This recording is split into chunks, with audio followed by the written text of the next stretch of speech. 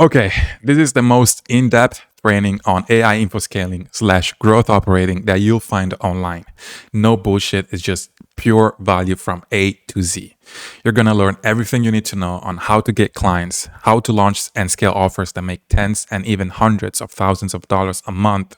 And I'm also gonna show you exactly how to set up all the backend automations that you need to run a successful high ticket offer and to run a successful low ticket offer.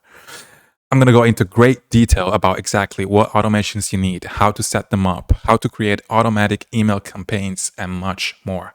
So I really suggest that you pay full attention to this whole video. I don't know how long this video is going to be. I just know it's going to be a long one. It's going to be hours long. So to get the full value out of this video, I suggest that you are alone in a place where you have no distractions and where you can focus 100% on this video for the next few hours. So if you're watching this on your phone, I suggest that you turn off your phone and you watch this video from your laptop, because that way you're going to have less distractions. All you need while watching this video is your laptop, of course, and a notebook, because a notebook and a pen, because you're going to want to take notes. Trust me. I'm spitting so much value in this video. So the reason why I want you to be completely focused on this video for the next few hours is because I know this video can change your life. I'm giving you so much value for free, and I know that if you implement everything that I'm going to teach you in this video, your life can change in the next few months. So if you're an action taker and you're a go-getter but you lack direction on, or maybe you're a little bit confused on exactly how this business model works and what you need to do to succeed, then you won't be confused anymore after watching this video. I promise you that. So I've been working on this video for over a month, and it's full of practical steps, not just theory, not just bullshit. It's full of practical steps that you can implement today and start seeing results as fast as possible.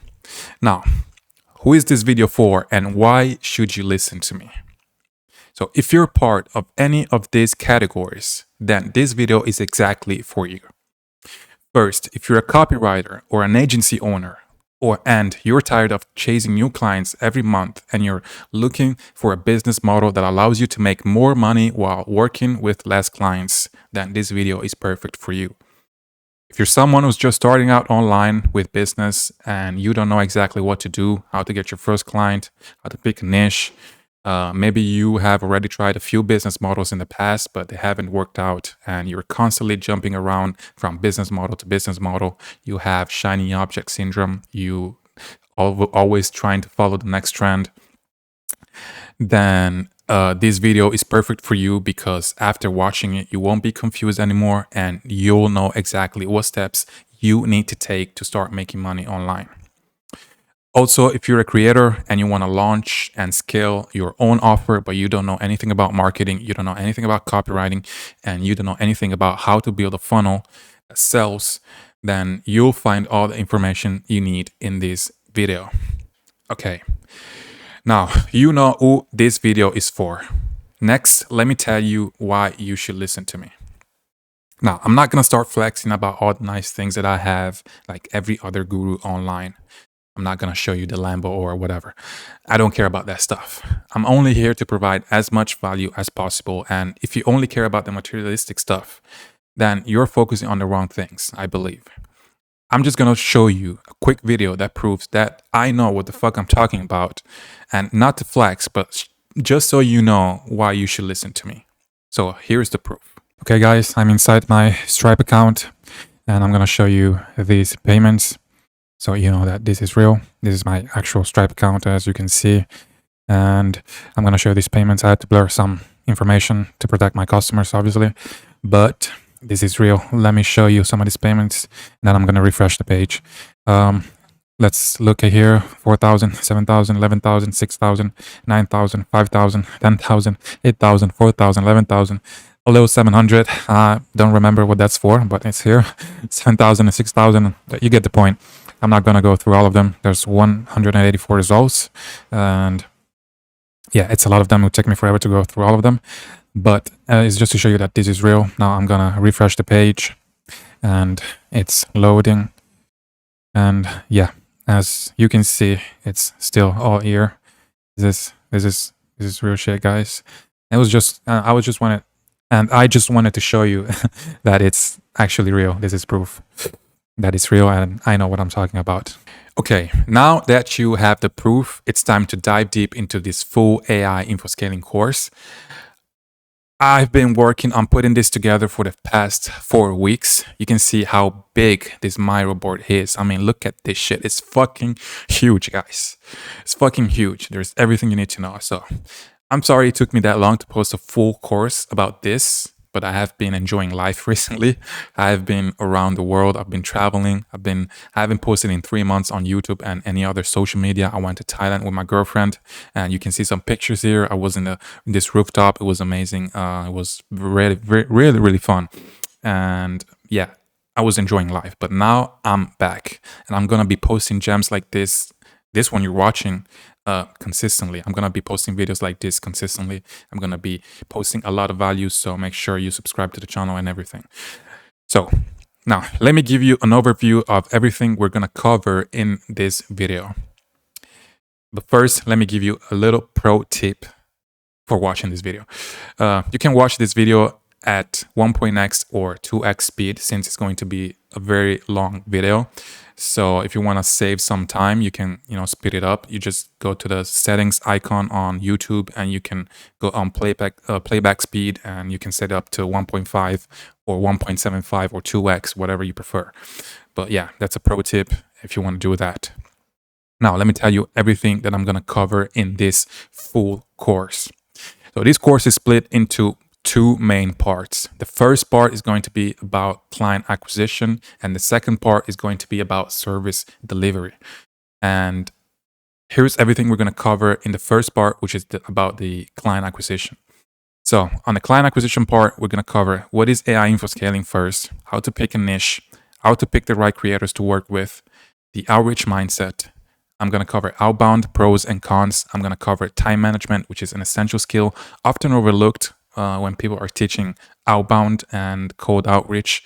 I'm going to cover how to track data and quotas. I'm going to cover the ramp period, what outreach really is, the warm-up strategy, the email messages, the DM strategy, the loom strategy, how to structure your looms, the follow-up strategy.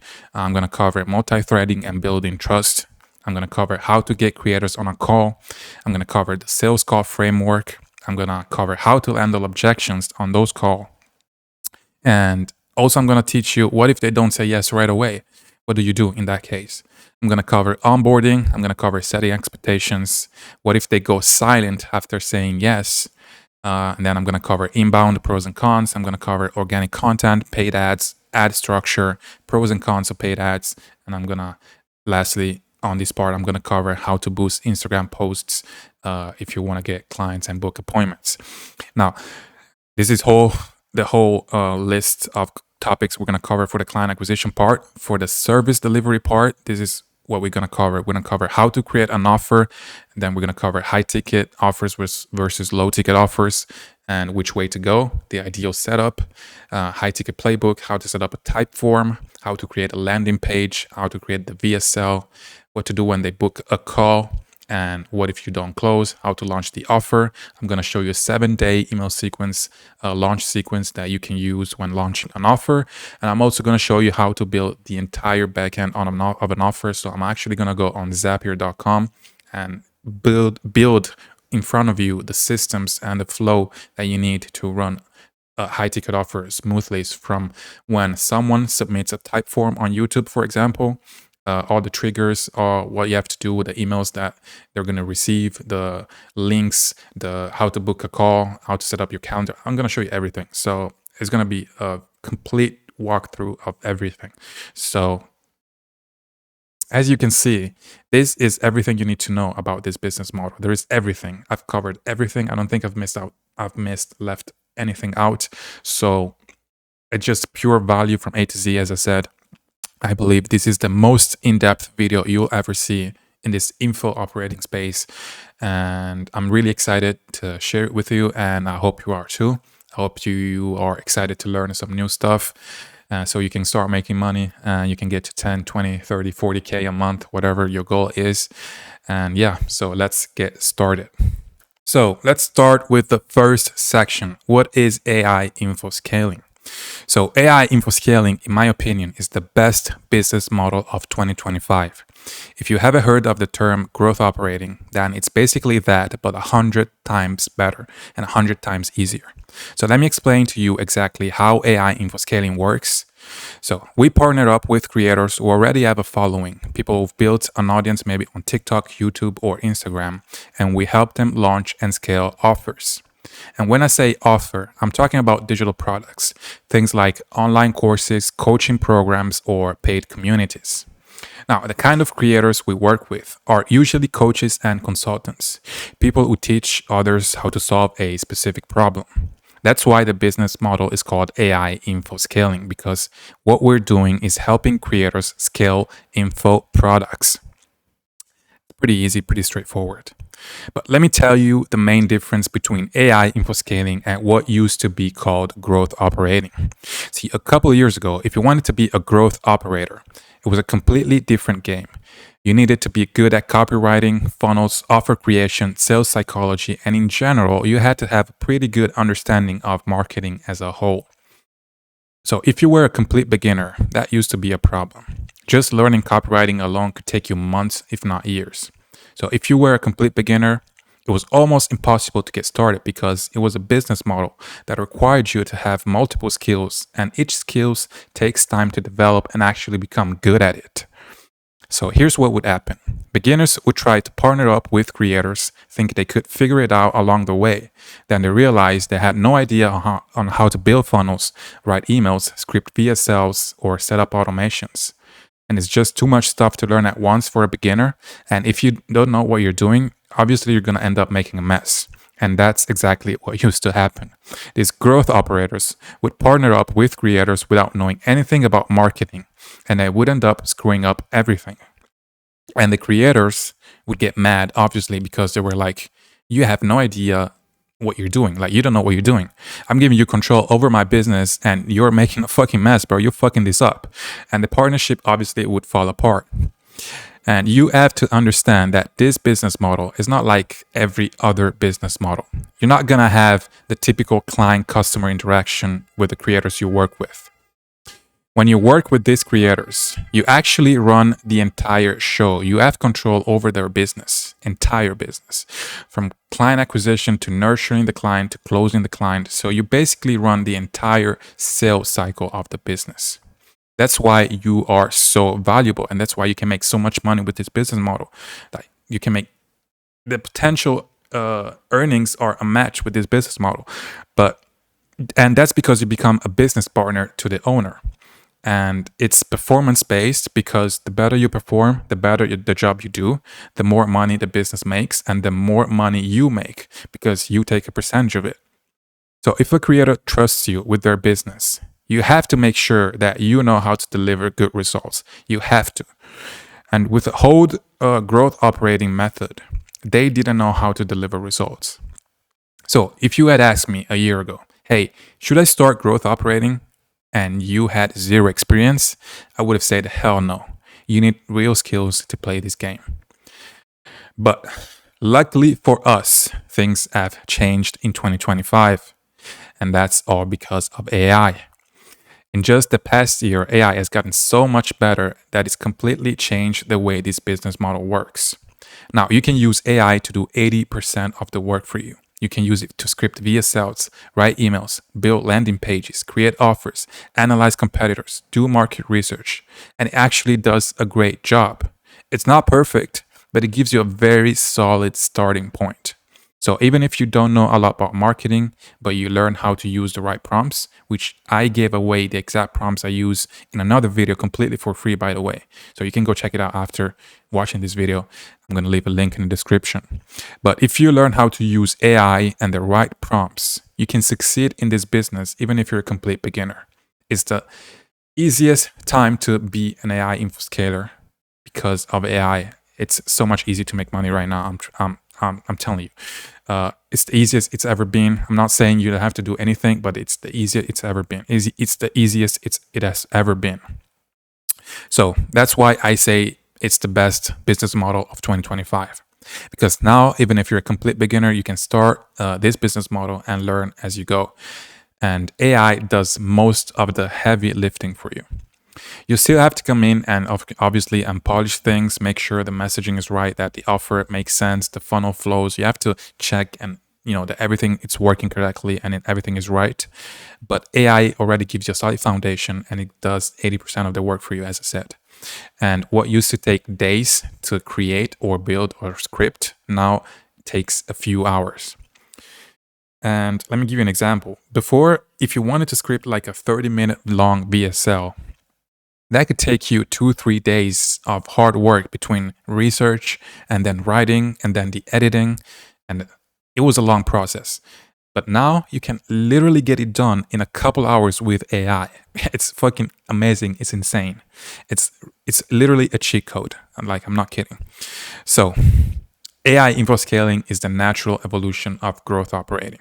The concept is still the same. We partner up with creators who already have an audience. We help them launch and scale offers, and we get paid to do it, and we take a percentage of the revenue.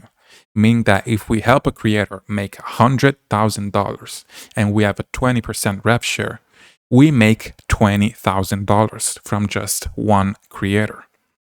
The only difference now is that we use AI to do 80% of the work for us. That's why I say this business model is the easiest and fastest way to start making money online right now in 2025. And by the way, I just saw a video by Iman Gadzi, whatever, and it was talking about this business model exactly. He calls it AI shadow operating or something like that. And he posted the video like a couple days ago. And so Iman Gadzi is talking about this business model right now. And a lot of people are going to start looking at this business model. So if you don't want to miss the opportunity, I suggest that you start taking action right now, because in a few months, a lot of people are going to be aware of this business model. Right now, there's not a lot of people who are aware about this business model. And if you want to be one of the first to start taking advantage of this era where you can easily partner with creators and start making money, build the funnels and do everything for them, then this is the right time. Because I've been talking about this business model for the past, I don't know, a few months, 5-6 months, I don't remember. And yeah, I think there's very few creators talking about this business model. There's very limited amount of information. This is one of the most in-depth trainings that you'll find online about this business model. So I suggest that before Iman Gadget start releasing full courses about this business model, you start taking action now. I don't know. That's just my take on it. You do whatever you want, but yeah, that's my advice. Whatever. Yeah. Where was I? Yeah. As I was saying, AI changed the game, and right now you have a small window of opportunity to take advantage of it, because before everyone else catches on. So now you have a solid understanding of what AI infoscaling is, and now we're gonna move to the client acquisition part, the biggest part of this course. I focus so much on client acquisition because it's the most important part. If you don't have clients, you don't have a business, you don't have money, you don't have cash flow. So I really spend a lot of time trying to make sure I put everything you need to know about client acquisition. So I'm going to teach you everything you need to know to sign your first creator in the next 30 days. We're going to cover everything from how to pick the right niche to, how to pick the right creators to work with and the best outreach strategies. And I'm going to talk about outbound leads and inbound leads and much more. So let's get started. So how to pick the perfect niche. Now, listen, everyone online is telling you to go after the same niches. You already know what niches I'm talking about. The usual crypto, YouTube automation, copywriting, SMMA, dropshipping, etc. Everyone tells you to go after the classic BizOp niches. And if you don't know what BizOp is, it just means business opportunity. So the BizOp niches are all the make money online niches. And I'm not going to lie to you. These niches are great. There's a lot of money to be made. They're hot. They're profitable. So I'm not going to sit here and tell you to avoid them. You can 100% go after those niches if you want to. But the problem is that they are extremely competitive and everyone goes after the same niches. Everyone chasing the same few creators, everyone using the same outreach templates, everyone sending the same messages that all start with, "Hey bro, love your content. Quick question. Can I help you?" It's all the same fucking copy paste garbage. So yeah, you can go after those niches if you want to, but just know that you're stepping into a very competitive space. And if that creator is already doing 10, 20K a month, they probably already have a system, a funnel, a landing page, a VSL, email sequences. So chances are that they don't need someone to come in and help them with all the backend operations. They don't need someone to build everything from scratch. So your only shot at breaking in is to find some kind of gap in their business. You have to find something that they're either not doing or that they could be doing a lot better. So what you have to do is to get your foot in the door first. You find a problem they have and you help them fix that problem.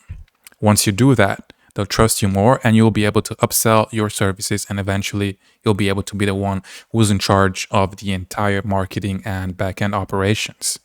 So yeah, that's what you got to do. But sometimes before you do that, you're going to have to, gain their trust first, obviously, because nobody's going to hand over their business to you if they don't trust you and you have no proof, no case studies, whatever. And if you think about it, if you're a business owner, would you give control of your entire business to a stranger and give them a percentage of the revenue if you've never worked with that person before and they don't have case studies or proof to show that they actually know what they're talking about? Probably not. You wouldn't do that.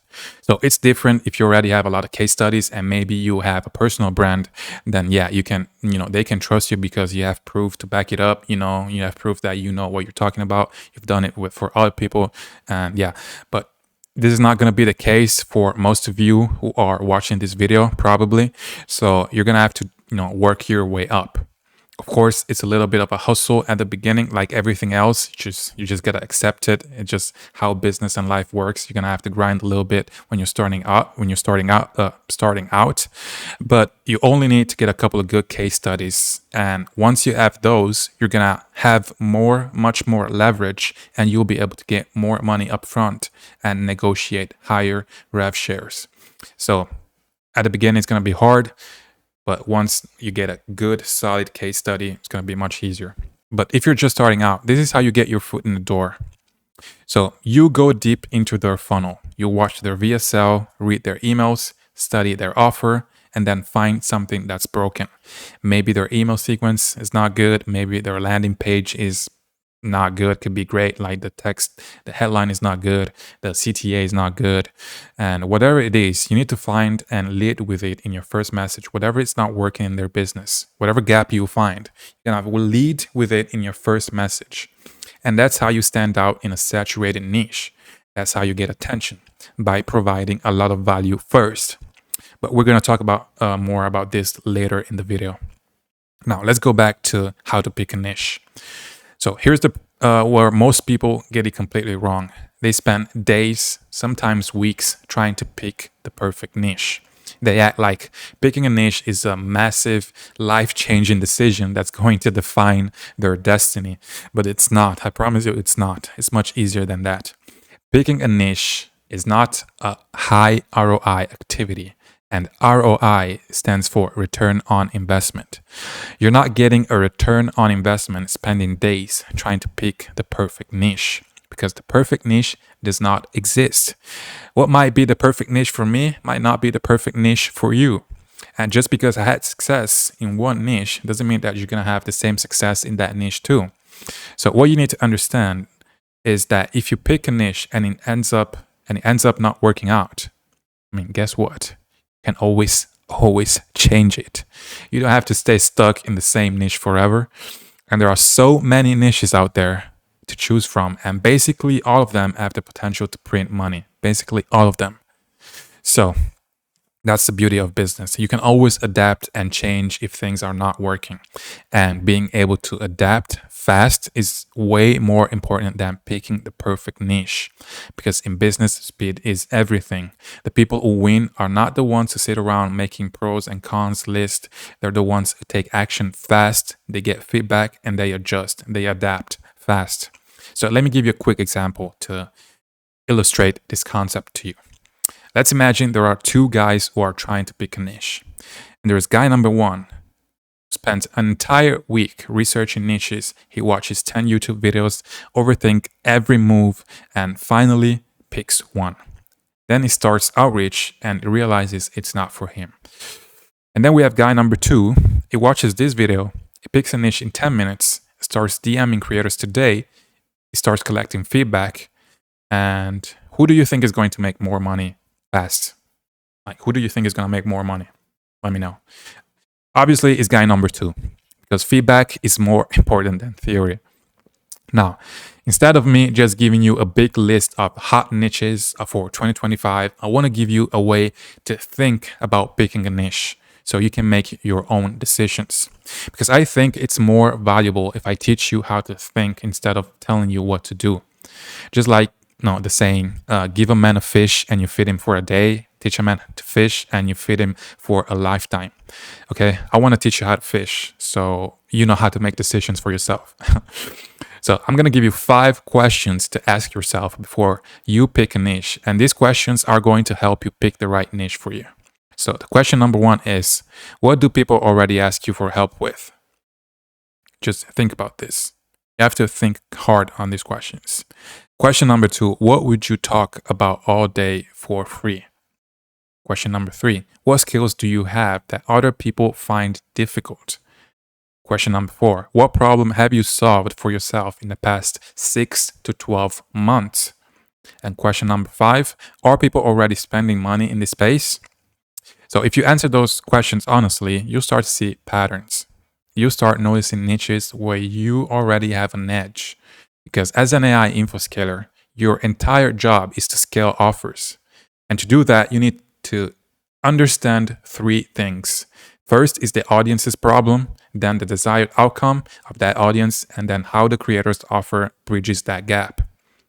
So that's it. That's all you need to understand. So if you already have some knowledge about the niche, or at least you care about it, it's going to be so much easier to create offers that actually convert. So let me give you an example. I'm gonna use one of my passions, which is music production. And let's say you're into music production. You know the audience, you understand their struggles, you've been there. And I used to be a music producer, by the way. I used to post beats online, but yeah, that's a little fun fact about me. Let's get back to it. You do a great helping a music creator sell a course on making beats or mixing vocals or on how to get placements. But if you pick a niche like golfing, for example, like me, I don't know anything about golfing, and you've never touched a golf club in your fucking life, for example, you don't know anything about golfing, and you have no interest and you don't care at all about golfing, then you're gonna have a hard time writing a VSL or a landing page, writing copy in general, because you don't give a shit about the topic. So I'm not saying that you need to be an expert in that, music production or whatever the topic niche that you choose, but you need to care a little bit. If you have an interest in that niche, it's much easier and, better, less stressful to write VSLs, emails, landing pages for that, niche. And if you're interested in the topic, you'll be willing to learn more, and therefore you'll be able to do a better job. And if you do a better job, as I said before, if you remember, this is a performance-based business model. If you do a better job, that means that you make more money. So now I know some of you are probably thinking, but what if there's no money in my niche? And I want to tell you 2 things. First, there's money in basically every niche.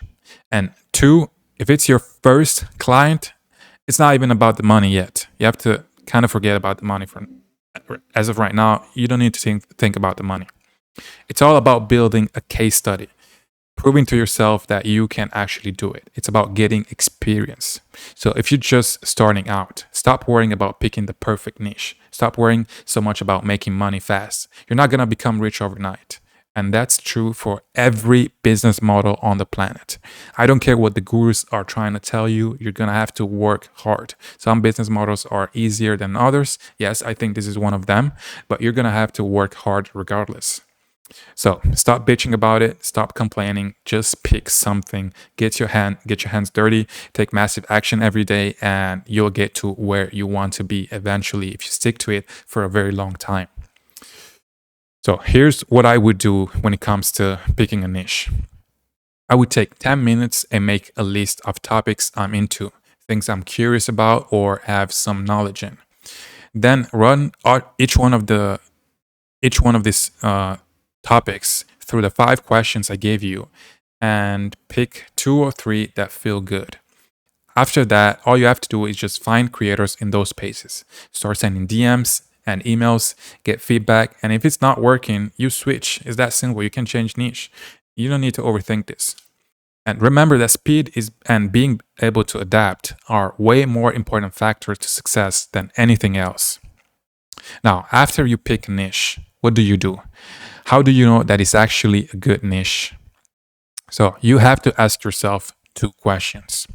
1, does this niche solve a specific problem? And 2, is there real market demand?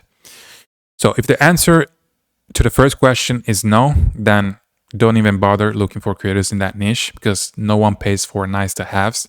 People pay to solve a pain. So if the niche you choose doesn't solve a specific problem, don't waste your time on it. Now, let me give you an example. If you find a vlogger who sells merch, I mean, that's cool, but that doesn't solve anything. It doesn't solve a real problem, real specific problem to someone. Yes, merch is nice to have, but it doesn't solve a specific problem. That's why it's so much harder to sell. But if you find a creator teaching divorced dads how to get back into shape, to get back in the dating market, that's a clear pain point. That's much easier to sell, and people are willing to pay thousands of dollars for that. So ask yourself, what problem does this creator solve? And do people want that solution badly enough to pay for it? And that's how you identify profitable niches. And one more thing when it comes to niches, don't stop at fitness or self-improvement niche. Those are macro niches. They are the, overall broad niches. They're very broad. You have to go deeper. If you look inside the self-improvement macro niche, you're going to find a lot of micro niches. Like, for example, how to overcome procrastination. Or in fitness, if you go deeper, you'll find micro niches like postpartum fitness for new moms. Weird stuff like this. And when you niche down correctly, you're going to find niches that no one else is looking for, and you'll have much less competition. Sometimes the weird little sub niches are the ones that print the most money, and no one is going after them. So, meanwhile, everyone else is busy fighting over the same, BizOp creators, make money online, gurus or whatever. You don't have to do that. You just need to think a little bit differently. You can take 10 minutes, pick a few niches, and start reaching out, start getting feedback. You don't need to overthink it. Don't wait to be perfect. Just take action. Okay, now you know how to pick a niche, and the next step is to find the right creators to work with. And this is a very, very important part that is often overlooked because you think that everyone is a good prospect, but they're not. You don't want to work with everyone. You have to qualify your creators before you reach out to them. And I'm going to explain how to do all that in this next part. So, how to pick the right creators to work with and how to qualify them. There are a lot of ways to find creators to partner up with, but you'll find most of them on social media. And technically, you can find creators on any social media platform, but in reality, there are only 2 that I consider the best ones, and they are Instagram and YouTube. Personally, I don't even look at the other ones. Every client I have landed came from one of those 2. And I do not use TikTok, I do not use Twitter or X, whatever. I do not use LinkedIn. And I'm not saying there's anything intrinsically wrong with any of these other platforms. You can potentially find good creators in any one of them. But I'm going to explain to you why I think YouTube and Instagram are the best ones. So, in my opinion, YouTube and Instagram usually have higher quality audience, and YouTube is the best one overall, but second place is IG. Now, what do I mean when I say the audience is higher quality? It means that YouTube and IG users' brains are not completely fried. I've noticed that people who only use TikTok, their attention span is completely fucked. Like, they can't focus for more than 15 seconds on anything. And even though it's true that in general attention spans are much lower nowadays, I think TikTok users in particular are the worst. And if you don't know, and you don't want to work with creators who only have an audience on TikTok, because I can almost guarantee that it's going to be almost impossible to sell anything, especially when it comes to high ticket offers. And our main goal is to partner up with creators and help them launch and scale high ticket offers.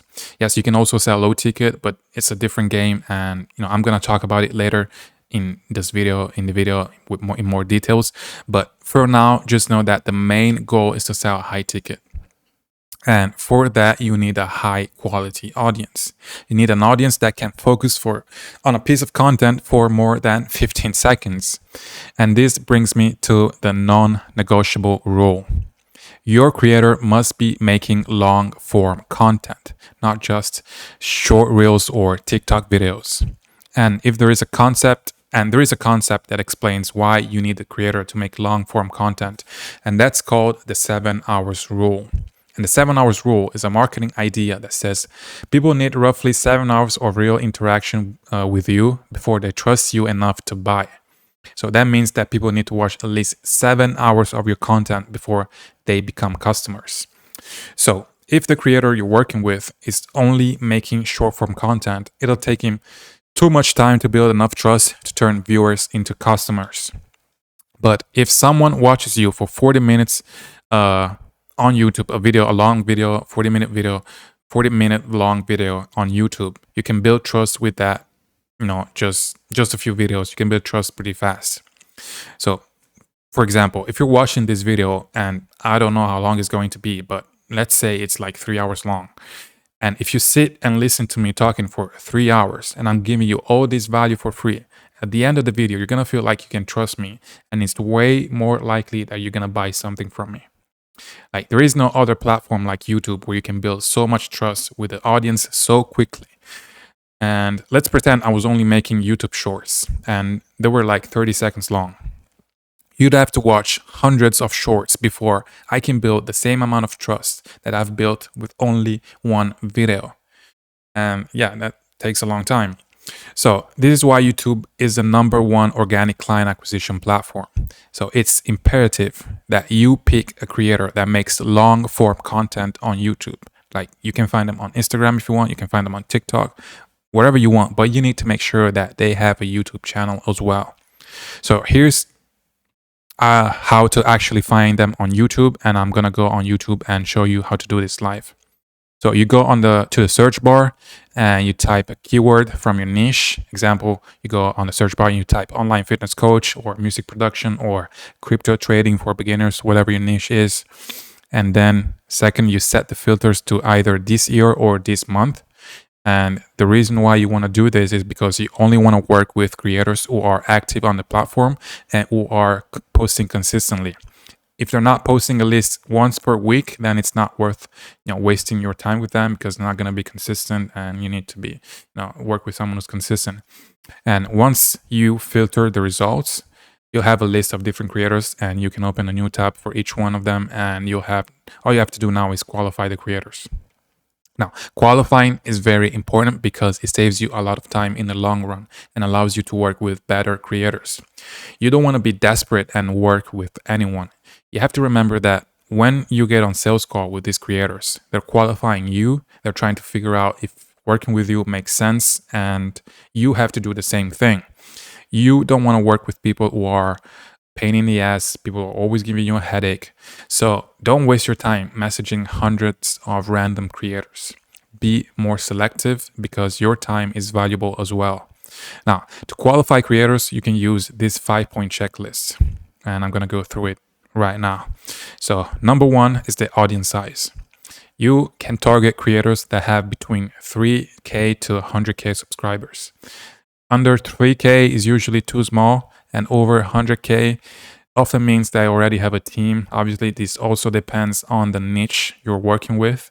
So if it's a biz up niche, someone who has like 3,000 subscribers is probably already making a lot of money, probably already making over 50K a month if they're doing anything, things correctly, and if they have a high ticket offer.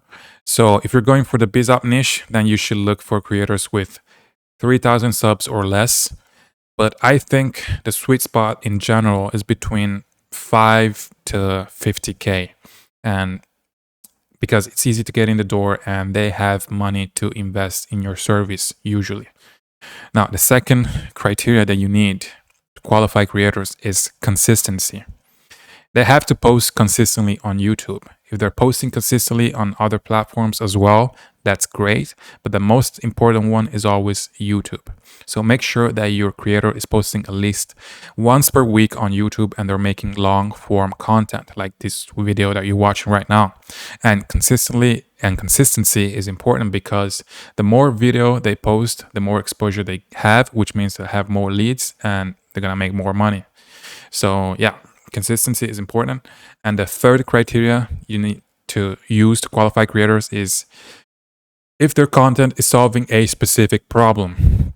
Like I said before, if the creator is making generic vlog content or generic lifestyle content, that you're not going to be able to sell it to his audience because the content is not solving a specific problem. It's just entertainment. It's nice to watch, it's fun, but people are not going to buy from you if you're just making this type of content. The content has to solve a specific pain point of the audience. Like, for example, you're watching this long course that I made for a specific reason, which is that you want to make money online with AI infoscaling / growth operating. Or maybe you're a creator and you want to learn how to launch your own offer. So this video is solving a specific problem for you. You have to look for creators that make this type of content that you're watching right now. So I gave you this example before, and I'm going to give it to you right now as well. Teaching divorced dads how to get back into dating market is a perfect example of content that solves a specific problem. These divorced dads who watch this content, they feel the pain deeply because they got divorced and they have no idea on how to get back, start dating again. So that's an easy sell. So yeah, focus on finding creators that solve a specific problem. Now, the fourth criteria is offer status. So you have to check if they are already selling, if they're selling high ticket or low ticket. If they only sell low ticket, maybe they need a low ticket entry product. If they sell nothing, that's great. You can build the first offer with them. But either way, you're going to have to fill the gap. You're going to have to check what they're selling and fill the gap and, come in and help them do what they're missing. If they're missing a high ticket, you do that. If they're missing a low ticket, you do that. If they have nothing, you help them do everything. It's pretty simple. So yeah, that's it. And for the fifth criteria is they have a clear ICP. And the ICP, in case you don't know what that is, it stands for Ideal Customer Profile. And it's a detailed description of the type of customer who benefits most from and is most valuable to your business. So just to give you an example, the ICP for a creator who makes content for divorced dads who are trying to get back into the dating market would look something like this. It's a detailed description. So you have gender, male, age range between 35 and 55. Marital status is divorced or separated within the last 1 to 5 years. Children usually has 1 to 3 kids. Location, primarily USA, Canada, UK, or Western countries. Income level, middle or upper middle class. So it makes between 60 to 150K a year. Occupation, professionals, managers, small business owners, tradesmen, whatever. And then you have to have the pain points. You have to understand the pain points deeply. So the pain points for this type of creator that makes this type of content would be something like doesn't understand how to modern dating works, feels awkward or insecure talking to women after a long marriage. And their goals and desire could be something like regain confidence and masculine energy, learn how to date effectively in the modern world, and find a compatible partner without repeating old mistakes.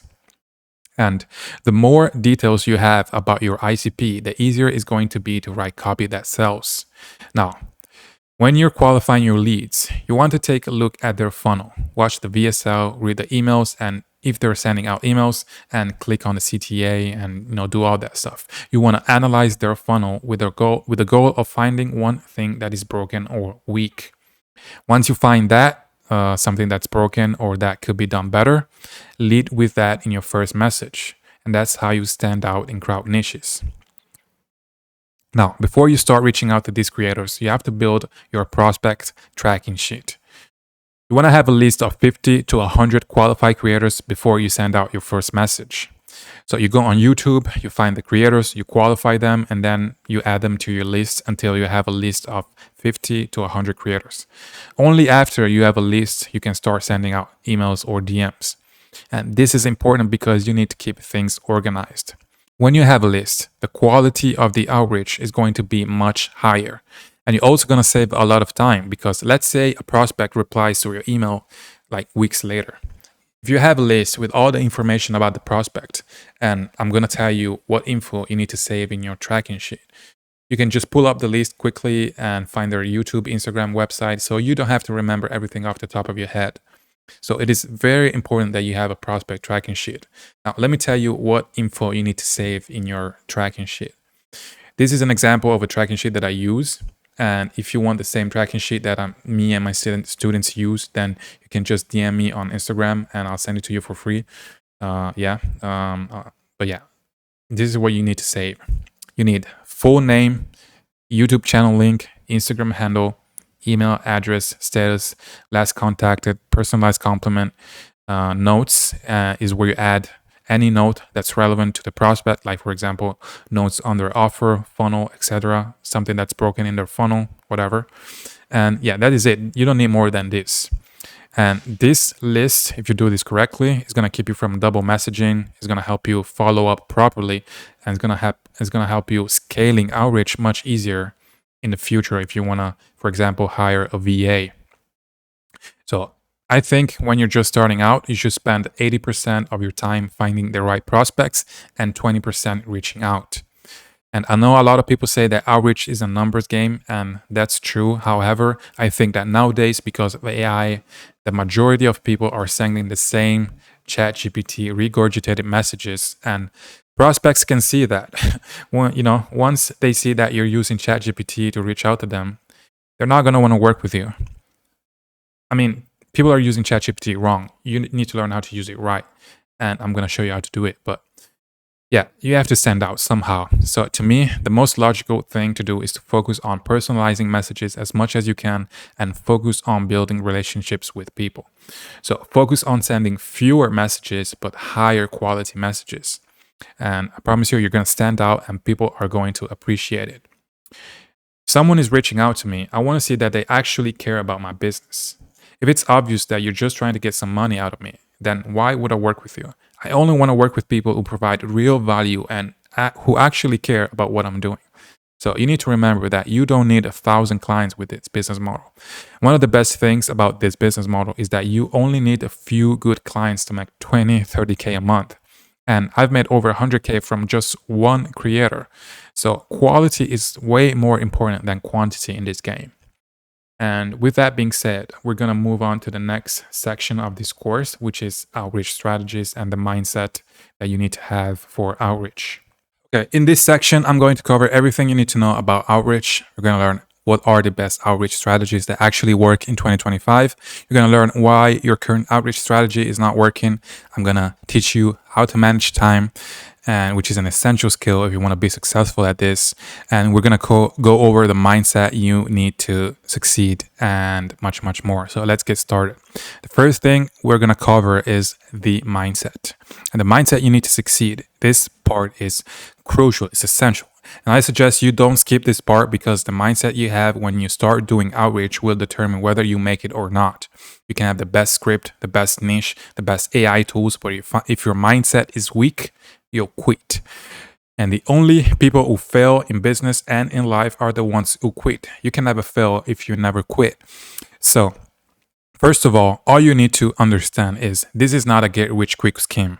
I know this business model is beginner friendly. I've told you it's beginner friendly. I know that AI, anyone can make it work and make a lot of money doing this. And that's all true. This is a great opportunity in 2025 to go after, but easy money doesn't exist. You're not going to magically become rich overnight. So I need you to understand this. Outreach is a grind. You're going to have to show up every day and do the work even when you don't feel like it. You're going to have to be disciplined and not just motivated.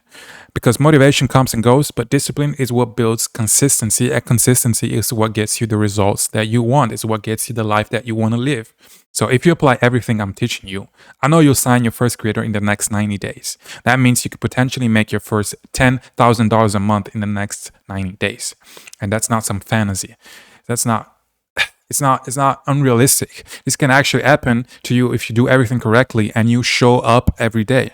The earning potential in this business model is unmatched. All it takes to change your life is one good creator.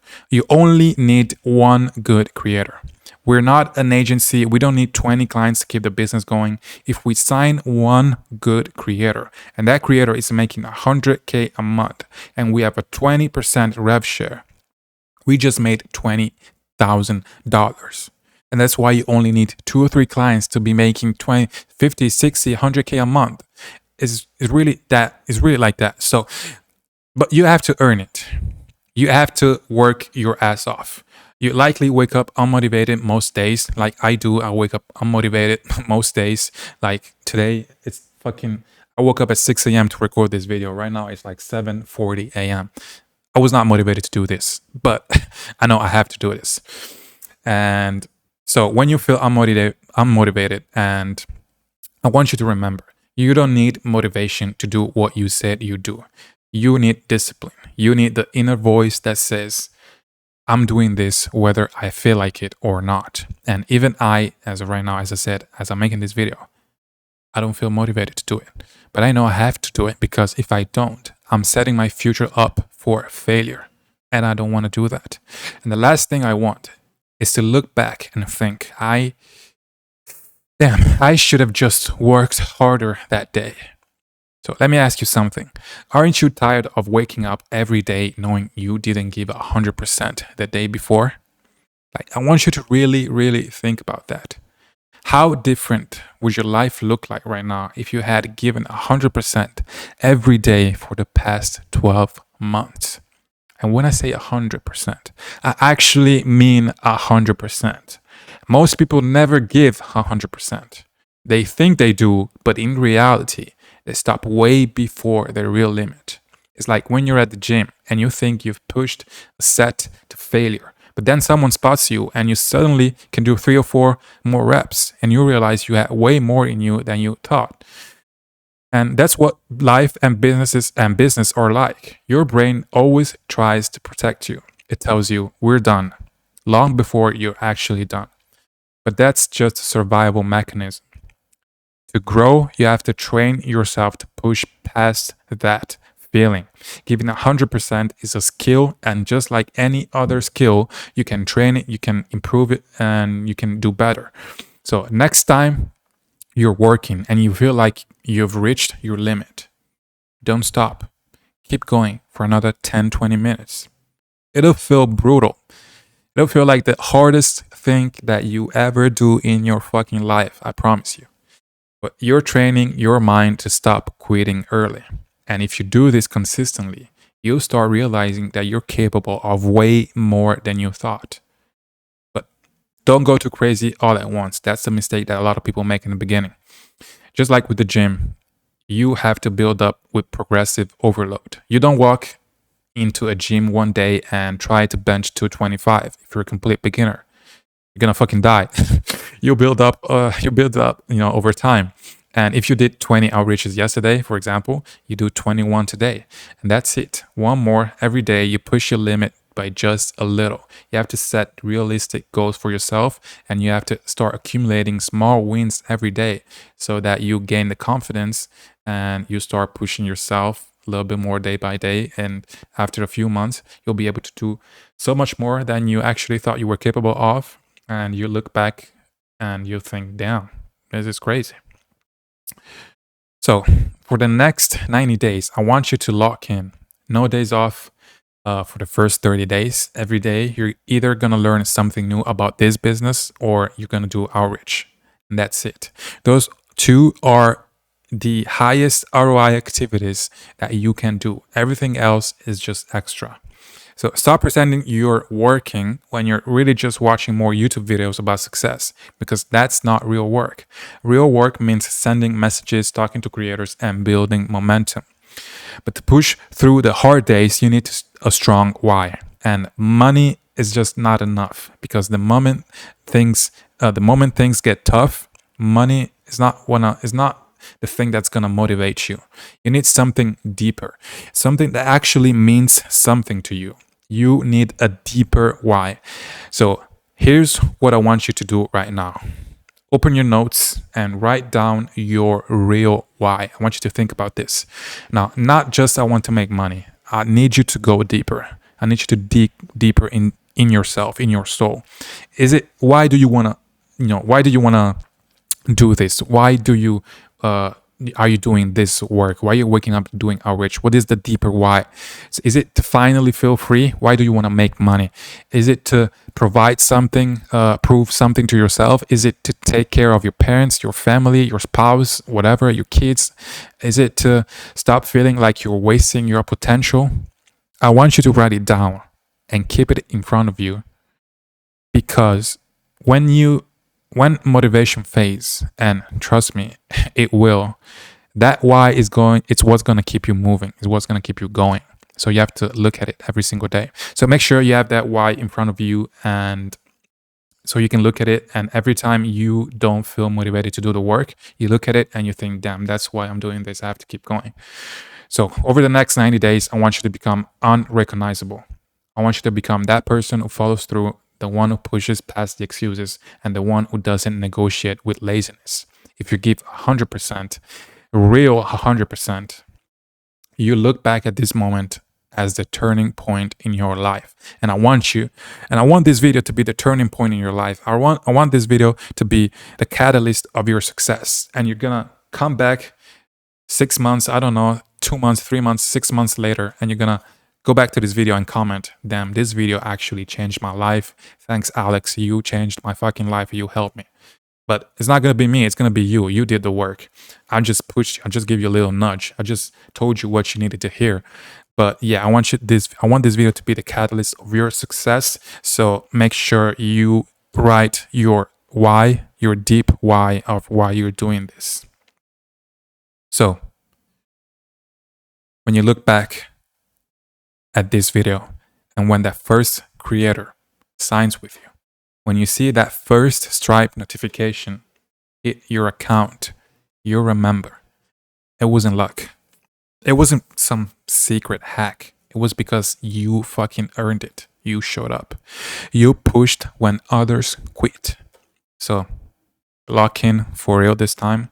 Give it everything you've got for the next 90 days. You'll shock yourself with how far you can go. And remember that going from 0 to 1 is the hardest part. Signing that first creator will be the hardest thing you'll ever do. But once you do, everything gets easier. So don't fucking stop. Okay, we're done with the mindset section. I hope that motivated you to go fucking hard. And with that being said, we're going to move on to the next section, which is outreach strategies and how are you going to get leads. Before I start showing the actual outreach strategies, you need to know that there are two ways to generate business leads. There is outbound and there is inbound. And if you don't know the difference, I'm going to explain it to you right now. I'm going to start with inbound and then later I'll go over it. I'm going to start with outbound and then later I'll go over inbound. So when we are talking about outbound leads, we are talking about you going to get the client. You're not sitting there waiting for people to find you. You are the one starting the conversation. You are the one showing up in their DMs, in their inbox, in their comments, and basically saying, hey, can I help you make more money? And outbound is proactive, is what actually gets you your first deal fast. This is why I like outbound for beginners, because when you're just starting out, you do not have the authority, you do not have the brand, you do not have the content everywhere. So no one is waking up in the morning thinking, I hope this random guy DMs me so I can give him money. That is not happening. In the beginning, you have to go to them. And outbound is basically you identifying a creator, qualifying them like we talked about, and then reaching out with a tailored message that shows you did your homework and you can improve something in their funnel. That is why the qualification part was so important, because if you qualify correctly, your outbound becomes 10 times easier because you know exactly what to say. Now, inside outbound, there are different channels, but for this business model in particular, it is mainly two, and they are Instagram DMs and emails. You can also do YouTube comments to warm it up, but DMs and emails are the main ones. Now, outbound has a few characteristics that you need to understand. First of all, it is a numbers game. I don't care how good your script is. Not everyone will reply. Some people are busy. Some people are not interested. Some people do not check their DMs. Some people already have a team. That is fine. Your job is to reach out to enough qualified people every day so that eventually you find someone that actually needs your help. That is why I told you earlier. This is a grind. If you send 5 DMs a week, do not complain that nobody is answering. Real outbound is like 20, 30, 40 messages a day. You also don't want to go over to the other extreme and send 100 messages a day because that's going to reduce the quality of your messages. So you need to find the right balance between quality and quantity. Now, another characteristics about outbound is that it rewards consistency. A lot of people get excited, send 15 messages one day, nobody replies, they get discouraged, they stop doing it, they give up, and then they fail. What I said before, you only fail when you give up, when you quit. So don't do it. And that's not how it works. Outbound works when you do it every day because follow ups stack, conversation stack, and you start catching people at the right time. So it's about timing. Today, they might not need your help, but next week or next month or 6 months from now, they might need your help. And if you provided value in your emails, then they're going to come back to you because they're going to be like, oh, wait, I remember that guy. A few months ago, he sent me like a VSL or an email sequence, or he sent me like a landing page for free, and it was actually pretty good. No, I need him right now. I'm going to contact him and I want to work with him. So that's why you need to provide value in your emails or DMs first. But if you're not consistent, you'll never find out. So make sure you do it every day because it compounds. Now, the third characteristics about outbound is that you have full control of the outcome, and that is the best part. With outbound, you are not depending on the algorithm. You are not depending on a video that going viral. You are not praying for traffic. You pick who you want to work with and you contact them. And you get to decide, I want to work with fitness creators, and you go talk to them. And the more you put in, the more you get out. So the more messages you send, the more people are going to reply to you, and the more conversations you're going to have, and the more deals you're going to close. So you are in control of the results. You have to put enough input if you want to see the output. It's all, and the input depends on you. You cannot control the output, but you can control definitely the input. So make sure you're putting the input every single day. And the last characteristics about outbound is that it builds skills, important skills. When you do outbound, you get instant feedback. You see what messages get replies, you see what angles flop, you learn how creators think, and you get on calls, you improve, you're learning a lot of stuff. And it's a great way of learning valuable skills that you're gonna need forever. You're learning how to get people's attentions. You're learning how to provide value. You're learning how to sell. So outbound is a grind, but it builds character and it builds a lot of skills. And these are essential, necessary skills if you want to be a business owner. So you have to do it. And one more thing, a lot of beginners make this mistake. They think, I will wait until I have everything perfect before I start messaging creators.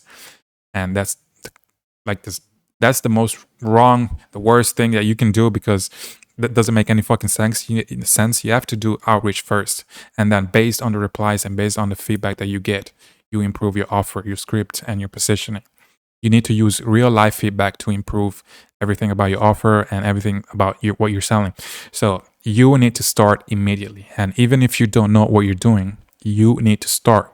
But if you're watching this video, then you're going to know exactly what you need to know. So you don't need to worry about that.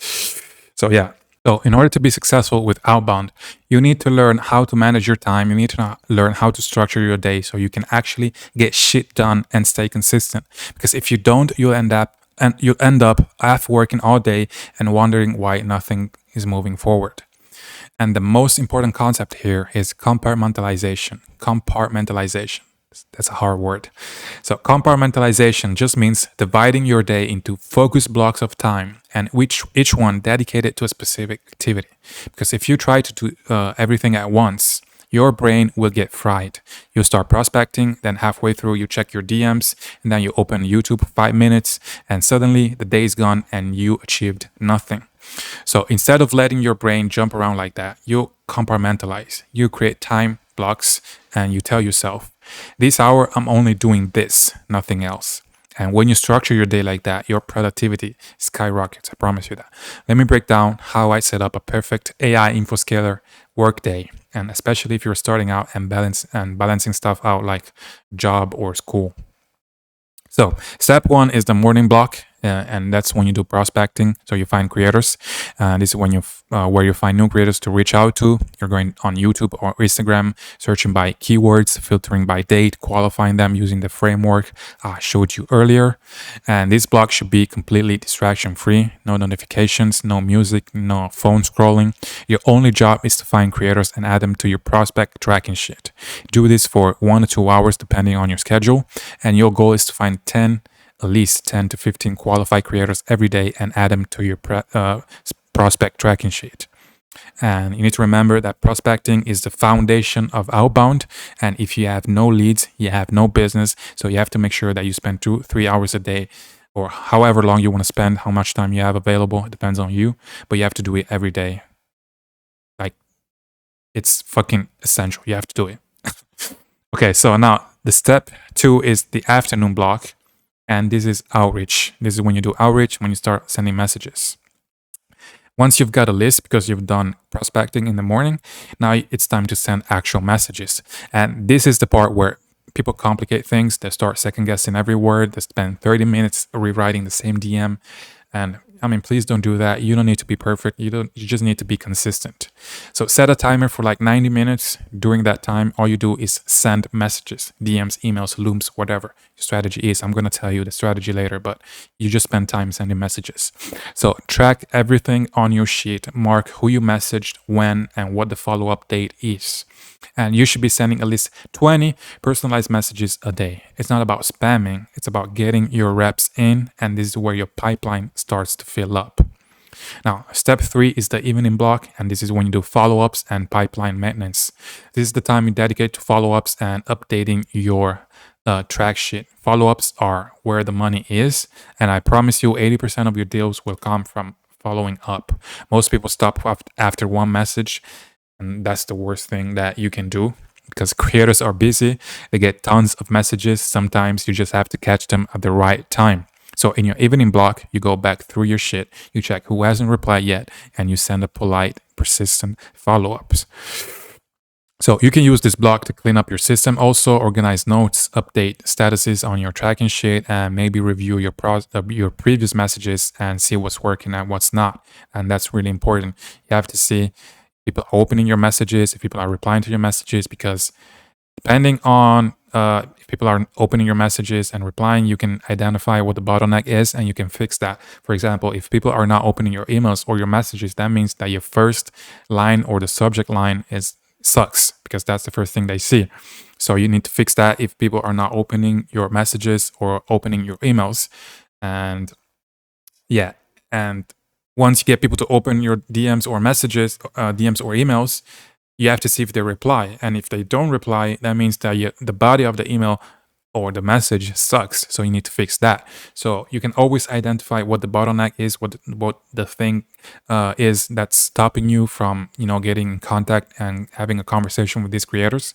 So yeah, spend time doing that a little bit. You don't have to go crazy on that. You can do it 10-15 minutes a day. You just review your past messages and see what can be improved.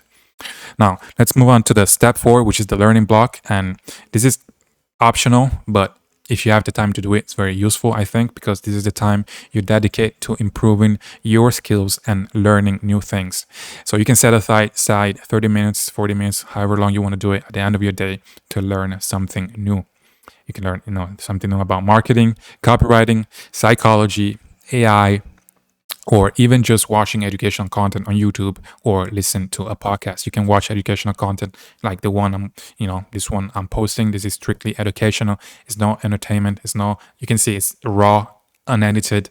It's just me talking and explaining, going over stuff and explaining things. So if you watch content like this all the time, that's good.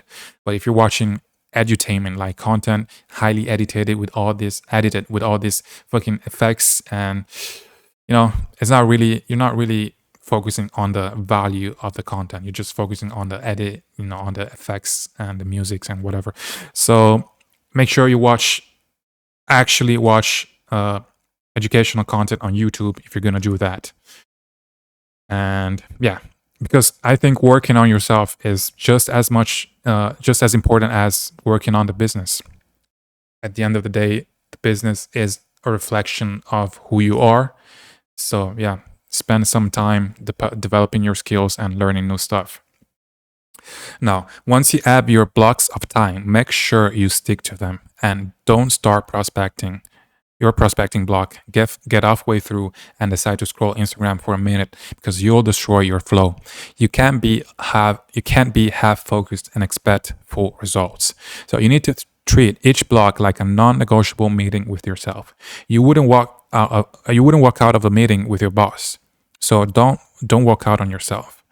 And the thing is, when you organize your time like this, you don't need to work like 12 hours a day to win. You just need 3 to 5 hours of deep, focused work every day. And it's real work. You have no distractions. And I promise you, if you do that, you'll outperform 99% of the people who work like 10, 12 hours a day, but they're on their phone like half of the time.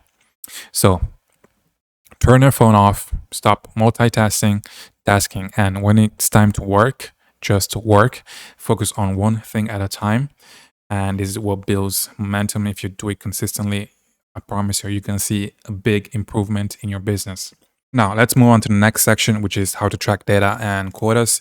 The most important thing when you're doing outreach is learning how to track your data. And this is the part that most people skip because they're too lazy to do it. And if you don't keep things organized and you don't track your data, it's going to be really hard to succeed in cold outreach. That's why you need quotas. And a quota is the minimum amount of work you commit to doing every day, every week, and every month. No excuses, no negotiations, just pure work, and this is what you have to do. And yeah, that is a quota. So here's how it works. So you have a daily quota, and this is your non-negotiable. The minimum number of outreaches you must send every single day. For example, 20 personalized DMs or 20 personalized emails every day. This is the minimum. You have to do it every single day. Then you have maybe a weekly quota. This is your checkpoint. And let's say your goal is 100 outreaches per week. So if you missed a day or fell short, you can catch up here. And then you have a monthly quota, and this is kind of the big picture, and it's your total number of touches for the month. And this is your proof that you're showing up consistently. If you hit your monthly quota consistently, that means that you're putting consistent effort. So if you slack on your daily quota, you make it up on your weekly. If you slack on your weekly, you catch up on on the monthly. And you have to treat it like a job because it is one, even though you don't have a boss, but it is like a job for you. So I want to give you an example. Think of how sales development representatives or SDRs work in big companies. I don't know if you know what an SDR is, but it's basically the person in a company that does cold outreach. So an SDR does everything from cold calling to sending cold emails to sending appointments, etc. So big companies like Salesforce, HubSpot, MasterCard, and many more hire people to do cold outreach. And that's another proof that cold outreach works, because if these big companies are willing to pay people to do cold outreach, it's because it fucking works. So if you thought that cold outreach is dead or whatever, it's not. It's still very possible to get clients with cold outreach. So SDRs in companies have quotas and KPIs that are tracked every single day. And if they don't hit their numbers, they get warnings. And if they keep missing, they get fired. It's very competitive. It's not an easy job, but sales is not easy. Nobody's gonna fire you here. You don't have a boss and you're your own boss, but you need to treat this business like you have a boss. Because if you don't, you'll end up firing yourself from your own potential, and you won't get to live the life you want, the freedom, the travel, the money, the independence, because you never built the discipline to hit your own numbers. So you need to become the kind of person who doesn't need a boss to keep them accountable. That's what separates winners from everyone else. So if your goal is to make 10K a month, then you have to earn it. And that means showing up every single day like your future depends on it. Because it actually does. It fucking depends on it. So set your quotas up, write them down, track them daily, and hold yourself accountable like your life depends on it. Because the truth is that your life fucking depends on this. If you don't do the work, if you don't hit your quotas, that you're not going to live the life that you want. You're not going to have the car that you want. You're not going to have the house that you want. You're not going to be able to provide for your family, for your girlfriend, whatever. You need to hit your quotas every fucking day. No fucking question about that's period. Like, you have to do it. Stop coming up with excuses. Stop being a little bitch.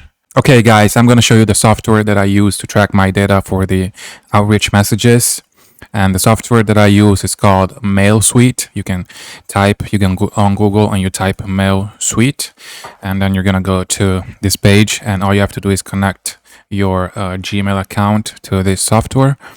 Now, there is a free version and there is a paid version. Both are fine. If you have the money to spend, you can pay for the paid version. It's a little bit better, but if you're just starting out, the free version is fine. It's totally fine. You can use that. But this software allows you to track if the prospects open your emails, and if you can see here, you can do campaigns or you can send individual emails, and it's going to tell you the open rate. And as you can see here, I've sent a lot of emails, and it tells me the open rate 38%, 44%. This one were 58%, so pretty high. And basically, it also tells you, if you click on one of these campaigns, it also tells you how many times the prospect opened your email. So if you can see here, this particular prospect opened this email 4 times. This one opened it 10 times. So that's a good sign. If a prospect open your emails more times, that means that they're interested. So if you see that they open your emails a lot of times but they don't reply, it's good to follow up as soon as you can, because it means that they're interested. They're just thinking about it. So you can just send another email, follow-up email, and provide some more value to convince them to reply to your email and get them on a call. So this is the software that I use. It's pretty easy to use. It's pretty straightforward. And yeah, it doesn't track the reply rates, unfortunately. You're going to have to do that manually. And I'm going to explain how to do that in the text below this video. And then you're going to have to track the reply rates by yourself, but it's pretty easy. And I'm going to show you how to do that. So that's it for this video. Go install this extension on Google Chrome. And yeah. Okay, now let me tell you another concept that no one is explaining to you. At least I don't see anyone else in the info space explaining it. So the concept is the ramp period. And the ramp period is the time it takes to start seeing results. So every SDR in every sales company has one. When they start a new job, the company gives them like 30 to 60 days to ramp up and to learn the product, to build their pipeline, and to start closing deals. And it's the exact same thing here. Your first 30 days are your ramp period. You're building your pipeline from scratch, you're learning, you're testing your outreach, and you're figuring out your systems. And yeah, it's going to feel like a grind, but you'll be doing a lot of work without immediate results, but that's part of the process. You're planting a seed that will pay off later. The first month is not about closing deals. It's about filling your pipeline. And the second month is where those follow-ups and connections start to convert. And by the third month, if you've been consistent, you'll start closing your first creators. And that's the game. That's how sales work. If you ever worked as an SDR or if you ever worked in sales, you know how it works. It's like this. So you have to accept the fact that for the first period, when you're starting out, you're not going to see the results immediately. It takes time to build your pipeline. It takes time to start conversation with prospects consistently. And some people ramp up faster than others, and maybe some of you will take just a couple weeks to sign your first creators, and that's great. But if that's not you, don't worry. You're just starting out and you have to keep going. And if you already tried outreach in the past and it didn't work for you, I know for a fact that you didn't do everything that I'm explaining in this video. I know you didn't compartmentalize. I know you didn't give yourself enough time to build your pipeline and ramp up correctly. And I know you weren't consistent enough. Maybe you did it for a couple weeks and you gave up, because I can guarantee that if you do everything that I'm explaining and if you do everything correctly, it's impossible that you won't sign a creator in the next 2 or 3 months. It's fucking impossible. Like, there's no way. So just fucking do everything I say and stick to it until it fucking works. You just have to stick to it for a long time because once your pipeline starts compounding, that's when you start making fucking money. But it will never compound if you're not consistent. And it only happens if you push through the ramp period without quitting. And the people who stick it out for 90 days at least always win. And the ones who quit after day 27 never even make it to the fun part. So treat this like your ramp period. Show up every day, hit your quotas, build your pipeline, learn from feedback, adjust your messages, your subject lines, the body of your messages. Because once you find the system, once it clicks and your systems start flowing, then you realize that you've built something that can change your life forever, and it will if you're consistent. Okay, now let's move on to the actual outreach part. So you've got your list of 50 to 100 qualified prospects. You did the groundwork, and now it's time to move on to the fun part. And that part, that's the part that actually makes you money. This is where most people either quit or either make it or quit. So outreach is where everything starts to come together. It's the moment you go from researching creators to actually talking to them and starting conversation, building relationships, and closing deals. And this is where the real game begins. Now, a lot of people have the wrong idea about outreach. They think outreach means sending a bunch of messages. That's not outreach, that's spamming, and spamming gets you ignored. So, outreach, I'm going to tell you what it actually is about getting attention, building curiosity, and creating trust fast. It's about writing something so specific, so relevant, that the person on the other side can tell you're not just another random person trying to sell them something. You can do this through email, through DMs, or both. Personally, I prefer email because it looks more professional and it's easier to track and it gives you more room to write. But that's up to you. You can do only email, only DMs, or a mix of both. I think a mix of both is the best thing. But the process and the psychology behind this are exactly the same. Now, before I give you the actual templates, I want to make sure that you understand the framework behind every great outreach message. Because when you understand the why, you never need to rely on templates again. You'll be able to write your own messages that sound natural, confident, and tailored for any creator in any niche at any level. So, your outreach message has one job, and that is to get a reply. That's it. You're not trying to close the deal on the first message. You're not trying to explain the whole system. You just want to start a conversation because once you get a reply, that's where the real selling begins. Now, most people mess this up because they try to do too much. They send huge paragraphs that no one reads. They talk about themselves too much or they sound like everyone else. And your job is to make it easy for the creator to say, okay, this person actually gets it. This person actually understands my problems. So here's how you do that. Every outreach message you send should follow this structure. First, grab their attention. Second, you show them you're a real person. Third, highlight the pain point or the gap. Four, show them what's possible. Five, give value upfront. And six, make it easy to respond. And that's the formula, and it works every fucking time. Now, let's go through it step by step. The first step is to grab their attention. So if you're sending an email, this means your subject line. If you're sending a DM, it's your opening sentence. The reason most outreach fails is simple. No one even opens it.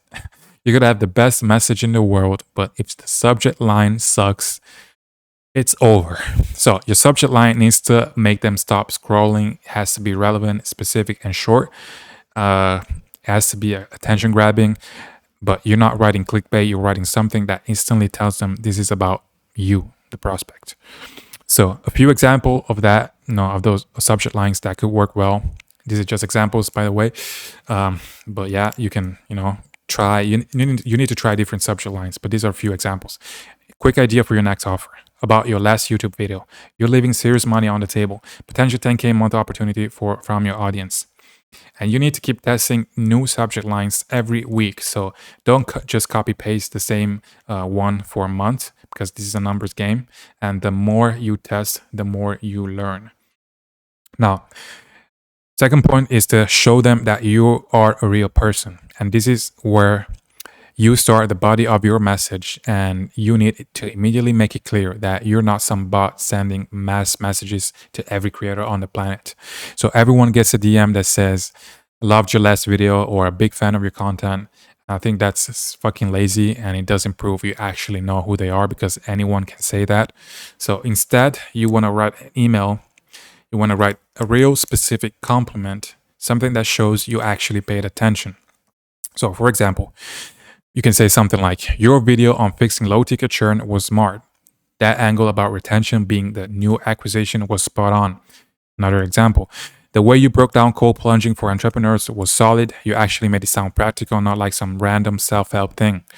Another example, "Saw your video on building business credit. Your CTA was strong, but I think I can help you double your conversion rate on it." These are just examples, but you see how specific they are. And that's how you sound real, and that's how you sound like someone who actually pays attention. Now, I know what you're thinking. That takes time. It's a lot of work, but it's not really, because you can use AI to speed this process, and you can literally paste a few other YouTube script videos on or Instagram captions into ChatGPT and say, "Write me 3 specific compliments about this creator's content." And just like that, you're gonna have personalized compliments ready to go, and you can stand out from the crowd of people who don't do that, because I promise you 99% of people are not doing this. And yeah, but I'll show you how to do this live right now. I'll go on ChatGPT and show you how to write personalized compliments with my prompts that I'm going to give you completely for free. And yeah, let's do it. I'm going to show you how to use AI to write extremely personalized compliments that you can use when you're reaching out to creators, because as I said, the way to go in 2025, I think, is extreme personalization. So writing extremely personalized outreach messages, because everyone is using ChatGPT, everyone is using the same copy paste fucking garbage messages outreach, and they all sound the fucking same, and no one puts in the effort when it's actually so fucking easy, because we have AI, and AI does basically everything for us, but people are still lazy when they use AI. So please don't be lazy when using AI. I'm going to show you how to use it to actually write an extremely personalized compliment. It actually takes like 5 minutes, maybe. It's so fucking easy. I'm going to show you guys. I'm going to switch here to my fucking screen. Let's fucking go. So basically, you want to go on the YouTube, the creator's YouTube page. And in this case, I chose KJ Riney. I guess you guys maybe know him. Is the copywriting non-guru of YouTube. And shout out to KJ. And what you want to do is basically choose a couple of the creators' videos, and I'm gonna choose maybe this one. I'm gonna open it in a new tab. I'm gonna choose this one. I'm gonna open it in a new tab. And what you do is you go on the video and you scroll down, you click on more, and then you click here on show transcript, and it's gonna give you the whole transcript of the video. What you're gonna do is you're gonna copy the entire transcript. You're gonna copy it. You're gonna go to ChatGPT. You're gonna paste it, and then put some dashes. You're gonna go to the other video that you opened, and you can do it with as many videos as you like. I'm just gonna do it with 2 because, for the sake of the video, to make it faster. But if you use more videos, is actually better, so you have more options. But yeah, I'm gonna go to the second video. I'm gonna go on more, show transcript. I'm gonna go here, do the same thing. I'm gonna copy this entire thing. Scroll down. Let's go. You're gonna copy this whole thing. Copy, ChatGPT, paste, and then all you have to do is use this prompt that I'm giving you for free. It's not complicated at all. And this prompt says, "I have attached a few YouTube scripts from a creator. I want you to read the scripts and come up with 10 hyper-personalized compliments that I can use as an opener for my outreach message. I'm a growth operator, and I want to sign this creator and help him launch or scale his offer by running his entire marketing and backend operations." And you can make it more advanced, more fancy. You can add more stuff, but this is pretty solid. I'm just gonna copy this prompt. I'm gonna go ChatGPT, paste it, and hit send. And it's basically gonna give me 10 personalized compliments that I can use. And these are gonna be extremely relevant because I pasted the YouTube script, so it's gonna take the content and extrapolate the content and come up with actual real compliments as if you spent time watching his videos, even though you didn't. Because before AI, if you wanted to personalize the outreach, you had to actually spend time watching the content or studying whoever you were trying to reach out to. So, but we have AI now, and you have to use it. And yeah, look at this. It gave me 10 personalized compliments. Yeah, basically you can go read through these fucking compliments, and you can choose the best one. You can change it, switch it a little bit. You can add your own spin to it, make it more unique or whatever. But yeah, this is a solid start, solid base. And yeah, this is what you should do if you want to personalize the outreach without wasting hours trying to study the creators, watching his content, and doing all that stuff. So yeah, this is how you do it. Let's move on. Okay, now that you have your personalized compliments without having, you know how to write personalized compliments without having to spend hours watching their content. And now that you have their attention, you need to point out the gap and the thing they're missing that's costing them money. So you're not criticizing them, you're just diagnosing and you're showing them what's possible. So here's a few examples. You can say something like, "You're posting amazing long form content, but I notice you're not funneling viewers into any kind of offer." Another example, you're selling high ticket coaching, but you're not capturing all those people who can't afford your main program. Another example, you build an engaged audience, but you don't have a system in place to monetize them consistently. You don't need to overcomplicate this part, just show them what's missing in their funnel, in their business, and in a calm and confident way, and without sounding pushy or salesy. You're just presenting the information. You're just adding value to their business. Now, number 4 is show them what's possible. And now you show them the pain already, and now you have to show them the dream and what life could look like if they fixed that gap. So you want to make it real and measurable. So don't just say make more money. Give them a clear picture. And here's a few examples of things that you could say. You could easily add an extra 10 to 20K a month by building a low ticket community and running your followers through it. Another one, you could double your revenue in 60 days, but just by optimizing your funnel and adding a few simple automations. Or you could monetize your audience without posting more content just by setting up a proper backend. These are just examples. You're not selling hope, you're showing an opportunity and you're making them think, damn, this guy, I think he knows what he's talking about. It might be helpful. And then number 5, you need to give value first.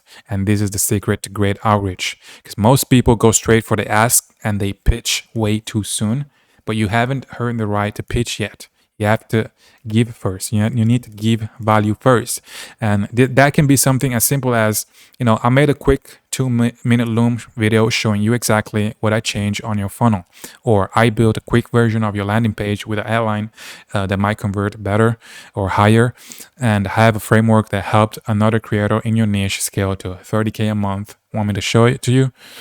And this is how you lead with value, and people listen and you immediately separate yourself from everyone else in their inbox. Then you have to make it easy to respond. You should never end your message with something like, "Can you do a 30-minute call tomorrow?" Because it's too much, it's too soon. They don't know you. They don't know you yet, so that's too much of an ask. That's too big of an ask. You want to remove as much friction as possible. So your CTA should be something so simple that it almost feels rude not to reply. And here's a few examples. You can say, "Want me to send it? The Loom video or whatever it is that you're sending to add value to their business. Want me to show it to you? Should I send Loom? Open to a quick 10-minute brainstorm." You see, these are easy CTAs. They don't require the prospect to put a lot of effort into them. It's easy to respond and you're not forcing it. It's just an invitation, and that's what good outreach does. You don't have to sell on your first message. You just have to start a conversation that leads to a sale. Now, if you really want to stand out and increase your reply rate, there's one more thing that you can do even before you even send your first message. And that is the warm-up strategy. And it's very simple. Before you send a DM or an email, spend 5 minutes engaging with their content, follow them, like 2 or 3 of their posts, leave a real comment, maybe even reply to a story. So when they see your message, you're not just some stranger, you're a familiar name they've seen your name multiple times. So someone who already, give them attention before asking for anything. So then you start your message with, hey, I saw your video on that topic. And that part where you said that specific thing really stood out. And that builds trust instantly. It's such a small detail, but it makes a big difference because 99% of people are too lazy to do it. And if you do it, you're going to stand out. So that's the full outreach foundation. And next, we go into the actual examples, messages, and both email and DM versions. So you can start sending real messages today. And after that, we'll go all in into the Loom strategy, where I'll show you how to send personalized Looms at scale using AI. All right, now that you understand the outreach framework, it's time to put it all together. And this is where we take everything, the psychology, the structure, the mindset, and translate it into real messages that you can actually send. So you can do this either by email or through DMs. Personally, I prefer emails because it looks more professional and it's easier to track, and it lets you attach your Loom right in the body of the message. But DMs work too. I know plenty of people who have a lot of success on DMs. I've had success in the past with DMs. So it's all about what you're most comfortable with. And the strategy is the same no matter where you send it. So the goal of your outreach message is simple: to get them curious enough to reply or click on your Loom. That's the primary goal. You're not trying to pitch them everything you do. You're not trying to explain your entire system. You just want to open a door and start a real conversation. And remember, this message needs to feel like it was written for them and not to sell them. And creators can smell fake interest from miles away. So the more specific, real, and relevant your message is, the better your chances of getting a response. Now, here's an example of an email that you can send to a prospect. So, subject line could be something like, quick idea for your next offer. You're leaving serious money on the table about your last YouTube video, found a 10K month opportunity in your funnel, something like this to get their attention. Now, the body of the email, this is the email, the actual email that you send. And remember, this is just an example. I don't want you to copy this exact email. I'm just giving you an example so you can take inspiration from it, but you have to twist it and make it, unique by adding, a little bit of your personality and your flavor to it. So this is an example. Hey, name. I came across your YouTube channel or Instagram page earlier today, and I've got to say, you're doing a great job. Your content is solid, especially that video you made about that specific video or topic. You're clearly someone who actually knows what they're talking about, and that's rare these days. I did notice something though, and please don't take this the wrong way. I think you're leaving some serious money on the table. You've already built the hard part, attention and trust, but from what I can tell, you don't seem to have a high ticket offer / low ticket community / backend system, whatever you're trying to sell, to capture the people who are already ready to buy from you. I made a quick 2-minute Loom video breaking everything down and showing you exactly what I do if I were in your shoes. It's 100% free, no pitch, no gimmicks. I just wanted to show you what's possible with the audience you already have. If you want me to send it over, just reply send it and I'll drop it here. Appreciate your time, and then you put your name. And that's it. You can keep it short, it's real, and it's relevant. You're giving them a reason to reply without overwhelming them. It's easy. Once they reply send it, that's when you send your Loom. And you're going to learn how to record that Loom in the next section. But for now, just focus on getting people to open the door. And now let's talk about the DMs. Now, most of you are sending DMs that scream sales pitch from the first line. And you say things like, hey bro, help creators make an extra 10K a month using AI. And then you wonder why no one replies. And the truth is that outreach on DMs is not like email. DMs are more personal. They're where creators talk to their friends, fans, and their people they trust.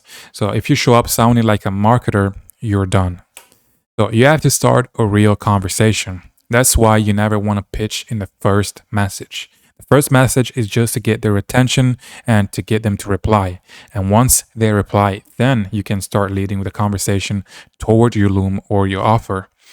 And you have to think of it like dating or talking to a girl. You don't propose on the first date, or you don't ask a girl to go out on the first message. You have to build interest first. So step 1 is the icebreaker. And this is just to get the reply. Your first message should sound like, casual, natural, and specific. So you want it to feel like a genuine compliment, not like a setup. So you're basically saying something like, "Hey, I actually watch your stuff and I think it's dope." That's it, nothing else. You're just showing genuine attention without an agenda. So here's a few examples that you can use. You could say something like, "Yo, man, I saw your video on that topic. That part where you talked about that specific, that was actually really good." Another example, "Bro, that clip you posted about that topic hit hard. You explain it way better than 90% of people talking about it." Another example, you can use humor and you can be relatable. You can make a joke, whatever. You can say something like, "Man, your video on that topic made so much sense. I feel personally attacked." Laughing emoji, whatever. The important thing is that you keep it light, you keep it short, and you keep it real. And that's it for the first message that you send. Now you have to wait. Don't double text. Don't panic if they don't reply in 5 minutes. Once they reply, now you are in a conversation with them. And that's when you start moving them toward the value part. So, step 2 is the pivot. And once they reply, you need to pivot naturally. And the trick here is to make it feel like a smooth transition and not a switch from a fan to a salesman. You don't want to go like, "Hey, by the way, help creators make 10K a month." No, they're gonna block you probably. So don't do that.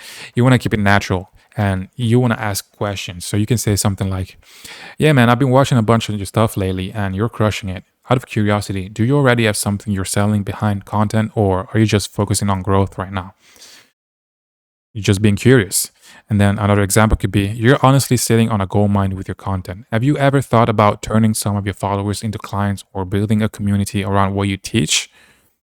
Just giving value. Another example, "You've got a super engaged audience. Are you monetizing them yet, or just keeping everything organic for now?" So in this way, you're not selling, you're just asking questions, you're just being curious about what they do with their business. And you're planting a seed, and there's something more that they could be doing. And the moment they show interest, that's your cue to move to step 3. And the step 3 is the offer. So you introduce the loom. Now, you've got permission to go deeper. They already reply, they're engaged, they're shown interest. So you need to come in with your value. And this is where you drop your loom. And this is an example of things that you could say. So if they're not selling anything yet, you could say something like, "Got it, that makes sense. I actually made a quick 2-minute loom showing you exactly how you could start monetizing your audience without posting more content. Want me to send it over?" If they're already selling high ticket, you could say something like, "Hey, yeah, I figured. I noticed you're only running high ticket though, right? I actually recorded a short loom showing you how you could add a low ticket offer that feeds into your main program and adds an extra 10 to 20K a month without more calls. Want me to send it?" And if they're only selling low ticket, you could say something like, "Yeah, it makes sense. I actually made a loom explaining how you could add high ticket backend for people who want more hands-on help. It's short, it's only 2 minutes. You want me to send it?" And the key is that last line, "Want me to send it?" That's your CTA, and it's low friction, it's friendly, and 9 times out of 10, they're going to say yes because you're offering free value that feels personalized. Now, step 4 is deliver and close. Now, once they say yes, that's when you send the loom. And after you send it, you wait a few hours or a day. And if they don't reply, you follow up with, "Hey, just wanted to make sure you got a chance to watch that loom I sent. Just curious to hear your thoughts."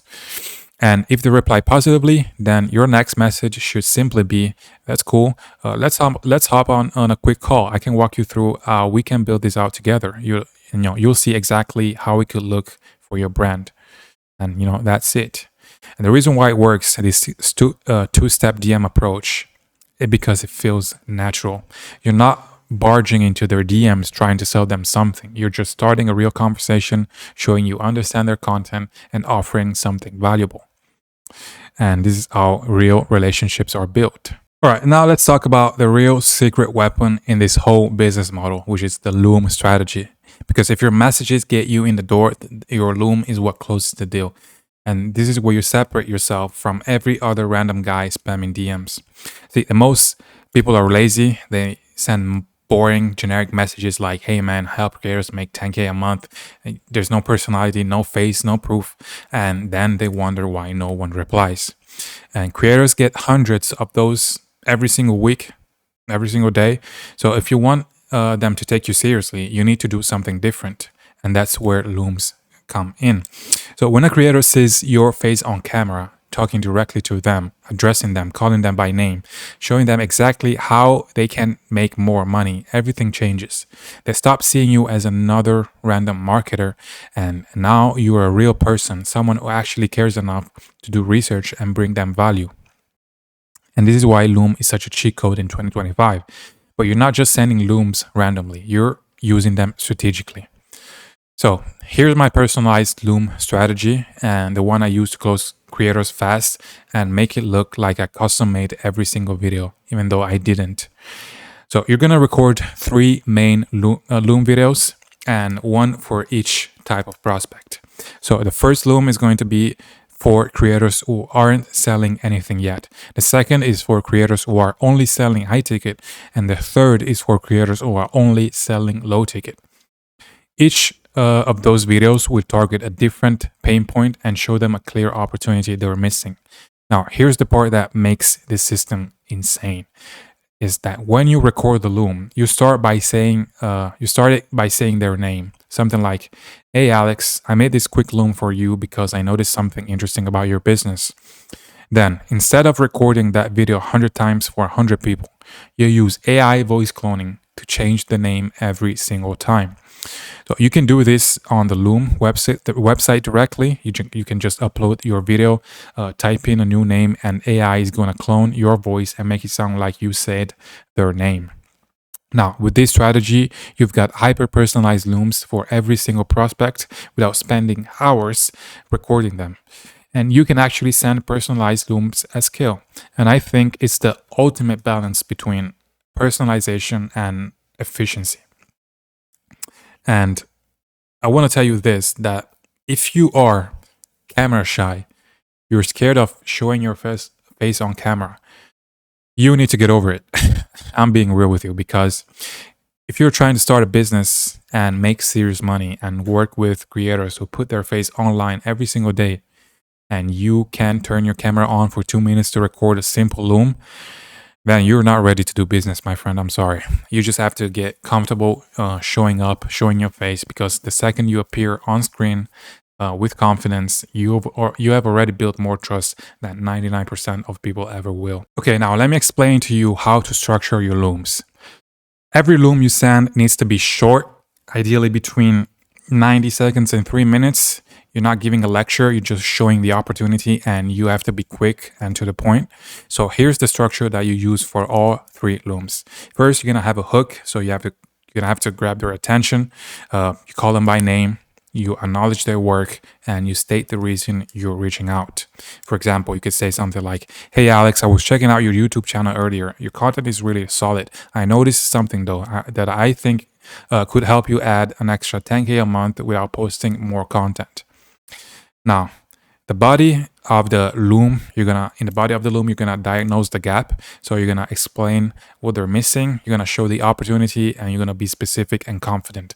No vague statements. And then you're gonna show them the framework. So give them value, share a quick breakdown or a system they could use. Maybe even show a slide or screen share of what you change. I use a Miro board to show the prospects the value that I provide, that I can bring to them, and I'm going to show you later how to do this actual recording of a Loom that I did, so you can take inspiration from that. And yeah, this is where you show your framework, and they go like, okay, this guy actually knows what he's talking about. And then you can show a mini case studies, and this is optional. If you have case studies, if you helped similar creators, you can mention it, but it's not essential. Don't worry if you don't have case studies. Just explain how your system works. And yeah, but at the end, you're going to have a call to action, and you want to keep it simple.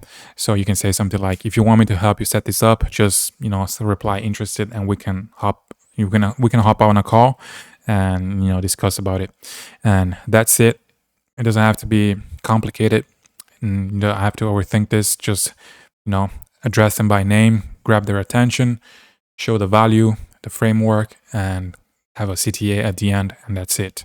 There are three looms you need. Now let's go through the three types of looms you'll record and exactly what to say in each one. So loom number one is for creators who aren't selling anything. So in the hook, you could say something like, "Hey name, I came across your channel and I've got to say your content is awesome. You're clearly providing a ton of value, but I noticed you're not really monetizing your audience yet." And then you could say, "Right now you're sitting on a gold mine. You already have attention and trust, which is the hardest part. But without an offer, all those views are turning into income. Are not turning into income. So you could easily be making 10 to 50K a month with your current audience by launching a simple info product, community, or coaching program." Then you add value and you show the framework, and you can say something. "If I were in your shoes, I start with a low ticket community to bring everyone together, then use that as a base to launch a high ticket offer later. I made a quick framework showing you how you could do that, and I'll show you in a sec." And then at the end, call to action. If you want me to help you set this up, just reply interested and we'll jump on a call and we'll see if working together makes sense. Now, loom number two is for creators who are only selling high ticket. And on the hook, you say something like, "Hey, name, I see you're killing it with your coaching program, mastermind, whatever. You clearly built something solid, but I noticed one thing, and there's a huge opportunity you're missing. You're getting a ton of traffic and engagement from people who want to work with you, but can't afford your 3 or 5K program. And those people are ready to buy, but they just need a smaller entry point. If you added a low ticket community or a $97 course, you could easily bring in an extra 10 to 20K a month without doing any extra calls. I'll show you in this loom exactly how you can position that low ticket offer as a feeder system for your high ticket program." And then call to action. "If you want me to build this for you and manage the backend, just reply and we'll discuss the details." Then loom number 3 is for creators selling only low ticket. And you could say something like this. "Hey name, I love what you built with your community course. That's a solid product and it's clear people are getting value from it, but you're leaving a lot of money on the table. Usually about 10 to 20% of people in your community would pay 10 times more for hands-on help. So if you added a high ticket offer for those people, you could literally double your income without getting a single new follower. Let's say you've got 500 members paying $97 a month. That's great. But if you just 10 of them paid $3,000 for a more personal offer, that's an extra 30K in revenue. If you want me to help you launch and handle all the entire backend for you, just let me know and we'll set up a call and we can discuss it." So now you've recorded your 3 looms for each prospect and it's time to send it. When it comes to sending the looms, you have 2 options. Option 1, you ask for permission before sending it. This is a little bit more respectful and it gives them a sense of control. So you can say something like, "Hey, I made a quick loom showing you exactly what I mean. Want me to send it?" And option 2, you send it straight away. And if you've already a few messages back and forth, or if your outreach is strong, you can drop it right in. But there is no right way of doing this. You can test both and see which one converts better for you. And the main thing that you have to remember is that the loom should always feel like a gift and not a pitch. You're just adding value. You're just giving free value. And the goal is, even if they don't want to get on a call with you, they need to come out of that loom with some value. They need to feel like, okay, I gained something from this interaction. That's the goal. So you're showing them what's possible and you're not begging for a sale. Now, here are some final tips for looms. You want to keep it under 3 minutes because people don't have time for long videos. You have to show your face, as I said. Don't be camera shy. Don't hide behind the screen. Share the whole time. Speak like a real person. Don't be too formal. Just talk like you're giving advice to a friend. And smile. Energy matters because people buy energy before they buy systems. So make sure you look confident. You're moving your hands. You're smiling. And as I said, use your hands when you talk because it makes you come across as more confident and natural. And don't make it sound like you're reading off a script. Like you can have a script, but don't make it sound like you're reading off of it and make it obvious that you're actually reading off a script. So yeah, memorize the script if you have a script and make it sound natural. Now, I'm going to show you some examples of looms I've recorded so you know what a good loom looks like, and I'll show you how to use AI to personalize those looms. So, how to automatically change the name at the beginning, how to make them sound like you re-recorded each one, and how to send them at scale without losing authenticity. So, let's get into it. Hey, John, thank you for taking the time to watch this loom. I'm going to make it quick because I know you're busy. My name is Alex, and I help creators like you in the self-improvement niche scale past 20, 30K a month. I was taking a look at your YouTube channel, and I think you're doing a great job. I think you're killing it. But I've noticed that you don't have some sort of high ticket service and you only selling a low ticket product. And I was wondering what's the reason for that, because you could easily add an extra 10K a month to your revenue if you had one-on-one coaching, because your content solves a specific problem for a specific audience. So I'm sure there's a lot of people who'd be willing to work one-on-one with you. Now, this is what I do for a living, and I want to show you real quick how you could be making an extra 10 to 20K a month by launching a one-on-one coaching offer. So basically, this is the process. We're going to redirect all your traffic from your social, Instagram, and YouTube to a landing page. And a landing page is something that looks like that. We have a headline and a VSL, and a VSL is a video sales letter. It's a 10 to 15-minute video where we explain how we can help the potential customer achieve the transformation that they want. And we're going to have a button here to book a call. Also, we're going to have a wall of results and testimonials to show proof that we can actually help them achieve that transformation. Once they're convinced, they watch the VSL and they see the testimonials and everything, they're going to click here to book a call, and they're going to be redirected to a Typeform page where we're going to ask them a few questions to basically qualify them and to see if they're a good fit for the one-on-one coaching offer. Once we see if they're qualified, basically, they're gonna book a call, and we're gonna have a quick sales call. At this point, they're basically already sold because they went through all the all the content, all the nurturing sequence. So they're gonna be basically sold at this point. And all you have to do is just close them and collect 2 to 4K. Now, in case we don't close them, we're gonna keep sending them emails, providing value and more testimonials. So basically, we get them to book a call again, and eventually we're gonna close them and collect the cash. On the landing page, we're also going to collect emails. So in case they don't want to book a call right away, we can send value and testimonials. So eventually we get them to book a call and close them and collect the cash. So this is the process. I've seen that your channel last month got 100,000 views. So I know for a fact that we can find 10 to 20 people willing to pay you 2 to 4K for a one-on-one coaching offer. And that's potentially $10,000 to $80,000 of extra revenue a month for you, just like that. Now, the best part is that I can set everything up for you completely for free, and you only pay me if you make money. So if I help you make more money, you just give me a little percentage, because I don't want your money if you're not making money. So John, if you're interested in my offer, you can book a call with me, and you'll see a calendar once you finish watching this loom. And yeah, thank you for your time. Okay, guys. So once you've created your Miro board explaining the process and everything, and you've recorded your loom, you can now personalize each loom by changing the prospect name at the beginning without having to record a new loom every time.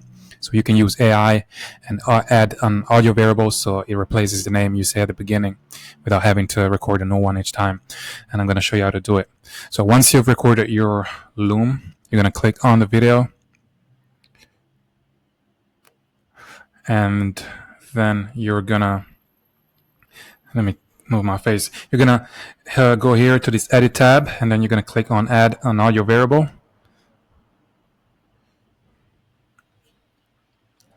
And in this example, in this loom that I recorded as an example, I'm saying the name John. I'm saying hey John at the beginning. You can hear.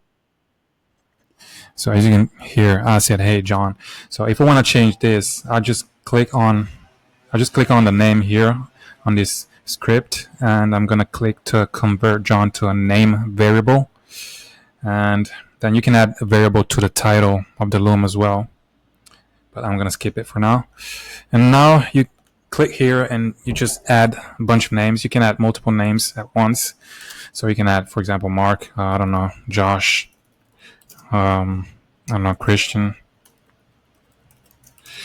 Alex, whatever. You can add multiple names, how many names you want, and then you can click on you can click on create for looms right here, and it's gonna generate 4 different looms. So it's basically gonna replicate the first video and change the name with the names that I've typed in that little space. So it's gonna generate 4 looms. Oh, hold on. I'm gonna have to wait a little bit because it's generating. Okay, now click on this one, and let's see here.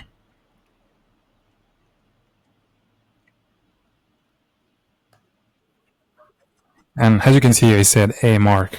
Let me slow it down because it's too slow. It's too fast. I mean, so as you can hear, it said mark, and let's click on this one.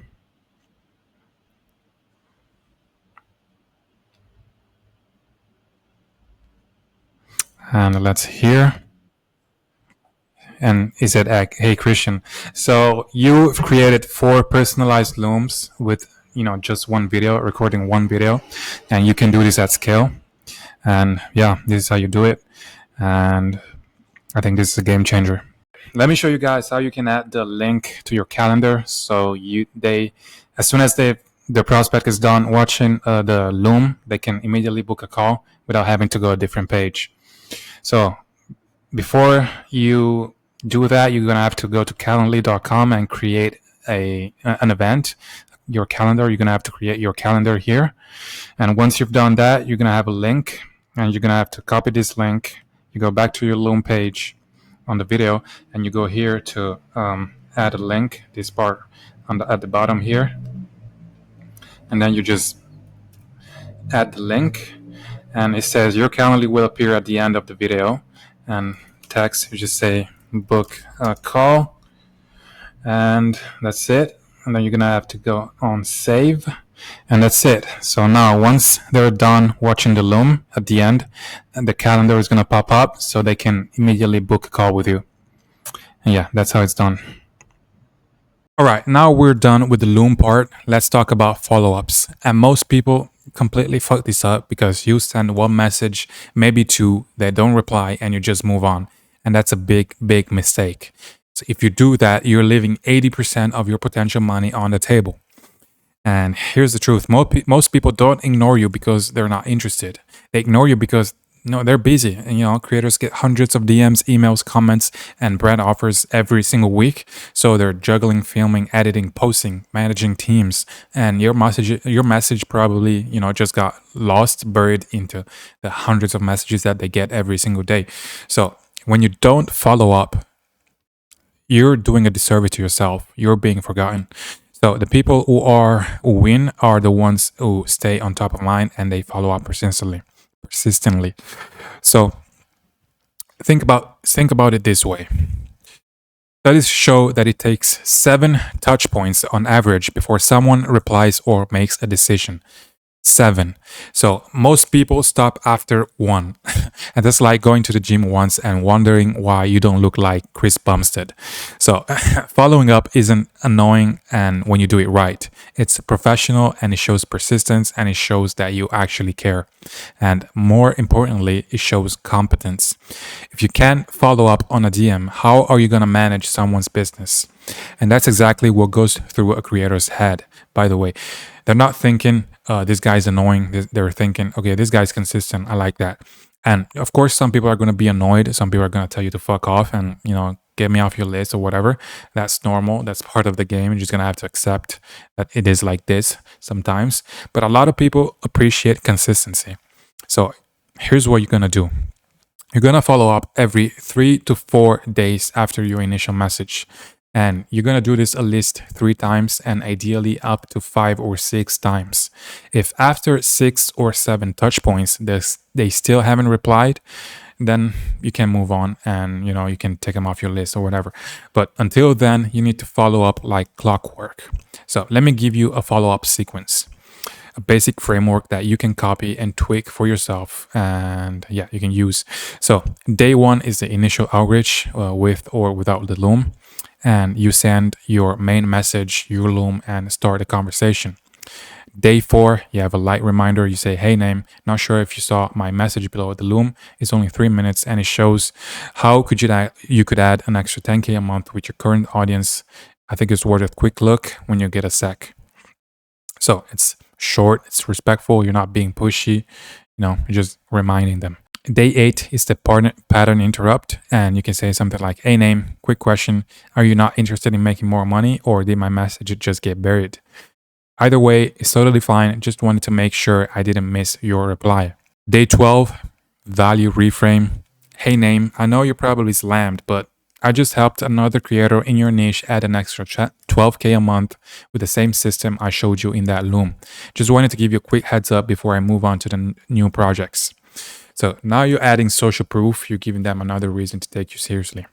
Then day 15, final touch. You can say something like, hey, name, this will be my last message. Promise. I made a shorter version of that Loom with a few updates. If you're still curious, I can send it over. If not, no worries at all. Wish you the best with your brand. And this one closes the loop gracefully. You're confident, you're calm, and you leave the door open for them to come back later. And that's the most important thing. You will always want to be professional and leave the door open, because you're setting yourself up for future opportunities with this creator. What if 2 months from now they need something from you and they're gonna remember your message and they're gonna come back to you? So you don't need to get mad when they don't reply. It's not personal. Don't take it personal. It's just business, and this is how business works. Sometimes you're gonna get ignored. You just have to get used to it. But if you're a professional and you leave the door open, a lot of times they will come back to you. And a lot of creators reply like weeks later, and they say something like, hey, I just saw your message again. Let's talk. So you have to follow up consistently, and it's very important. So you need to treat follow-up like a system and not a guessing game. You need to track every message you send, who you send it to, what day, and what response you got. You can use the tracking shit we talked about earlier. The one I gave you for free. You can DM me if you want it for free. But you can also use a CRM like HubSpot or Salesforce. You honestly don't need it right now if you're just a beginner. Honestly, you can do everything with an Excel tracking shit. It's going to be much easier for you to handle and track everything on there. But it's important that you track everything, because once you're managing 50 to 100 prospects, you won't remember who you followed up with and who you didn't. So make sure you stay organized. Now, let me tell you the mindset you need to have when following up. When you send your first message, don't think of it as the message. Think of it as the start of a sequence. You're not trying to close with one message. You're just building familiarity, and you're just showing up consistently and showing your face and that you're there consistently. So every time your name pops up, you're reinforcing your presence, and eventually they reply, sometimes on message 2, sometimes on message 7, but usually they always reply if you're persistent with your follow-up. They might tell you to fuck off, or they might say, okay, let's talk about it. You never know, but at least you know. At least you know if they're interested or not, and you can keep them off your list, or you can actually have a sales call and close that creator. So follow-up isn't optional, it's mandatory, and you have to absolutely do it right. And you can be the most talented person in the world, but if you don't follow up, you'll lose someone with half your skill and twice your persistence. So never give up on after one message. Stay consistent, stay sharp, and stay on their radar all the time. Okay, now let's talk about multi-threading and building trust. So creators are busy. They don't see everything. Sometimes they see it and they forget. So, sometimes they liked the message but didn't have time to reply. So if you only contact them like in one place, you're basically relying on luck. That's why you need to multi-thread. And multi-threading just means contacting the same creator through multiple channels in a smart way, so you stay on their radar without being annoying. So you're not spamming, you're just showing that you're serious and you actually want to work with them. So here's how that looks in practice. So you can send them a DM on day 1 on Instagram, that's the primary channel, and then you can send them an email on the same day or the day after to support the DM that you already sent. And then you can do some support and touch points, like you can comment on a recent post or YouTube videos and you can reply to Instagram story that they just posted. So if I'm that creator, I'm thinking, okay, this guy actually did his homework and it watched my stuff. He emailed me, he DM'd me. He's not like some random bot. He actually wants to work with me. And that's already 10 times more the effort than 99% of people in their inbox. And this is how you build trust before the call. Because you have to understand this. Creators are pitched every day. And what are they looking for is not just can you make me more money, but can I trust you? Will you do the work? Are you serious? Or are you just trying to make a quick buck off me? Multi-threading shows them that you're more serious about wanting to work with them. And you're basically telling them with your actions, I'm not going away. I actually want to work with you. I actually studied your funnel. I'm not just copy and pasting messages. And that alone makes you stand out. So how do you multi-thread without being weird? You don't want to send "Hey bro" on every platform on the same day because that looks desperate. So you can do it like this. On day one, you can send a DM on IG and say something like, "Yo, just saw your video on that topic. That was actually really good." Day two, you can send an email and say something like, "Hey, I sent you a quick DM yesterday, but figured I'd email you too since this is a bit easier to explain here. I noticed you're not monetizing X, capturing low ticket, whatever the problem is, and I made a quick loom to show you how to fix it. Want me to send it?" And day three, you can comment something like, you can comment something, but make sure the comment is real, is genuine, is not just like fire emojis or, check your DM, whatever. And don't send this kind of spammy comments. Post, comment something real and about the post that they made. So, you can say something like, "Okay, this is actually sick. That line about that specific thing was great." Say something real. Watch the video and make a real comment. And that's that way you're present, but you're not annoying. Now, how do you build trust fast with someone who's never heard of you? And there are three main factors. The first one is specificity. The more specific you are, the more they trust you. If you say something like you could be making more money, it's not specific enough. But if you say something like you could be adding an extra 10 to 15K a month just by turning people who don't buy your 3K offer into a low ticket community, sounds like you know what you're talking about and it's a lot more specific to their situation. Another thing that builds trust is proof of understanding. So when you point out something real in their business, they instantly respect you. Just saying your videos are good is not a good way to show that you understand their business. But if you say something like your YouTube is growing, but your link in bio doesn't push people into real funnel, and that shows that, okay, this guy actually took the time to look at my funnel, see what's working, see what's not working. So it shows that you actually understand their business. And three, you need to give value before asking. This is how you build trust, and it's the most important thing. Don't come in trying to take. You have to focus on them, and don't focus on yourself, what you can do, what you did in the past. Just focus on them.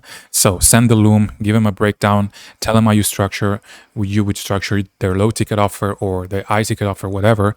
And when you give them value, without expecting nothing in return, you're basically forcing them to give you attention, because it's almost rude to not reply to someone who's giving you free stuff. You know what I'm saying?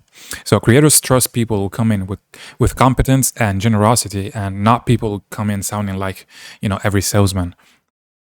So let me talk about some common outreach mistakes that a lot of people do, and you should avoid this if you want your outreach to be successful. These are the creators that make creators ignore you instantly.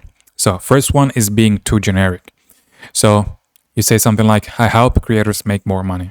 Okay, so does everyone else? So how, for who, with what? You have to be more specific. So another one is talking about yourself too much. "I've been doing marketing for 4 years. I'm passionate about helping creators." They don't care. Not yet, at least. You have to first understand their problem. You have to first show that you understand their problem, and then you can talk about what you do. Another mistake is selling features and not outcomes. So don't say, "I can build your funnel," but say something like, "I can help you turn your YouTube subscribers into paying customers automatically." And people don't want funnels. They want more money, less work, and better systems. And another mistake is not giving value upfront. I've already talked a lot about this. You have to give value upfront. And if your first few messages don't have value, they're not going to reply to you. So your outreach should be useful even if they never reply. You know what I'm saying? You have to provide value even if you don't get anything in return. And that's how you build trust. Another mistake is being too pushy. So if they say not right now, don't get salty, don't get mad, say all good, I'll get back in next month. Just leave the door open so you can come back and reach out to them at another time. Don't get passive aggressive, and it's not professional.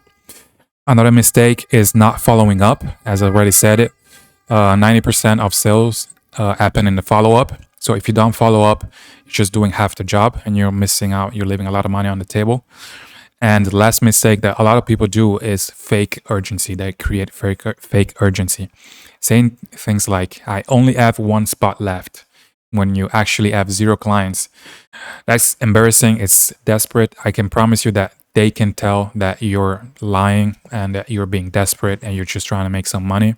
So don't say this stuff unless it's real, because it makes you sound desperate and it doesn't work. So if you avoid those and you multi-thread, like I showed you, I promise you'll build trust so much faster with creators, and you'll be able to start conversation and build relationships with these creators. Okay, now let's talk about how to get creators on a call. So if you've done everything right so far, you've picked a niche, you built your list, you did the outreach, sent the loom, maybe even got a positive reply. Now what? What do? You have 2 options. First, keep talking in the DMs or email, and 2, get them on a call. And to make this simple for you, you always book the call. Always. Like, that's the best way. That's the only way. You have to book the call. You can just close high ticket clients in the fucking DMs. I mean, you could, I guess, but that's a lot harder. Because here's the thing. It's 10 times easier to build rapport over video than through text. And you can answer objections in real time. You can feel their energy and show that you actually know what you're doing. And so you can get them excited about the product or the service that you're selling. And you cannot build the same level of trust over a text. So once they show interest, you don't say, when are you free? You don't ask this question, because you're putting the responsibility on them and you're giving them a chance to ghost you. Instead, you need to take control and give them options. So you say something like this: awesome, I'd like to dive deeper into this with you. I have some specific ideas for your situation that are easier to explain on a quick call. Are you free 15, 20 minutes tomorrow or Thursday? So you give them 2 options. That's it. So they don't have to think about anything. When you ask open-ended questions like, when are you free?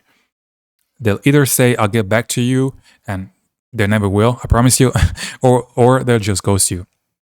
And so you have to lead the conversation, give them options, not give them a chance to ghost you. Another thing you need to remember is that speed matters. So if someone replies to you and shows interest, do everything you can to talk to them within 48 hours.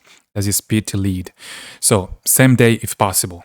Because when they reply, they're hot, they're curious, they're thinking about the opportunity, they're interested. So if you wait 3 or 4 days, life happens, they get busy, the excitement fades, and even if they show up to the call, it'll be much harder to close because the emotional momentum is gone. So they're not in that emotional state that they were in like 2 or 3 days prior when you were actually talking in the DMs or when you were going back and forth on the emails. So you want to strike the iron while it's hot and make sure your calendar is always open within the next 2 days. So don't be the guys who says, I can do next week. I promise you, you're never going to close anyone if you wait for a week. And if you wait for more than 2 days, it's a wrap. Like, they're going to ghost you or they'll lose interest. So you have to be quick. Obviously, it's not 100% of the time. It's not like this every time. But most of the time, if you wait more than 2 days, they're going to lose interest. So let me show you how to set up your booking system. And you should use a professional booking system. Like, you can use Calendly. There are a lot of options out there, cal.com, whatever. I use Calendly. And the important thing is that you set it up so people can only book calls within the next 2 days. You don't want someone scheduling a call for the next week, because as I said, they'll forget you and they'll lose interest, and you're not going to be able to close them as easily as you would have done if they booked a call in the next 2 days. So when you create your booking form on the Calendly, you can add a few qualification questions. It's optional. I honestly wouldn't do this because you want to make the process as frictionless as possible. So you don't want to give them any reason, especially if it's cold traffic. You don't want to give them any reason to not book the call. So if you're asking a bunch of questions to qualify the lead, they might get turned off and never book the call. And since these are cold leads, you don't want to stress them, and you want to make it as easy as possible to book the call. It would be different if they were warm leads and they already knew who you were and what you were selling. It would be different. But if that's not the case, I wouldn't ask too many questions. But in case you want to ask some qualification questions to qualify the leads, you can ask something, things like, what's your biggest challenge right now?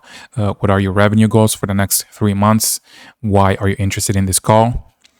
And these questions do two things. They filter out the people who are in serious, and they make the serious ones more committed because they already invested time filling it out. So it's kind of a double-edged sword because they might get turned off by the questions, or they might get more committed.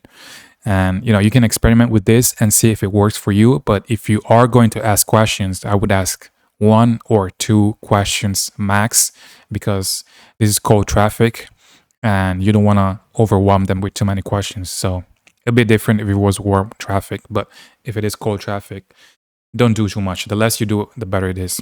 Now, after they book the call, we need to make sure they actually show up, because booking a call is easy, but if they don't show up, you'll make no money. So you need to have a system in place to increase show up rate as much as possible.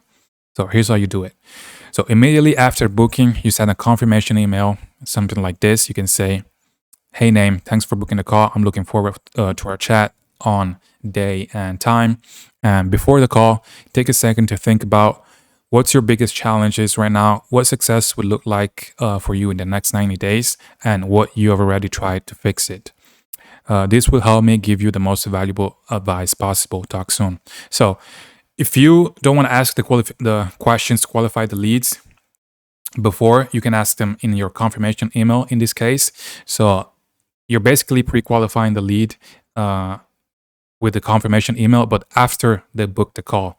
So if you ask the question before, they might get turned off. But once they book the call, they don't need to answer this question. They just need to think about it, and so that when they show up to the call, they're a little bit more committed. And that's actually a better way to do it if you're working with cold traffic. And yeah, this is the first email they receive after they book the call.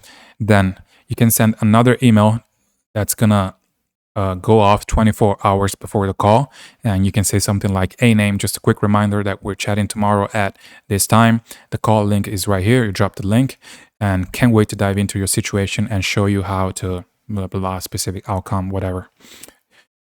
And then you can send another email confirmation reminder 2 hours before the call, and you can say something like, hey, just wanted to give you a heads up that our call is in 2 hours. You drop the link. I've prepared some ideas for your business that I think you're gonna love. See you soon. And then you can send another one 15 minutes before the call and say something like, hey, just a reminder, we're hopping on in 15 minutes. Here's the link. See you soon. And yeah, you may think this is too much, but trust me, people forget things all the time. So setting up these reminders will decrease your no-show rate a lot. So you want to make sure they show up. So if you're using Calendly, you can set up these automations directly on there, and I'll show you how to do it right now. All right, guys, I'm going to show you how to set up correctly your calendar so that your prospect can book calls only 2 days into the future. Because as I said, you don't want to wait more than 2 days, because when a lead shows interest. You want to act as fast as possible. You want to talk to the lead same day if possible, but you should only wait 2 days into the future max. You don't want to wait more than that. You don't want the prospect to book a call for next week because he's gonna lose interest and he's gonna forget you, and all that stuff's gonna happen. So you don't want to do that. So I'm gonna show you on Calendly how you can do that. So let me share my screen here. So basically, you're gonna go on Calendly.com, and you're gonna want to pay for the pro version if you want to set up reminders and workflows. And I have the paid versions, and yeah, but it's only $10, so it's not that expensive. But when you're on Calendly, you want to create a new event, and you're gonna create on one-on-one. And I'm not gonna do that. I'm just gonna show you the one that I have here. So once you create the event, it's gonna show up here. You click here, and then you can set the duration of the meeting to however much you want. I have 45 minutes. Then location, I have Google Meet, and then you can change the availability, and you can change the times here that you want to take calls. I only have from 12 p.m. to, in this case, to 10 p.m. But you can choose your hours. You can do whatever you want with this. This is the important part, the date range. So invitees can schedule 2 days into the future with at least 2 hours notice. So basically, if you go here, you can change the calendar to how many days into the future the prospect can book a call.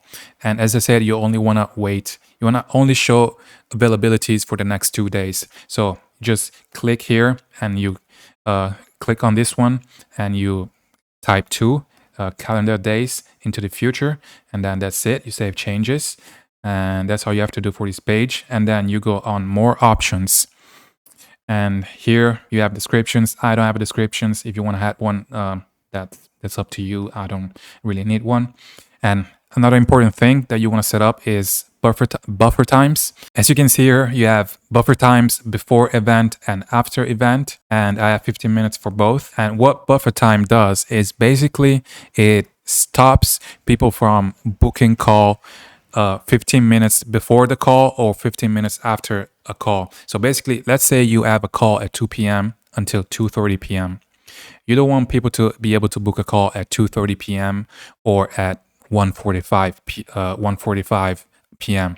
You want to basically have 15 minutes before the call and after the call. It basically blocks that time so people are not able to book a slot during that time. I think it's useful because you want to have a little bit of time between calls so you can prepare or do something else. You want to go to the bathroom. If you're running late on that call, maybe you don't want to make the other person wait, so you want to set a time in between calls to have a little bit of time to do something else, or just debrief or do something else, whatever. So you get the point. And basically that's the most important part done. You can what do I have here? You can set this here show available start times in increments of 15 minutes. So it's basically gonna have appointments for, if you have the duration of the call for 45 minutes, it's basically gonna have 1 to 1:45 p.m. and then it's gonna have 15 minutes of break, and then it's gonna have 2 to 2:45 p.m. I think that's how it works. I'm not completely sure, but you can just copy what I'm doing here. And then important thing is notification and workflows. This is basically the reminders. So what you can do is add workflow. As you can see, I have a lot of reminders and email and text reminders both. So you can go to add workflow. It's going to open another page. And what you want to do is click here on new workflow. And then you can add, for example, email reminder to invitee. So you click on add workflow. And this is workflow name, email reminder, which event you choose, which event this will apply to. I'm not going to put it here because I already have one. And this you can choose here. You can choose when this happens. So you can edit the time. So for example, 24 hours, or you can put like, I don't know, 1 hour, or you can even do minutes or days. So if you want to set reminders for 1 day before, 2 days before, 5 minutes before, 15 minutes before, you can choose when this happens basically. and you can edit here the reminder, the email. So you could click on, if you click on edit, so Calendly is going to give you like a template that honestly you don't need to change. This is perfectly fine. But if you want to personalize it, you can write whatever you want to write on this template, and you can even personalize. It's going to add the full name of the invitee, and all the other information, the event time, the event date, and everything else that you need. So and then after you're done, you just click on save, and you have your workflow automatic, and it's going to send reminders automatically. And that's all you need to know for your calendar. That's all you need to do. Okay, now let's talk about the sales call. What do you do when they actually show up to the call? So I'm not here to give you some slimy, high-pressure sales tactics. This isn't about manipulation. These calls are genuine one-on-one conversation with potential business partners. And your goal isn't to close someone. It's to see if there's a real fit between what you offer and what they need. So you're not trying to convince anyone of anything. You're just trying to understand their business and show them that working with you is the logical next step. And that's all you need to worry about when getting on these calls. Obviously, you want to be a little bit prepared before you hop on these calls so you don't sound like an amateur. So it's good to practice handling some objections or practice the questions that you're going to ask. So I'm going to give you a basic framework that you can use to structure your calls. So the first rule, and probably the most important one, is this. And it is to never look or sound desperate. If you come into a call with the energy of someone who needs this deal, the creator will feel it instantly. And when they feel that, it kills trust immediately because people can sense when you're chasing. So you can't go into the call thinking, I need this money to pay rent, or I need to close this to prove I can do it. Because even if that's your reality, you have to approach it differently. You have to act like you already have multiple clients and that you're just seeing if this person is a good fit for you. And the more selective you act, the more confident and credible you sound. But also don't go from one extreme to another. Don't go from sounding desperate to acting arrogant, because both are bad. So just be normal. Talk like a real person, be confident, curious, and calm. And remember, this isn't a pitch, it's just a conversation. You're talking to another human being who has goals, frustrations, and dreams just like you. So ask questions, be curious, try to understand how their business works, what's stopping them from growing, and what's important to them. And when you do that genuinely, you'll realize something powerful, which is that people would literally tell you what they need. You just have to listen. If you ask questions and you just listen, people will tell you everything you need to know about their business, about their life, everything. So just be genuine and ask questions and listen. So here is a basic framework that you can use for your next sales calls. So step one is intro and framing the call. And the first few minutes of the call are where you set the tone and take control. So you need to come across as confident and organized from the very beginning. So you can start simple, smile, make eye contact, say something like, hey, name, nice to meet you, how's your day going? And then you spend 30 to 60 seconds building a bit of rapport. You don't need to force it. You just, be relaxed, have some casual conversation, not too long. And, after you do that, you take control of this, and you structure and frame the call right away. So you say something like, okay, awesome. So just to set expectations, I watched some of your content and noticed a few opportunities that could help you grow your business faster. The goal on this call is pretty straightforward. I want to spend the first 10 minutes understanding your current setup and what you're trying to achieve, and then I'll share a few ideas that could help you get there. Sounds good? So this short sentence does three important things. First of all, it shows that you've done your homework. Second, it positions you as the professional and the authority. And third, it gives you structure to the call, which instantly builds authority. So when you lead with structure, the creators subconsciously relaxes. They know you're not going to waste their time. Now, the step two is the discovery part, and this is the part where most people fail because they start pitching too soon, too early. And your goal during this phase is to understand, to gather as much context as possible about their business, how their business works, what's working, what's not working, and where they want to go. So you should be talking about 20% of the time and let them talk about 80% of the time. So ask clear, open-ended questions and take notes. And this is the part of the call where you learn everything you need to know so you can later craft and position your offer as the right solution for the current situation. So here are some great questions that you can ask. So about their business, you can ask something like, can you walk me through your current business model? Or how are you monetizing your audience right now? What's working really well for you? Where are most of your customers or clients coming from? And then you can ask questions about their goals. You can ask something like, where do you want this business to be in the next 6 to 12 months? Or what would that mean for you personally if you hit those goals? Then you can ask questions about their challenges. What's your biggest biggest bottleneck right now? What's been stopping you from getting to the next level? And have you tried anything to fix it? And what happened when you did? And then you can ask questions about their audience. So who's your audience? What do they ask for you most? And how engaged are they with your content? So when they answer, you have to pay attention to two things.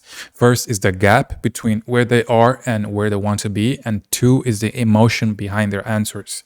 So the frustration, the excitement, the hesitation, you need to pay attention to the emotions, because then you can use those emotions to position your solution and present your offer in a better way.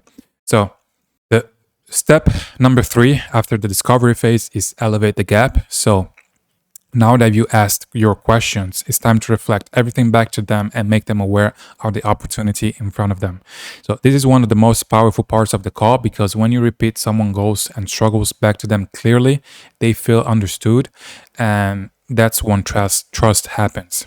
So you can say something like, all right, so just to make sure I got this right, you're currently making around 15K a month, but your goal is to hit 50K by the end of the year. And your biggest challenge is that you have a big audience, but most people cannot afford your 3K program. So you're leaving a lot of money on the table. Does that sound about right? Wait for them to confirm. And when they say yes, they're agreeing with your summary of their problem. And that's powerful, because now you're both aligned on what needs to be fixed.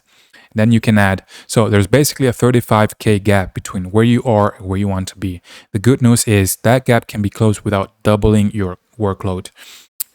You already have the audience, you're just not monetizing it properly. And that's exactly what I help creators do. And this is how you smoothly transition from understanding their problem to presenting your solution. And this brings me to step 4 of the call, which is position the solution. And now it's time to explain what you can do for them. But don't start talking about features or tools, start talking about results and outcomes. For example, you can say, based on everything you told me, I'm confident I can help you bridge that gap. Here's what I'm thinking. You have a strong audience and a premium offer, but you're not monetizing the rest of your followers who cannot afford it. If we set up a low ticket community at around $197 per month, we can turn those people into paying customers and add an extra 10 to 30K a month to your revenue. Then you show the logic behind it and you say something like, you mentioned about 50 people a month inquire about your coaching, but only 5 can afford it. If we convert just 20 of those people into the community, that's 4K a month. Scale that to 100 members and you're at 20K per month recurring. That's predictable revenue, and it also feeds your high ticket offers, because people inside your community are more likely to upgrade later. And that makes it sound simple and easy for them to say yes. You have to make it sound simple and easy for them to say yes. And you can say something like, I'll handle everything from setting up the platform, creating the onboarding sequence, building the funnel, and managing the community. And you'd show up just once a week and for a live call and engage, and that's it. So you're showing them what's possible and removing the friction of execution, which is important. Now, step 5 is invite the close. Once they see the opportunity and the plan, you transition into the close naturally, not by forcing it, but by inviting it. So you say something like, if you're open to it, I can show you what working together would look like. And then you can break down your offer clearly. You can be transparent, simple, and confident. You can say something like, here's how I usually structure things with creators. Option 1, I handle everything for a 30% revenue share on the new community. No upfront cost. I only get paid when you get paid. Option 2, 3K setup fee plus 20% ongoing revenue share. Option 3, 5K setup fee plus 15% ongoing revenue share. And then you stop talking and you let them think. Now, if you're new, I would focus on option 1, which is the rev share only because you don't have enough case studies and proof that you can actually do what you say you're going to do. So it removes the friction of the creator having to trust you by not having a setup fee. and just, helping them make more money. And once they already made the money, you get paid. But once you have more experience and more case studies and more proof, then you can go for 3K or 5K setup fee or even more. You can, up to you. And you can ask for a setup fee and a rev share at the same time, the more experience you get. But it all depends on your current situation, where you are right now. If you're just a beginner, just focus on the rev share, honestly, and then you can add setup fees later. Now, let's talk about handling objections. Your goal is not to be a professional closer, so don't worry if you don't have the perfect answer or the perfect script to every objection.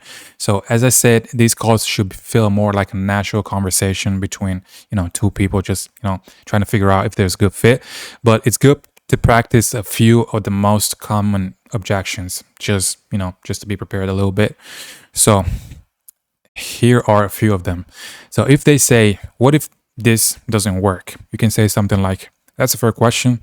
I've helped creators in your exact position, and I know this works. But if for some reason we don't hit at least 5K a month in new revenue, I can't fucking read, in new revenue within the first 60 days, I'll keep working for free until we do.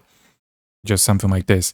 If they say, can I think about it? You can say something like, of course, what specifically do you need to think about? The investment, the timing, or something else? So you want to find out what's actually stopping them from, going forward right now. What's the real objection? And if it's timing, you can say, how about we schedule a quick 15-minute call tomorrow to finalize it once you've had time to think? If it's a money problem, then you can focus back on the value and return on investment. Now, let's talk about some closing techniques. The important thing is to always keep it natural and don't use tricks, don't sound too salesy or too pushy. So the first one is the assumption close. So you're assuming that they've already said yes and they're ready to work with you. So you can say something like, awesome, so when do you want to get started? I can begin setting things up this week. Then there is the choice clause, and you can say something like, would you prefer to start with option 1 or option 2? And then there's the urgency clause, but you should only use this if it's real urgency. And you can say something like, I usually only take on a few new clients each month, so I can give them a full attention. I still have one open slot for this month, and if this feels like a good fit, we can get started right away. And as I said, very important that you only use urgency if it's real. And you'll notice that none of these closing techniques are pushy or fake, and it's just business. It's just honest business. So when you approach a call this way, confident, calm, and focus on understanding the person in front of you, the sale feels natural, and you're not actually selling to them. You're just helping them make a smart decision. Okay, so let's say you did everything right. You prospected, you reached out, they replied, and you sent the loom. You got them on a call, and you walked them through the offer, and they said, yeah, fuck yeah, let's do it. It's not over yet. The sale ends when money hits your account and the creator actually starts working with you. So everything between yes and we're working together is called handoff or onboarding. So let's go through this part and how to do it. So after the call, what happens? At the end of the call, you need to do two things. First, lock in the decision, and two, give them clear next steps. If they said yes on the call, do not end the call without telling them what happens next. People get off the call and life happens. Kids, meeting, DMs, notifications, other offers. You want to secure the commitment while their attention is still on you. So right after they say, yeah, I like this, let's do it, you say, perfect. Here's how we do it. I'm going to send you a contract and an invoice right after this call. Once that's done, I'll send you the onboarding form so I can get access to everything I need. And then we can start building this out this week. So you're leading the process. You're not waiting on them to get back to you. So what if they don't say yes right away? Sometimes they'll be like, I just need to think about it, or I need to talk to my wife/business partner, whatever. And that's normal. Don't take it personally. It happens a lot. But just don't let it stay open-ended. You can say something like, totally fine, let's do this. I'll send you a short recap of everything we talked about, and I'll give you the exact options. So let's book a quick 10 to 15-minute follow-up for tomorrow or the day after or the day after to finalize it. Does that work? And always end the call with clear next steps, whether you close them on the call or not, because If you don't lay down clear next steps, the chances of them ghosting you increase significantly. Now, let's talk about the actual onboarding process. Most beginners don't think about onboarding, but this is actually one of the most important parts because right after someone buys from you, there's a little voice in their head that says, did I make the right choice? Especially for high ticket services or products, your job is to silence that voice in their head. And the best way to do that is by having a great onboarding process. The onboarding process is kind of like the first impression of your business, and you want to make sure you look professional and that you don't give them a reason to second guess their choice. Creators want to work with people who have their shit together and who have a system. So you need a simple onboarding system. So you send it immediately after the call, same day, and that's how you show you're serious. And your onboarding has three goals. The first is to get access to all the assets you need. The second is to get clarity on their offer and audience. And the third is to get them excited and reassure they made the right decision. Because remember that, as I said, right after someone pays, there's always a little voice that says, did I do the right thing in their mind? So your onboarding process should kill that voice. So what do you send after the call? This is the flow that I recommend you use. First, you send a thank you and recap email. And you say something like, hey, loved our call today. I really like what you're building, and I'm 100% confident that we can get you to your goal. Here's a quick recap of what we're doing. And then you do a recap, something like build a flow, low ticket, high ticket, backend funnel, whatever. They're the people who are not buying it right now into paying members, and set up the backend so it runs without you doing extra content. Just do a little recap of what you talked about on the call. And then you lay down the next steps. You say something like, I'll send over the agreement right after this. Once that's signed, I'll send you the onboarding form. And as soon as I have that, I'll start building. And we can start this week. Talk soon. It's very simple, but it looks professional. Now, let's talk about the contract, because this is where people overcomplicate things. They think they need like a 20-page lawyer contract. You don't need all of that. You just need something clear that protects both of you and explains how you get paid. So here's what your contract should say. First, what you're doing. Example, what kind of services you're providing. So a service provider will build and manage a digital product funnel for the client, including funnel setup, email sequences, and ongoing optimization. Then it should say how you get paid. If it's rev share, service provider will receive 30% of all revenue generated from the offer or offers created and managed under this agreement. And if it's setup plus rev share, write both. And third, it should say how long the agreement lasts. So for example, 3 months or month to month, whatever. This is important because it protects you from doing a bunch of work and then they change their mind and they cancel after 2 weeks. And also, the contract should say what you need from them. So access to platforms, branding, info, testimonials, logos, whatever, all the assets that you need from them. And if they don't deliver on time, then the timeline on of the project moves, gets pushed forward. And then the contract should say the payment terms. So when they pay, how they pay, and what happens if they pay late. So that's it. That's all you need to cover in the contract. You can use PandaDoc, you can use Notion. There's so many tools online. And yeah, just make sure it looks professional. Now, let's talk about the invoice. You should always send the contract and the invoice together. Don't send the contract and then wait to send the invoice. If they picked a setup fee, then send the invoice right away. And if it's rev share only, then still send the contract right away. If they don't pay the invoice within 24 to 48 hours, you just follow up, not in a needy way, but just professional way. You can say something like, hey, just wanted to make sure the invoice contract came through. Once that's done, I can start building the funnel. Excited to get this rolling. And you should always act professional. And yeah, now let's talk about the onboarding form, the actual onboarding form. So after they sign or pay, you should send the onboarding form. And this is where you collect all the info so you don't have to chase them later. So your onboarding form should ask for things like links to all their platform, YouTube, IG, TikTok, whatever. Access to the tool you'll build on, like School or Go High Level. Active Campaign, whatever you use, and then it should have questions about their current offer if they have one, their audience details, who they sell to, what problem they solve. In specific, they have to be very specific about this. Then their tone of voice, content style, their branding, logo, colors, photos, testimonials, case studies if they have them, and what content of theirs you should pull from, and how they prefer to communicate, like email, WhatsApp, Slack, whatever. So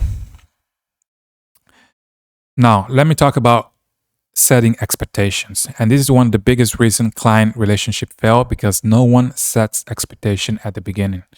And so right after the onboarding, you send a short, this is how we work message. And you can say something like, hey, got your onboarding form. Thanks for sending that so fast. Here's how we work in the next weeks. Week 1, I'll map out the offer, funnel, and emails. I'll send you the outline so you can approve it. Week 2 and 3, I'll build everything. Week 4, we launch. And after launch, I'll monitor and the numbers and optimize. I'll keep you updated as I go. If I need anything from you, I'll tell you. Sounds good.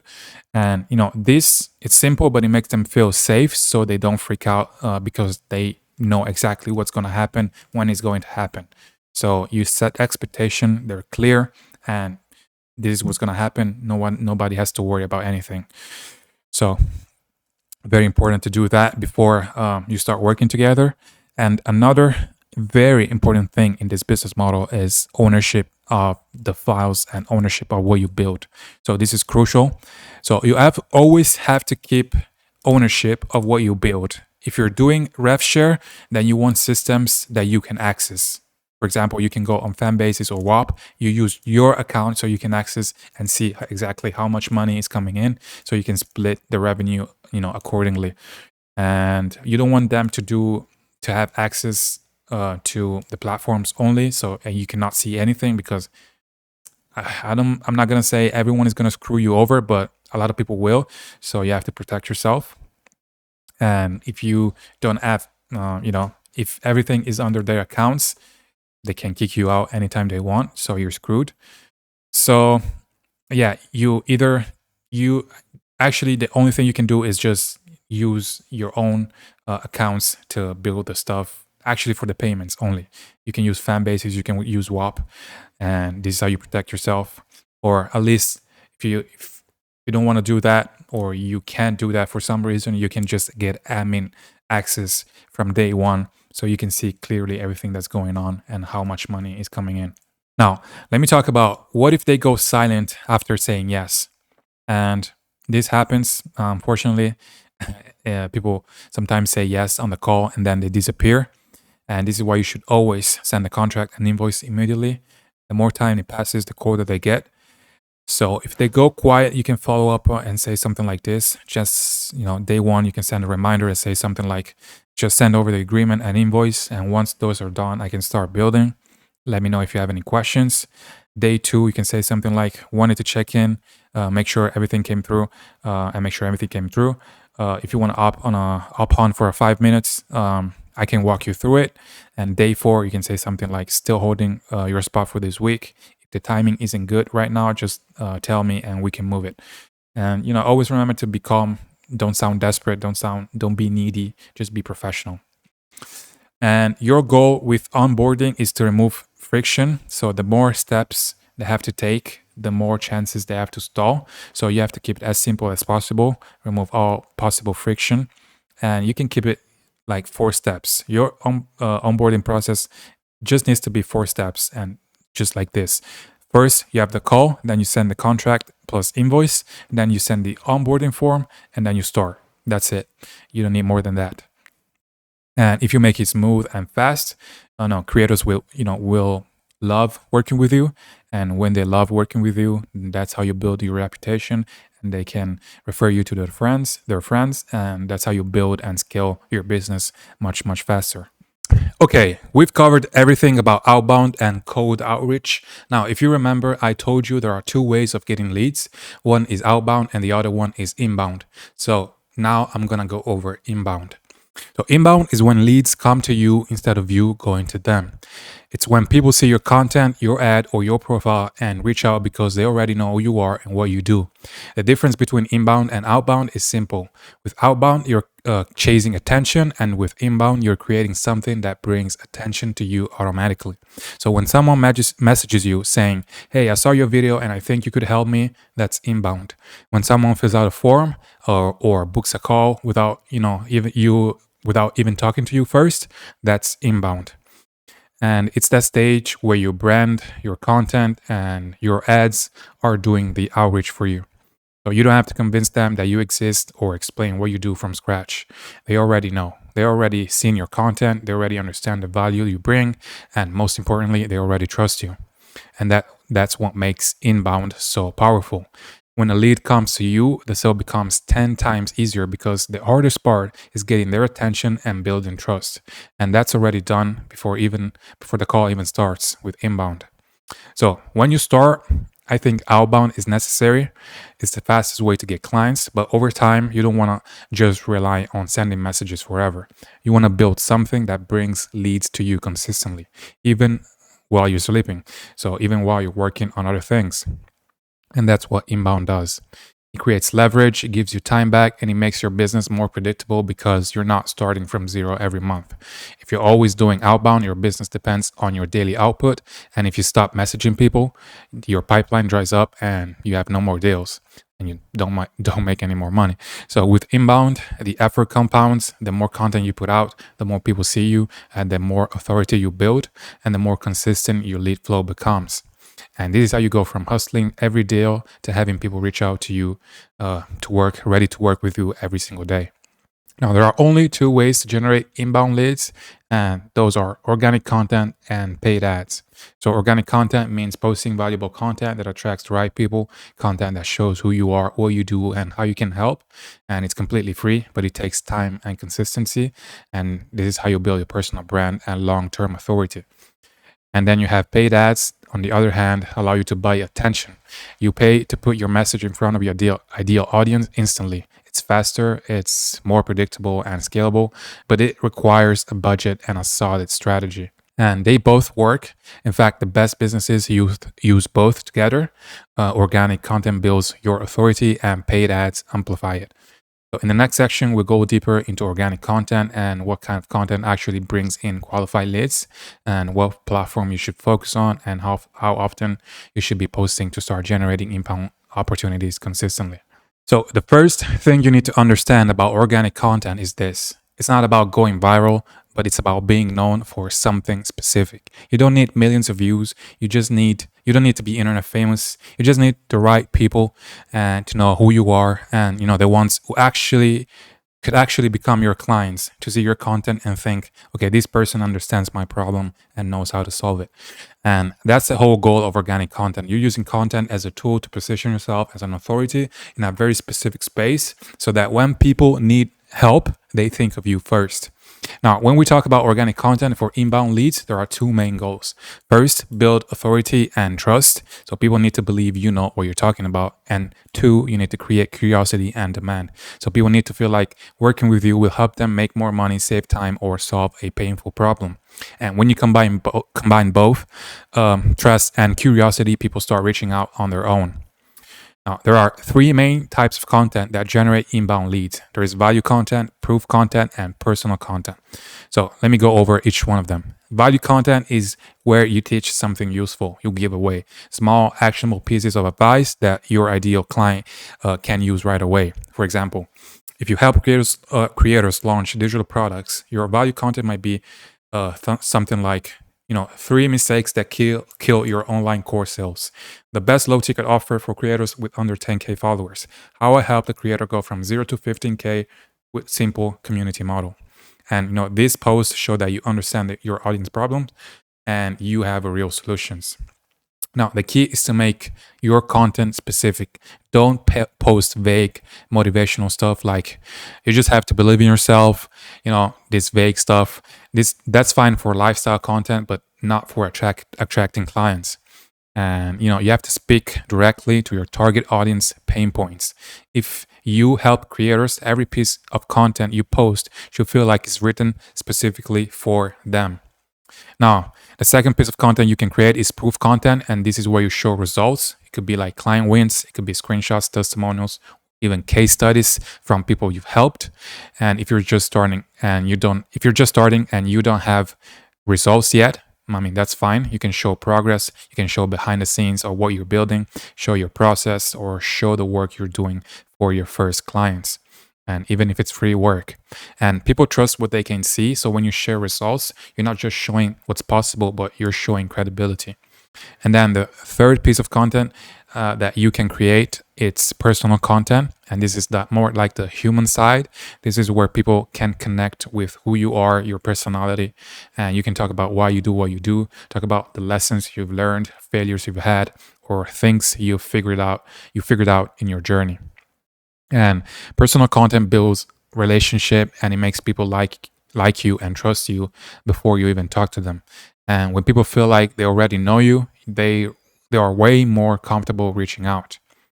Now, let's talk about where to post. I think the best platforms right now for inbound leads are YouTube and Instagram. I think YouTube is always the king, it's always number one, because there is no other platform like YouTube where you can build so much trust and authority. And yeah, it's just the best one. And because on YouTube you can post long form content, and that's the faster way to build trust and authority with your audience. Like, for example, if you're posting a video like this, a very long video, detailed with a lot of value inside, you're building a lot of trust by just posting a couple videos. You don't have to even post that many videos when you post videos this long with so much value. But the goal isn't to post random videos. You want to build a content system and not just a feed. So here's what that means. You can post short form content, to get attention, like Instagram Reels to get attention. And you can funnel those viewers into long form videos like your YouTube videos. And then you can use stories and behind the scenes content to build connection. And each platform, I think, plays a specific role. I think the best way to go about it is by using Instagram to post short form content so you can get more views, more eyeballs on your brand and your personal brand and what you do.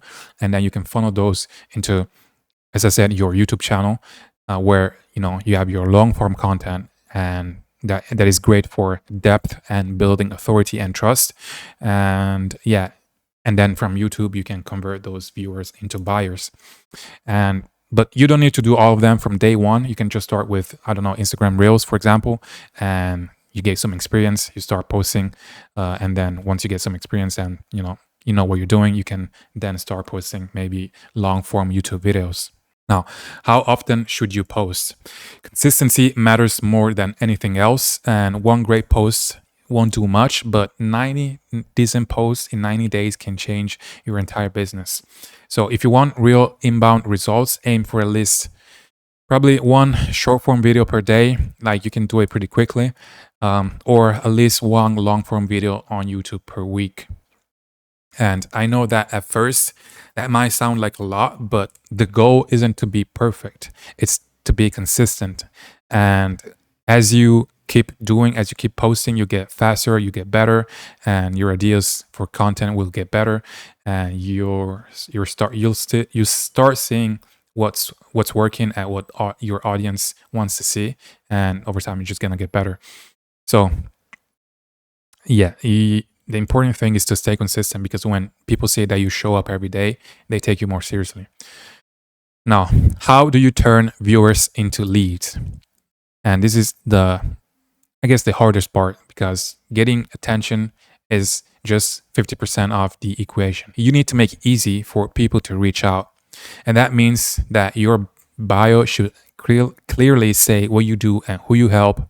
And you should have clear call to actions under your posts. Not every post, but at least 1 out of 3 to 5 posts should have a call to action. And I think you should reply to every comment, and that shows interest, as fast as possible. You can also set up automations with ManyChat, and I'll talk about it more maybe later in the course. I don't know if I'm going to talk about it in this video, but maybe I'll make another video about it. Just let me know in the comments if you want to see it. But yeah, the easier you make it for people to take the next step, the more leads you'll get. Now, that's the foundation of organic inbound.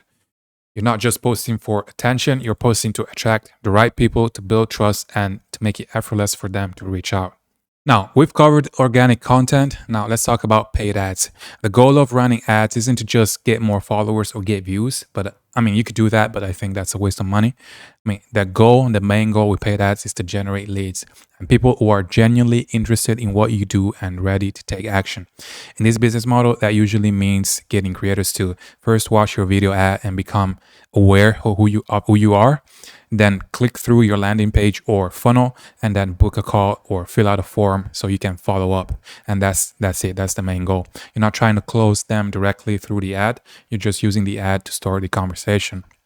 And I think ads are extremely powerful when used correctly, because you can get, if you get your messaging, when you get your messaging right, it's like adding fire to a fuel. It's like adding fuel to a fire. I'm sorry. Doesn't make sense. And because they let you scale faster, so you can go from talking to 10 creators a week to 100 creators a week. You can test offers quickly, so you see what angles and pain points resonate the most with your audience. You can stay consistent, it's predictable. So even if you take a few days off, your funnel keeps running and it keeps bringing leads every day. And you can control the quality, so you can decide exactly who sees your ads, uh, age, interest, location, even the type of content they watch. So this is the main difference between relying on only on organic and using ads. That with organic, you're just kind of relying on the algorithm. You're kind of hoping that a video blows up so you can get a lot of views, and your whole channel and your whole profile or Instagram profile blows up. And but with paid ads, you have more control and you can literally get leads tomorrow if you know what you're doing, and you can literally start making money tomorrow. But you have to know what you're doing, obviously. Now, the downside of paid ads is that it's not like a magic wand that you just do like this, and you start making money, you start printing money. I mean, they are if you know what you're doing, but there's a little bit of a learning curve. And yeah, there are some main cons of paid ads, and I'm gonna show you what they are. And first of all, the most obvious one is that they cost money, obviously. So if you don't have money to spend, you cannot run ads, obviously. So you need a budget.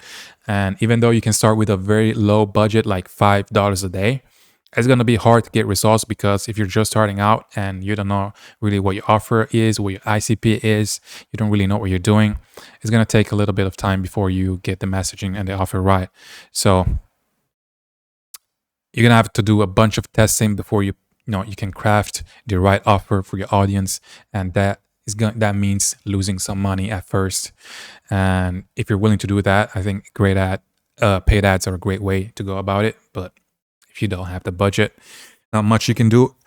But you have to think about it as an investment. You're not really losing money, because even though you're at a loss, yeah, and you're not breaking even and you're not profiting, you're actually getting data that's going to be essential and crucial for your future ads. And based on that data, you're going to build your future ads, and eventually you're going to hit the right messaging, the right offer, and you're going to start slowly breaking even and then profiting. So it's an investment more than a loss, but it depends. Now, another con of paid ads is that they take time to optimize. So even if you got a good offer, your first few ads probably won't perform great, and you have to tweak your ad copy, your video, your targeting and landing page until you find what works. And it's a process, and you have to, just accept it that it takes a little bit of time. And also another con is that bad ads can make you broke faster. With organic, if you post a bad piece of content, it just flops, and you can just make another one and you don't lose anything. But with paid, bad ads cost you money. So if your messaging is off and your funnel isn't clear, you can easily waste hundreds of dollars without seeing a single lead. And the last con of paid ad is that they work best when paired with organic content. So if someone sees your ad, they'll probably check your page before booking a call. And if your profile looks dead or inconsistent, or you don't have anything on your profile, they probably won't trust you. So I think that's why organic content is important, because it backs up your ads with authority and trust. Now, you can technically run ads on any platform like YouTube, TikTok, Google, but I think Facebook and Instagram, so Meta ads, are still the best for this business model. Now, don't take my word for it because I'm not an ad expert in, I've don't have that much experience with Google ads. I have experience with Meta ads, so I know how it works. But Google ads, I don't have that much experience, but I still think based on my experience that they are the best. So here's why I think they are the best. First, the targeting is incredibly advanced, so you can reach creators, coaches, and consultants based on their interests, pages they follow, and behavior. The ad format, so you can post video ads that are reels, stories, or feed posts, and that that's very good, I think. And because that's the same type of content that you're creating anyway, so you can just create a piece of content and just use it as an ad if it's performing very well. Also, the Meta algorithm is extremely efficient at converting cold traffic into booked calls, meaning that Meta will automatically show your ad to people most likely to click and book calls. So it's incredibly smart. And also it's fast, so you can launch an ad today and start seeing results tomorrow. And yeah, most importantly, also the cost per lead on Meta is still cheaper than almost any other platform if your offer is good and your message is clear. Now, if you're gonna run paid ads, I'm going to show you how you can structure your ads. And I'm also going to show you my Facebook Business Manager to show you what's possible with paid ads. I ran Facebook ads just as a test, and I want to show you that you can do a lot even with a small budget. Now, for the ad creatives, you can do videos or static images, like just a picture or a photo, and you can add some text on it. And I've tried both, and they both work. And I had good results with both. So for the video ad, this is how you can structure it. You can have a hook. So the first few seconds, you can grab the attention immediately. You can start with a pattern interrupt or a bold statement, whatever. Like if you're a creator with at least 10K followers and you're still not making consistent income, this is for you. So you're calling out your ICP. Then you gonna state the problem. So you're gonna point out what they're struggling with. For example, most creators don't have a real business model. They're posting content, getting views, but not making real money. Then you're gonna offer the solution and introduce your offer and framework briefly. So I help creators launch low ticket communities that generate consistent 10 to 20K per month using their existing audience. And then at last, you're going to have a call to action and you're going to tell them what to do next. If you want me to help you build this, click the link below and book a free call. Now, that's all you need for your first ad. No fancy editing, no studio setup, just a clean, direct message shot on your phone with good lighting and a clear audio.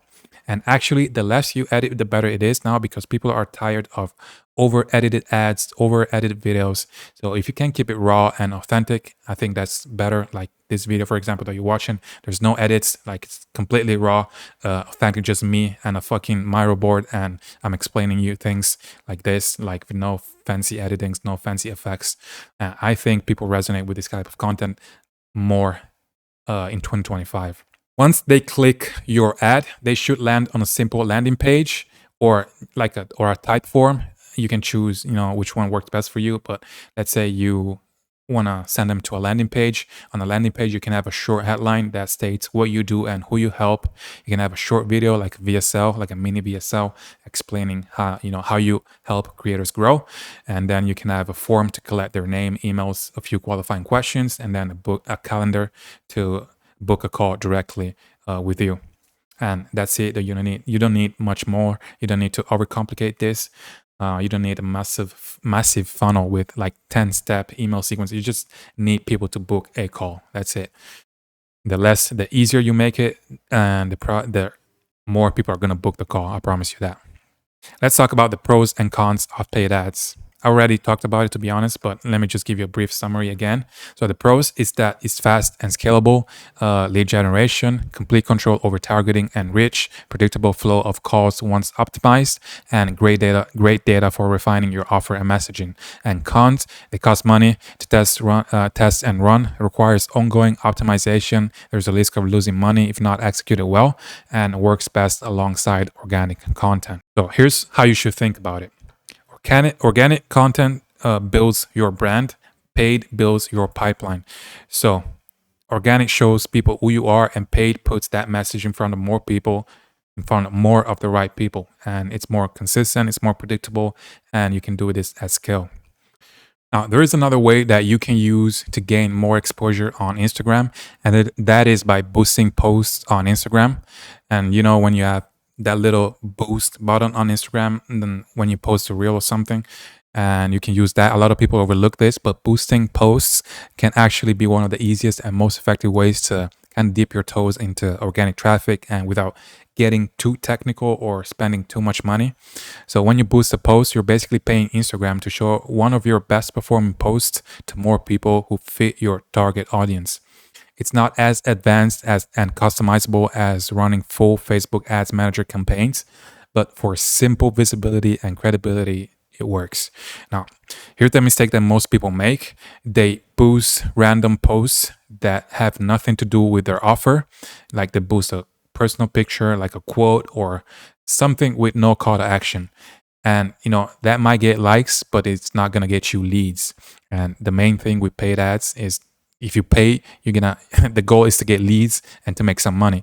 So if you're gonna boost a post, boost something that positions you as an authority and directs people somewhere. So for example, you can boost a short form video where you talk about a specific problem your ideal client faces. And for example, if you're a creator and you're not monetizing your audience yet, watch this type of content. Or you can boost a carousel post that breaks down a strategy you use to help clients make more money. Or you can boost a short case study with proof of results. And at the end of the post, have a clear call to action, something like DM me or comment the word community or whatever if you want me to help you build one. And you can use ManyChat automations, as I said. And that's it. You don't need a huge budget for this. You can spend $5 to $10 a day for a few days on your best post. And, you can get your content in front of thousands of new people. And especially if your content already, if that post already performed well organically, it's good to boost it because it's going to show it to more people of that audience. So you're going to get more leads. And the goal isn't to get rich off a boosted post, but it's just to build awareness, get more eyeballs on your message and warm up your audience so that when you do the, real outreach or run real ads later, they already know who you are. You're already a familiar face. And one more thing, don't boost everything. Test a few posts first and pick the one that's already doing well organically. Have a good watch time, good comments, strong engagement, and just put a little budget behind that. And so you're just amplifying what's working already. Okay, now we're done with the client acquisition part of this course. The next part is going to be about service delivery. And once you sign a creator, that's when the real work begins. So you need to remember that this is a performance-based business, meaning that the better better your service delivery, the more money you make. And the more money your clients make, the more money you make because you take a percentage of the revenue. So you're incentivized to actually deliver a great result, a great service, because you're going to make more money. So I'm going to teach you everything you need to know to launch and scale offers that generate hundreds of thousands of dollars a month. So the first part we're going to cover is how to create an offer. How to create an offer that actually sells. Because here's the thing, everything you've done up to this point, all the outreach, all the prospecting, all the content, none of it matters if your offer sucks. The offer is the foundation of everything. It's what determines whether people buy or, keep scrolling. And most people get this part completely wrong. They think that an offer is just what you do, like, I build funnels or I help with marketing or I manage communities, but that's not an offer. That's a description of a task. An offer is a full transformation you provide. So the before and after state you take someone through. It's the clear, specific promise of results that makes someone look at you and what you're selling and say, okay, I would be stupid to say no to this. Let's go through how to build a perfect offer step by step. So step 1, understand the difference between a service and an offer. A service is what you do. An offer is what the client gets. So if you say I build websites, that's a service. But if you say I help coaches turn their audience into clients with a high converting landing page, that's an offer. So you see the difference. One focuses on you and the other focuses on the result. You're not selling the thing you do, you're just selling the outcome it creates. And that's what people pay for. They pay for the outcome, and that's what makes it easy to close deals. So, the first mindset shift you need to make is this: stop thinking like a service provider and start thinking like a problem solver. You're solving problem, you're making people go through a transformation. You're bringing people from point A to point B. Now, the step two when creating an offer is to define the core transformation. Every great offer has a clear transformation. It takes someone from point A to point B, as I just said. Point A is a painful present where your client is stuck right now, and point B is the desired future, what their life or business looks like after working with you. And your job is to clearly define both. So let's use an example. If your niche is helping creators monetize their audience, then point A is, they're posting content every day, getting good engagement, but making almost no money. And point B is they have a structured offer, like a course or a community, and are making 10K a month consistently. And that's the transformation and the bridge between those 2 points. And no, the transformation and the bridge between those 2 points, it's your offer. And the clearer and more specific you make that transformation, the easier it becomes to sell it. Now, step three when making an offer is to identify the vehicle. And once you know the transformation, you need to decide the vehicle, the method you use to get your client from point A to point B. And the vehicle could be like a coaching program, a digital course, a paid community, a done for you service, a hybrid model like coaching plus done for you systems. And the vehicle depends on your niche and the type of audience you're working with, obviously. For example, if you're working with creators who already have an audience but no monetization system, you might start with a low ticket community as the vehicle. It's easy to launch, low risk for buyers, and help creators generate recurring revenue. But if you already have a low ticket offer but want to scale, maybe the vehicle is a high ticket group program or mastermind. You don't need to reinvent the wheel. You don't need to come up with new things. You just need to choose the right vehicle for the right audience at the right time. Now, step four is to package the offer, and your offer needs to be structured in a way that's simple, clear, and desirable. So most people overcomplicate this. They throw in like 10 bonuses, like 20 modules, a million features, and all that does is just confuse people. You have to remember that easier you make it for your client, the easier it's going to be to sell. So here's a simple framework to package your offer. First, you have the transformation. What specific result are you promising? I help creators make an extra 10K a month by launching a low ticket community.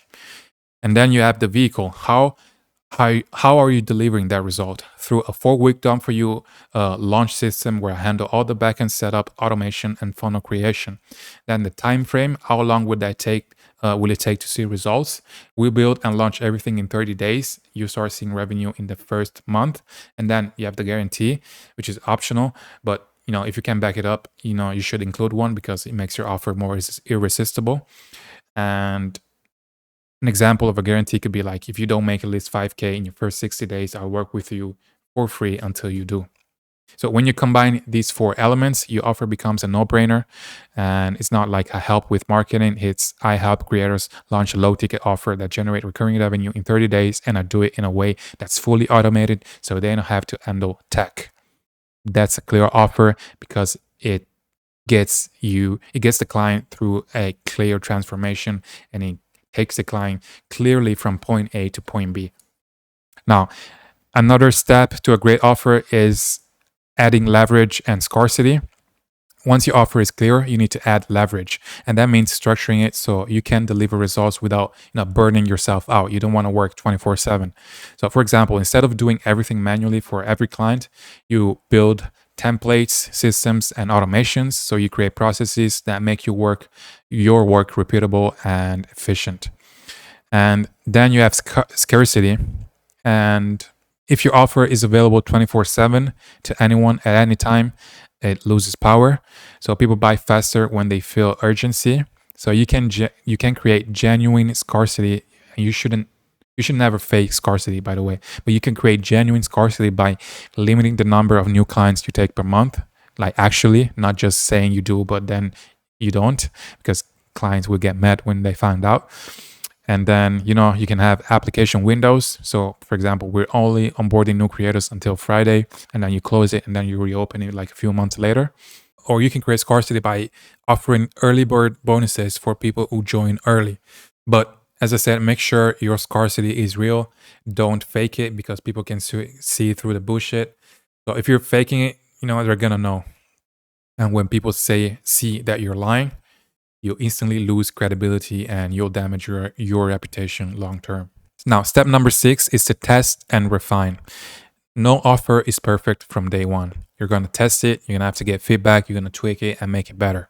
So, your goal is to find offer market fit, and that is the sweet spot where your offer, perfectly matches what your audience wants and is willing to pay for. So pay attention to what people say during calls. When you're on sales calls with creators, you have to pay attention to what they say. If you hear the same objection multiple times, address it in your messaging, in your landing page, or VSL, for example. And so if everyone's confused about what you actually do, you need to simplify and clarify your offer. And the simpler, the better. And if you keep testing and refining, your offer is you're gonna find eventually the sweet spot, and you're gonna find a killer offer eventually. But it's gonna take a little bit of time. Especially if you're just starting out and you're new, you're gonna have to test a bunch of different angles to find the right offer for your audience. But this is all you need to do. These 6 steps to create an irresistible offer. And it's not really about making something so special or unique. It's just about making clear that you can take someone through a transformation and take someone through point A to point B and remove that pain and get those clients to their desired outcomes. It's really all that is. And the easier you present it, the more clear it is, the easier it is to understand for your clients' prospects, the easier it's going to be to sell it. So that's it. That's all you need to know about creating an irresistible offer. All right, now let's talk about high ticket and low ticket. Because if you want to be good at AI info scaling, you cannot just know how to build funnels and write emails. You need to know how money actually flows inside a creator business. So most creators are leaving money on the table, not because they do not have an audience, but because they only have one way to monetize that audience. So either way, there's either they're selling like only low ticket and they are working hard for small payments, or they are selling only high ticket and they are saying no to 80% of the people who follow them. So your job is to look at their business and see what is missing. So low ticket offers, when I say low ticket offers, I'm talking about offers that are in the $10 to $300 range. Sometimes it's 97, 197, 47 per month. It's not really about the exact number. It is about the fact that people can buy without getting on a sales call and without thinking too much. There's not a lot of friction when it comes to low ticket. So examples of low ticket for creators could be like a school community for $97 a month, or a mini course for a specific problem, a digital product or bundle, a low ticket group coaching call where the creator is live like once per week, or it could be like a challenge or a boot camp, stuff like that. So low ticket works when the creator already has a lot of traffic and a lot of views. And if a creator has 3,000 or more engaged followers, is posting consistently and gets comments like, "Do you have a course?" or then low ticket is perfect. It also works when the audience does not have a lot of money. For example, if a creator is in the self-improvement, productivity, dating, fitness, or they teach beginners, then a lot of people will not have the money to afford a high ticket program. So it is much easier to sell a low ticket community or product. Low ticket also works when a creator does not want to do one-on-one work. So some creators don't want to be on calls every day, all day with people. They just want to, sell and chill, and they just want to scale. So for them, low ticket is obviously the better option. Now, let me talk about the pros of low ticket. I think the biggest advantage is that it is very easy to sell. You don't need a sales team. You don't even need sales calls. If you have a good funnel, people can buy straight from a video or from an email, and that makes it easy to scale. And once it is set up, the creator can make sales every single day, even if they're not posting that day. Another big pro is recurring revenue. If you build a community at 97 per month and you get 100 people in there, that's like $9,700 per month without begging people, and it's recurring revenue. It's predictable, and this is why low ticket is powerful. And it also gives you volume. Even if the audience is not rich, they can still buy something, and that grows the email list, it grows the community, and it makes future launches easier because now the creators has already some buyers that have already bought something. So, for example, if one day the creator decides to launch a high ticket program, it'd be much easier because he has a lot of people that already bought something from him in the past. So it's going to be much easier to sell something else. Now, cons of low ticket. The problem with low ticket is that the numbers need to make sense. To make 10,000 per month with a $97 offer, you need around 100 members, and to make 30,000 per month, you need around 300 members. That means you need traffic, you need consistent content, and you need an email list. It's probably a good thing to have because you can nurture leads. You can have like a lead magnet that you give away for free, and then you can nurture those leads and eventually get them to join your low ticket community. Another problem with low ticket and especially with communities is churn. And churn is when people don't renew their subscription. So every month you're gonna have a percentage of people who leave the community, and obviously the goal is to have the churn rate as low as possible. But it's inevitable that some people are just gonna cancel. Another con is that at lower prices, people make faster decisions, so there is less friction when it comes to buying the product. But it's also bad for retention because with low ticket, you need good onboarding, you need good community management, you need to post content consistently in the community so people have a reason to stay. And otherwise people just come in, look around, and they leave after a month. Also, it is harder to create amazing case studies with low ticket because people who pay low ticket usually are not very committed. So they do not do the work that's necessary to achieve certain results. So as in general, the commitment is usually lower. So you cannot expect amazing case studies from low ticket communities and products. And so low ticket is amazing for building a base, for building community, for building warm audience, and for creating predictable cash flow. But on its own is usually will not unlock the biggest money unless the creator already has a huge amount of traffic. And I'm talking about hundreds of thousands of views every month. Now, let's talk about high ticket. High ticket is in the 2,000 to 20,000 range. Sometimes it is 1,500, sometimes it is 5,000, sometimes it is 10,000. And it is like done for you or a very premium mastermind. So some examples of high ticket products could be like one-on-one coaching or consulting, mastermind with a small group, done for you back and build, a high level implementation program, or VIP day or in-person experience. So let me tell you when high ticket works best. High ticket works best when the audience is a little smaller but very engaged. For example, a creator with only 1,000 followers who talks to a very specific audience, like dentists who want to open a second practice, can this type of creators with this type of audience can sell high ticket very easily. They do not need a million followers, like hundreds of thousands of views. They do not need all that. They just need the right people.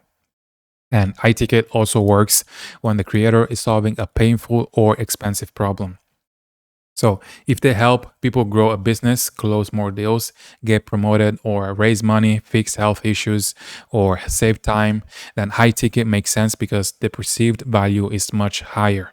So high tickets, it's also great when the creator wants to make more money with fewer clients. So some creators do not want to have a big community to manage, and they want like 10 clients at 3,000 and that's it. So with 10 clients at 3,000, that's like 30K a month. That's pretty easy to manage, and it doesn't require a lot of work. But it depends. Now let me tell you some pros of high ticket. The biggest pro is obvious and it is one sale is worth a lot. So you do not need to close 50 people to make $10,000. You don't need to sell. You don't need 100 people in your community to make $10,000 a month. You can just close 3 to 4 people per month, and you can make good money. And that makes it great for creators who do not have huge traffic but have authority. High ticket also gives you better clients. People who pay more usually show up more, do the work, and get better results. And that gives you better testimonials and case studies, which helps you close even more clients. Another pro is positioning, selling high ticket positions the creator as a real expert, not just as a content creator. And that is good for branding. Now, let's talk about some cons of high ticket.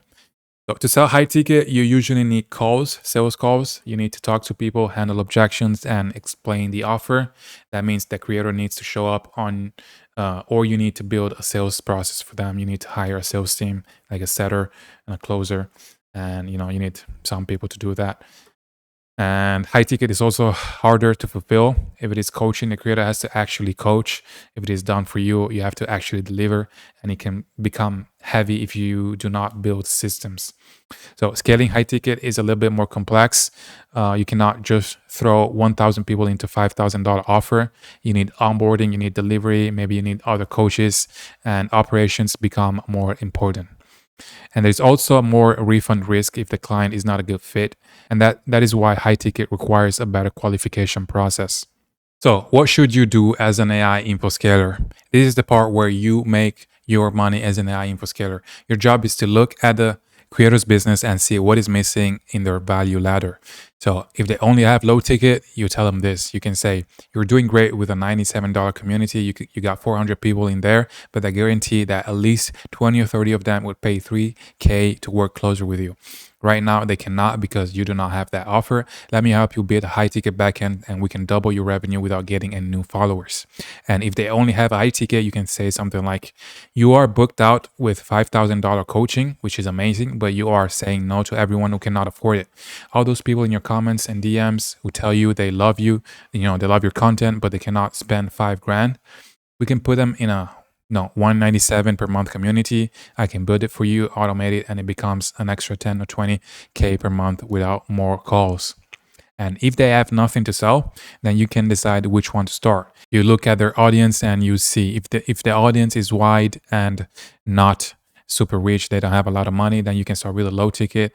But if the audience is small, very niche, and very problem aware, then you can start with high ticket.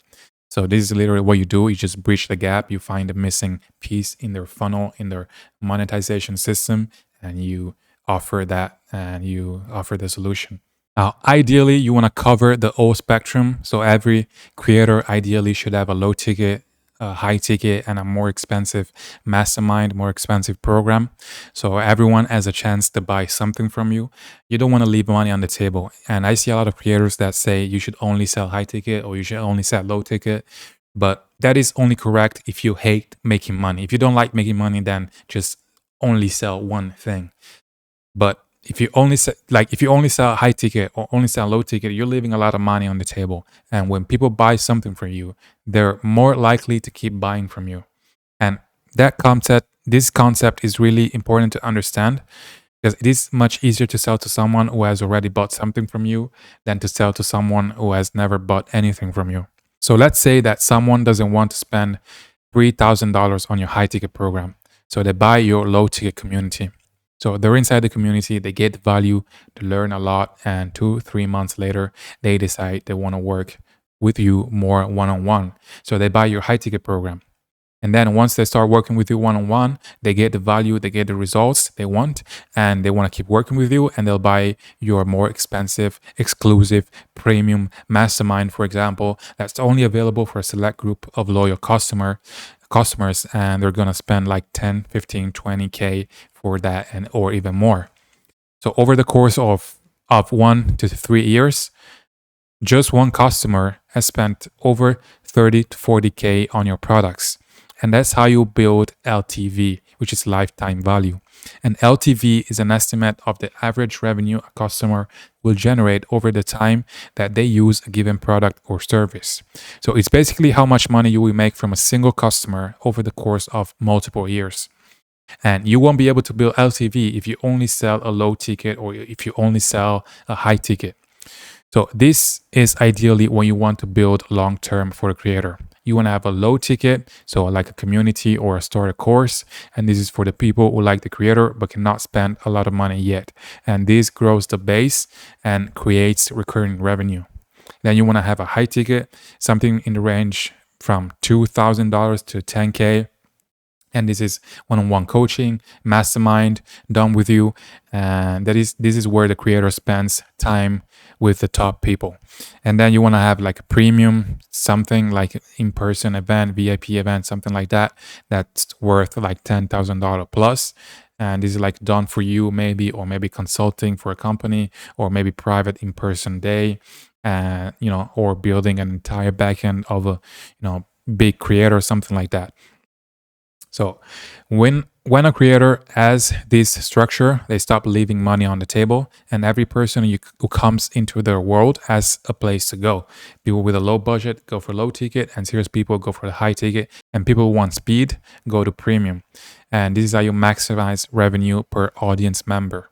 So here are some things to look at before you decide which way to go.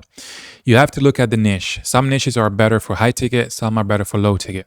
If the creator helps people make money, start businesses, get clients, get promoted, close deals, raise capital, fix a painful health problem, or save a bunch of time, high ticket will always be the easier sell. If the creator is a general self improvement, mindset, dating, fitness for beginners, productivity, lifestyle, language learning, then low ticket is usually better at the start because the audience is broader and less ready to invest big.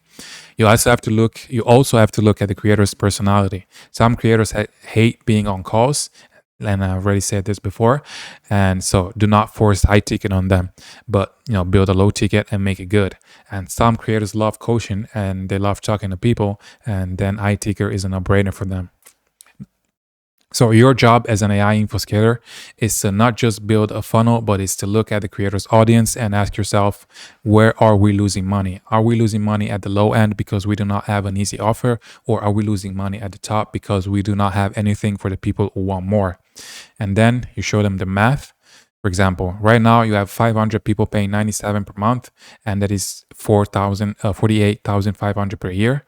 And if we add 10 people at 3,000, this is another 30,000 with the same audience without getting more followers and without having to get more traffic.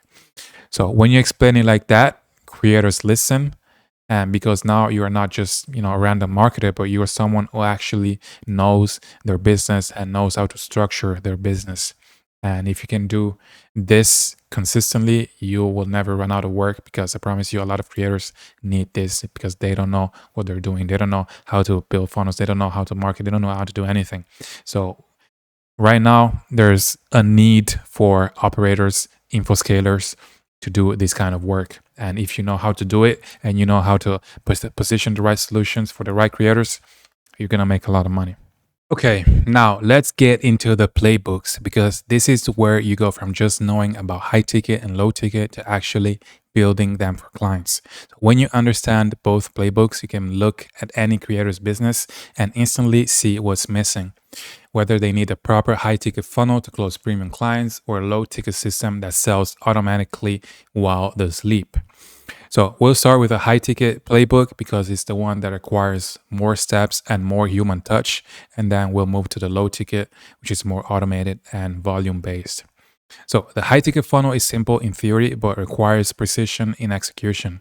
The goal is to take a cold or warm lead and move them through a journey that builds trust, qualifies them, and gets them to book a call. So the main structure looks something like this. You post content, you push people to a VSL funnel, post content, then you push people to a VSL, and then you have a Typeform application, and then there's a booking page, sales call, you close, and then onboarding. And this is what it looks like step by step. So let's break it down. So let's start with the VSL. So the VSL is a centerpiece of your high ticket funnel. It's usually a 10 to 20 minute video that educates, builds authority, and sells the call, not the program. You have to sell the call first. The goal is to make the viewer think, damn, this person actually gets what I'm going through, knows how to solve my problem, so I need to talk to this guy. So the VSL should follow this structure. First, you have the hook. So you call out your target audience and their pain point right away. For example, if you're a creator who's tired of posting every day and still not making consistent money, listen to this. Then you have a story section. So you briefly introduce the creator and the journey. You can, keep it real, authentic, and raw, and talk about the struggle and what changed. Then you present the problem. So you explain why their audience, so the viewers, are stuck, and talk about outdated methods, the confusion, the lack of systems. And then you have the solution section where you introduce the new opportunity. So that's the creator's vehicle, like, their higher ticket program, mastermind, or consulting offer. Then you have proof. You show results, screenshots, testimonials, even short clips of clients, talking about their wins. And then lastly, obviously, you have the call to action, the CTA, and you can say something like, if you're serious about achieving this specific outcome, click below, answer a few questions, and you can book a free strategy call. And I will walk you through how this would look for your business. So you don't need fancy production if you can keep it raw and authentic. I think it's better. As I said before, raw and authentic content these days works much better. Now let's move on to step 2, which is the type form, or the application form. And once they click the button, under the VSL, they go to a type form or Google form. You can use that here too. And this is where you qualify them before they get access to the calendar. You don't want just anyone booking a call. You want qualified buyers, people who are serious, have a problem worth solving, and can afford the solution. They actually need to have the money to, give you and pay for the solution. So I'm actually going to show you how to build this on Typeform later. But before I do that, I'm just going to walk you through the questions that you can add on your Typeform. So the application should include name, email, social media handle, and then questions like, what's your biggest challenge right now? What's your currently monthly revenue? What's your target income in the next 90 days? If we build this system together, how ready are you to take action? And are you willing to invest in mentorship or done for you solution if it's the right fit? And then this process does two things, which is it filters out the people who are not serious, and it gets them emotionally invested because they've already spent time answering questions, so they are more likely to show up to the call. Now, the next step is the booking page. After they submit the application, they get redirected to a calendar page like Calendly, and this is where they can schedule the actual call. And you want to make sure there's minimal friction. Only show time slots for the next 2-3 days max, and don't let people book for next week because that kills momentum and people are gonna not be emotionally invested. We already talked about this, but you have to make it as fast as possible from booking the call to getting on the call as fast as possible. And you can also add a short confirmation message or even a video from the creator thanking them for booking the call and reminding them to show up. Now, the fourth step is the sales call. And this is where the close happens. We already went deep into the sales call framework earlier, and the same principle apply here. And the goal on the call is simple, is to understand their situation, is to identify the gap, is to present a solution, and lastly, to close with confidence. So if they're not ready to buy, you follow up later. But if the call is done right, many will close on the spot. And a good closer, we close between 20 to 40% of book calls. So if you have 10 qualified calls per week, that's 2 to 4 high ticket sales weekly. And then the next step after the call, once that you close the client, there is the onboarding phase, and you need a smooth onboarding process. As I say, contract payment, welcome email, access to the program, or a Slack or / Discord group. And the faster you onboard, the less likely you'll get buyer's remorse. And people need to feel progress immediately after buying because there's a voice in their head that says, did I do the right choice? Did I make the right choice? And, blah, blah, blah. So you need to silence that voice as fast as possible. So ideally, within 10 minutes of payment, they should receive a welcome email and clear next steps. So that's the high ticket playbook. It's simple. It's not too complicated. You just, need the right systems in place and you can build it out pretty easily. The low ticket funnels are faster, simpler, and almost fully automated. You don't need calls, you don't need to qualify people, and you don't need to personally sell. The offer and the funnel are doing the selling for you. And the structure of the low ticket funnel looks something like this. You have the content, you have the landing page, and there is a checkout page. Maybe you can have upsells, and then there is delivery and automation. So step one is content that sells. So low ticket always starts with volume, and you drive people in with organic content or paid traffic. So you post videos, carousels, emails that talk about the pain point you offer solves and the transformations it delivers. So example, if you're a creator who's tired of posting content but not making money, I made a system that helps you launch a community in less than 30 days. Link in bio, something like that. And this content builds curiosity and sends traffic to the landing page. Then the landing page is where they see your low ticket offer. And you don't need to overthink this. You just need to make it clean. You just need to have a nice headline with that says something like, just to give you an example, launch your 97 per month community in 30 days, even if you never sold anything before. And then you have a sub headline, like one sentence that expands on the promise. Then you get like 3 to 5 bullet points and explaining the outcomes they'll get when joining the high ticket, the low ticket program, or buying the low ticket product, whatever. And then you can have testimonials, screenshots, and then a call to action, a buy button that says buy now, join now, whatever. So there's no application, there's no qualification, there's no qualifying prospects. They can buy immediately. So the checkout page, you can use Stripe, Score, or any system that allows automatic payment collection and access delivery. And if it's a course or community, make sure they get instant access. So you can automate this with Zapier. It's pretty easy to do. I can show you how to do it in another video if you want it. Just let me know in the comments if you want to see that. And then the next step, you can have upsells if you want to. They're good for increasing the total order value, but not necessary. It's not necessary, especially if you're selling like a community. It's not really necessary. Last step is delivery and retention. So for low ticket offers, delivery is just as important as the sale. If it's a community, keep it active, post content, host weekly calls, celebrate wins. If it's a course, make sure it's easy to follow and gets people quick wins. And the better the experience, the longer they'll stay, and the easier it becomes to sell them into high ticket offers later. Now, the key difference between high and low ticket is that high ticket is relationship based. So you have fewer clients, deeper connection with the clients, and higher value per sale. And low ticket is system based. So you have more clients, less personal time, and lower value per sale, but it's more scalable. I mean, at least it's easier to scale. You need to understand both, because the best creators end up using both. As I said, the ideal setup, you want to have everything. You want to cover the whole spectrum.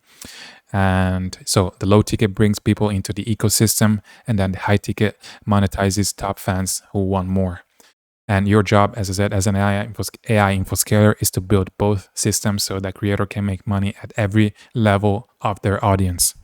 All right, how to set up a type form. So let's dive into how to set up your type form for a high ticket offer, because this one step can literally be the difference between wasting time on unqualified calls and spending your days talking only to people who are ready to buy. So when you build a good type form, it does two things for you automatically. First, it qualifies your leads. You know exactly who's worth your time before they even ever book a call. And two, it segments your audience. You can send the right people to the right place. So qualified leads to calls and unqualified leads to low ticket offers or nurture sequences. And this is how you build leverage, so you're not vetting leads manually all the time. So the purpose of the type form isn't to collect random info, it's to identify three key things about the lead. First is relevance. Are they your target audience? Second is readiness. Are they in a position to take action now? And third is resources. Do they have the money and motivation to invest? And this is the most important one, to be honest. So if someone has all three, they can move to the booking page. And if not, you don't send them to a call. You can redirect them to a low ticket offer like a school community or an email sequence to nurture them. And that's how you protect your time and keep your calendar full of serious buyers only. Now, the type form structure, I'm going to show you exactly how to set it up step by step.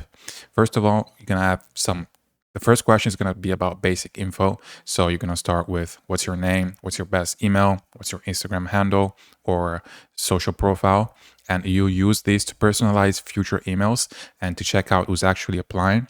And sometimes just looking at their profile can tell you everything you need to know about the prospect. And then question two is identify who they are. So this helps you understand the context. So you can ask something like, which best describes you right now? And then you give them options like, I'm a creator with an existing offer. I'm a creator but haven't launched anything yet. I'm a coach or consultant. I'm an entrepreneur with a small business and other. You can ask other questions if you want. Um, and this helps you segment. If someone chooses I'm a creator with an existing offer, you can send them down one logic path. If they choose I haven't launched anything yet, you could send them down to a different path. So this is how you can segment your audience or the people who are applying. Now, question three is about their current situation. Now, you can ask something like, tell me a bit about yourself, about your business or brand. What are you currently selling, if anything? And this gives you context on what stage they're at and helps you tailor your pitch during the call. Then question four is their currently monthly revenue. And this is one of the most important ones. So you can ask, what's your current monthly revenue? And then you give them a bunch of options. 0, I haven't monetized yet, 1 to 5K, 5 to 10K, 10 to 30K, 30K plus. And if someone, based on the answer, if someone selects like below 3K, for example, and you sell a program for, I don't know, or a service for like 5K, it doesn't mean they're a bad lead. It just means that maybe they're not ready to buy yet, unless you have maybe financing options and then they can't put down a down payment of 3K and pay the rest, I don't know, 2 months later or the next month. Now, question five is about their goals. So you want to know what they actually want. And you can ask, where would you like to be in the next 3 to 6 months? And you can use multiple choice or open text, but multiple choice works better if you want to filter the answers with logic. And if you give them options, you can say something like launch my first offer, grow my audience and monetize, scale from 5 to 20K a month, automate my current business, or build a backend team/system. Now, question six, it's their main challenge, and this helps you see what's holding them back. So what's your biggest challenge right now? Options, I don't know what offer to sell. I'm not making consistent sales. I don't have systems or automations in place. I don't have enough leads. Other. Question seven is their readiness level. And this is very important as well. You don't want people who are just curious. You want people who are ready to take action and have the money to invest now. So you can ask, how ready are you to fix this and start scaling? For example, and you give it options. I'm ready to take action right now. I'm serious, but need a bit more clarity. I'm just exploring options for now. And these questions will also connect to your logic rules. So if they choose just exploring, for example, they'll be redirected somewhere else because we don't care about people who are just exploring. We want people who are ready to take action now. Then question 8 is investment readiness. And this is the most important one out of all these questions. And so if we decide this is a good fit, are you ready to invest financially to solve these problems? A problem. And options, yes, I have the funds and I'm ready to invest. I could make it work if it's the right fit. Not right now. I just want to learn more. And this tells you immediately who's going to be an instant buyer and who's not. And then question 9 is optional. It's a final open-ended question. You can end with something like that can let them express themselves. So you can ask something like, if we could help you achieve your goals in the next 90 days, what would that mean for you? And this is goal for understanding their emotional drivers. And you can use this answer in a sales call or in your copy, for example, on your landing page or in your emails. And it's very useful, but it's optional. Now, you have your questions. It's time to set up the logic rules in Typeform. And this is the most important part because Typeform allows you to set conditional logic, meaning you can send people to different pages or URLs based on their answers. So here's an example of how you can set it up. And I'm actually going to show you how to set it up on Typeform after, I explain it to you. So I'm gonna go on Typeform and show you how to do it. But here's an example. If someone selects 5K plus in revenue, ready to invest and ready to take action now, you can redirect them to your Calendly booking page for the high ticket call, because it means they're ready to take action and they're ready to invest and buy now. So they're warm lead, potential buyer. They're ready to buy immediately. But if someone selects, for example, under 3K or not ready to invest, you can redirect them to your low ticket offer page. Something like, you can say something like, hey, looks like you're still in your early stages. No worries. We actually have a community course designed specifically to help creators at your level. You can join today and start building your foundation. Then once they buy the low ticket offer, they'll automatically enter your email list. And from there, you can nurture them until they're ready to buy the high ticket program. Someone selects, I'm just exploring. You can send it to a thank you page that says, thanks for your honesty. I'll send you some free resources to help you get more clarity. When you're ready, we can chat. So then they go into a nurture email sequence with case studies, tips, soft CTAs, and eventually, once they're nurtured enough, they're going to book a call. And this setup creates a natural flow that sorts all your leads automatically. Now, once your Typeform is done, you can integrate it with tools like Zapier or Make, Calendly, ActiveCampaign, ConvertKit, Go High Level for email automations. And I'm actually going to show you how to do this later as well. And yeah, if you set up all this correctly, your funnel is now self-filtering. You're not chasing people who cannot buy. You're not wasting, calls on just people who are just curious on what you have to offer. And you're building trust with the ones who are not ready to buy now. So, and you're converting them for later. So once they're ready, they're going to come back to you and they're going to buy.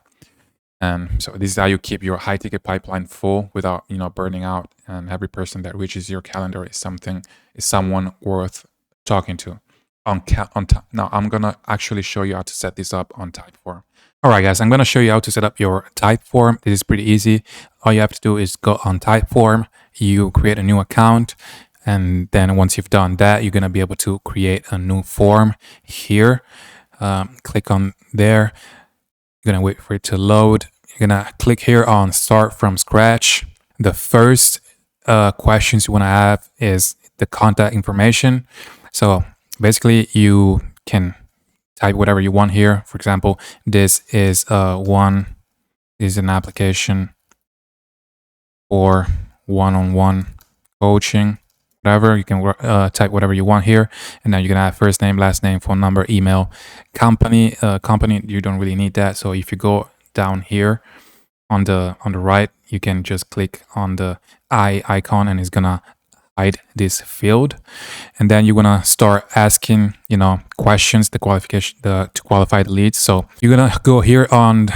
Sorry, let me show you. You're gonna go here on Add Content. Then you're gonna click on Multiple Choice. And then you can ask whatever questions you want. I already told you the type of questions that you need to ask. 3 years, you get the point. You give the options. And then you keep doing this. You keep adding your questions. You can add multiple choice.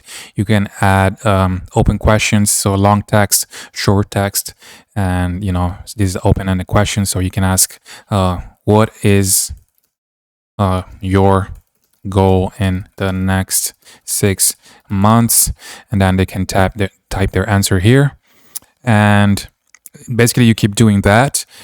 And this is not the important part. Like, the important part is the revenue question. So if you want to know if they can invest in your program and they have the money to invest, more importantly.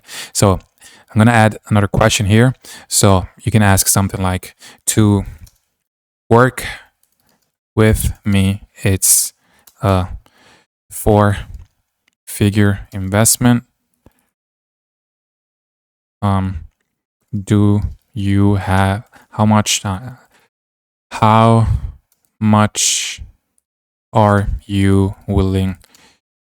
Are you ready to invest in your personal growth? Something like that. And then you give the options, like, I don't know, 1K, 2K, whatever, 5K. That's it.